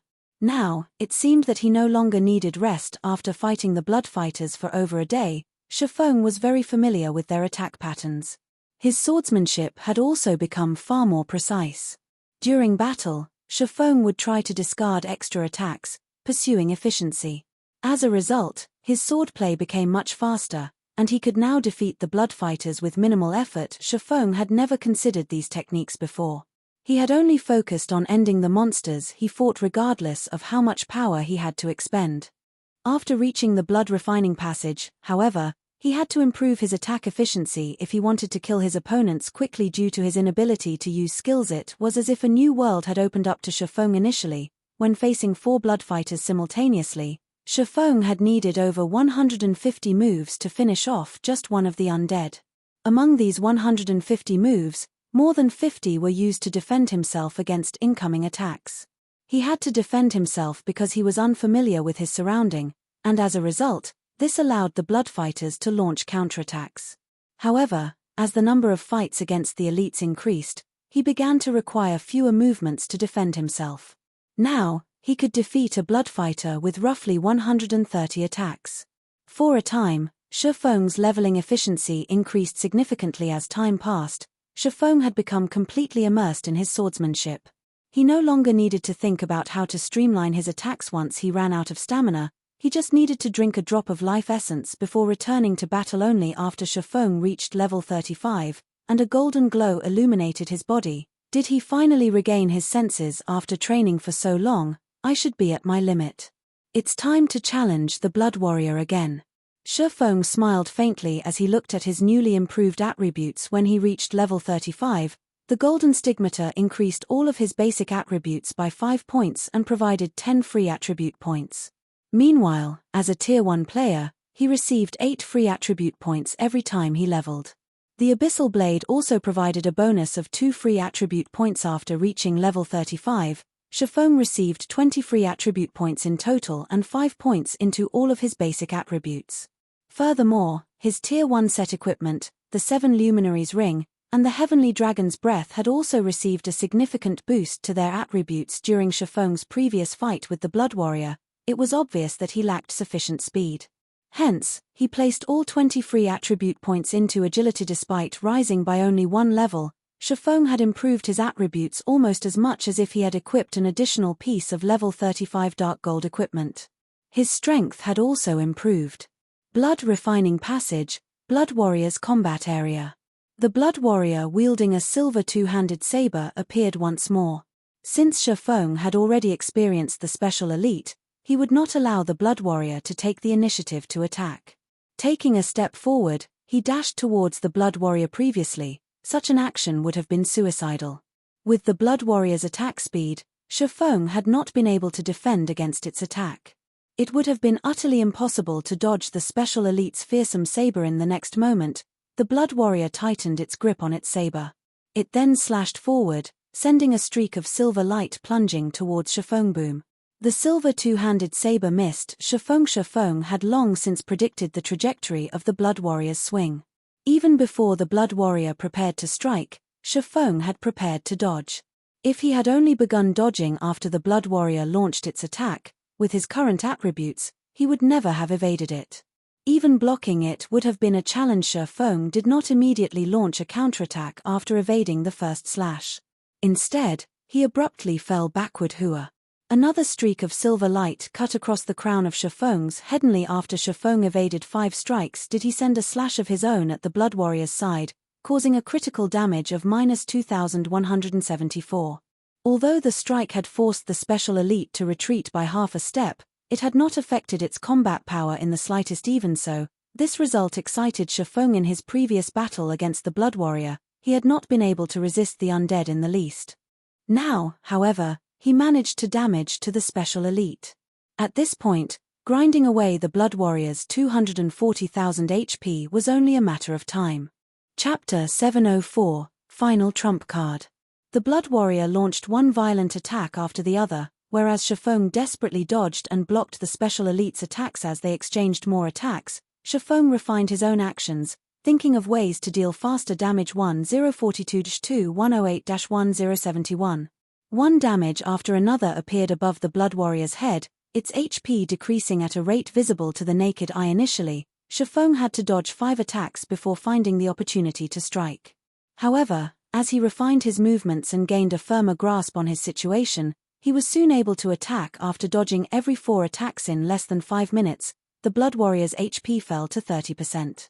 In contrast, Shifeng had yet to receive any damage. Just as the Blood Warrior's HP fell below the 30% threshold, the crimson flames burning inside the skeleton's eye sockets turned dark green. The two-handed saber in its hands disappeared, and in its place, 2 long swords appeared in each hand. Damn it. Shifeng scowled at the change. There was a qualitative difference between avoiding a two-handed weapon and 2 one-handed weapons. While the Blood Warrior had used a two-handed weapon, it signified that its attacks carried absolute power. A single strike was capable of sending him flying. However, as long as he managed to evade its attacks, victory would be within his grasp. Now that the Blood Warrior used 2 one-handed weapons, however, the situation had changed. Although the power of attacks would lessen, it could double the number of attacks it dished out. To Shifeng, who had relied on evasion to survive until now, this was an extremely disadvantageous situation. The Blood Warrior's sudden transformation had caught Shifeng off guard. When the Blood Warrior launched its first attack, its blade moved as fast as the two-handed sword had, as fast as lightning. If he had not predicted the attack by the movements of the Blood Warrior's joints, it would have struck him. Against this first strike, Shifeng abruptly turned sideways, allowing the silver longsword to brush past his chest. Just as Shifeng thought of taking a step backward, the Blood Warrior's other sword arrived before him. Dang. Sparks scattered. The abyssal blade in Shifeng's hand barely blocked the Blood Warrior's fatal strike in time. As a result, however, Shifeng was forced to retreat by 4 steps before he could stabilize his body. Meanwhile, a damage of over -400 points appeared above his head. The Blood Warrior's destructive power with a one-handed sword was much weaker than with a two-handed saber. If Shifeng had a choice, however, he would very much prefer the saber-wielding Blood Warrior. I can only try my best. Shifeng quickly adjusted his footwork, using void steps as he saw the Blood Warrior coming in for a second wave of attacks. Suddenly, Shifeng vanished from the Blood Warrior's sight. Shifeng had no intentions of giving up this fight. Currently, the Blood Warrior had less than 70,000 HP remaining. If he strived for a little longer, He could defeat the special elite whether it was against players, monsters, or NPCs. Void Steps was a very effective technique only. Void Steps was not suitable against high-tiered monsters and NPCs as these individuals possessed domains. The owner of a domain could grasp every movement within their domain. They had greater perception than what their vision provided, rendering Void Steps useless. However, the Blood Warrior was merely a special elite. Moreover, it was neither a high-intellect NPC nor a high-tiered monster. It could not cope with Shifeng's Void Steps at all. After Shifeng used Void Steps, he frequently disappeared and reappeared. Each time he appeared, he would inflict a significant amount of damage to the Blood Warrior. And every time the Blood Warrior tried to retaliate, Shifeng would vanish, preventing the Blood Warrior from locking onto its target. Although this move seemed like a bug, this was Shifeng's final trump card, which he normally avoided using Void Steps combined of both footwork and breathing techniques. The burden on its user's stamina was only secondary. Its main downfall was the massive stress it placed on its user's concentration. Even though Shifeng's brain activity had improved significantly, utilizing Void Steps frequently was a double-edged sword. He did not know when the technique would backfire and hurt him. Shifeng used Void Steps more than 40 times in a row, breaking his previous record. Meanwhile, the Blood Warrior's HP fell rapidly. Now, it had less than 40,000 HP remaining. Shifeng was also dizzy after using the advanced footwork so many times. He felt indescribable fatigue. However, if that were all, he could force himself through it. Fortunately, before the battle began, Shifeng had drunk a drop of life essence. Hence, both his stamina and concentration recovered rapidly right now. Otherwise, he would not have been able to stay conscious. 1 hit. 2 hits. 3 hits. The Blood Warrior could not resist in the least. It could only endure Shifeng's assault silently, its HP decreasing by the thousands very quickly. The special elite's remaining HP plunged from 40,000 to 30,000, from 30,000 to 20,000, and then finally falling to a critical state. In the end, Shifeng suddenly appeared behind the Blood Warrior and thrust his sword through its back, destroying its final strand of HP. Really pushed myself to the limit this time. When Shifeng saw the Blood Warrior fall, he breathed a sigh of relief and slumped on the ground. If the battle had gone on any longer, Shifeng would have exhausted himself, losing his ability to use Void Steps and his control over his body. He would become sheep at the slaughter. Fortunately, he had succeeded. After the Blood Warrior died, Shifeng's experience bar increased by a sizable chunk. The EXP he obtained from the special elite was more than even a level 50 Lord offered. Immediately, he reached 9% of level 35. Aside from providing Shifeng with a large sum of EXP, the Blood Warrior also dropped a level 50 Feingold Cape. Blood Refining Cape, Feingold rank. Level 50. Equipment requirement, Strength 400, Agility 800.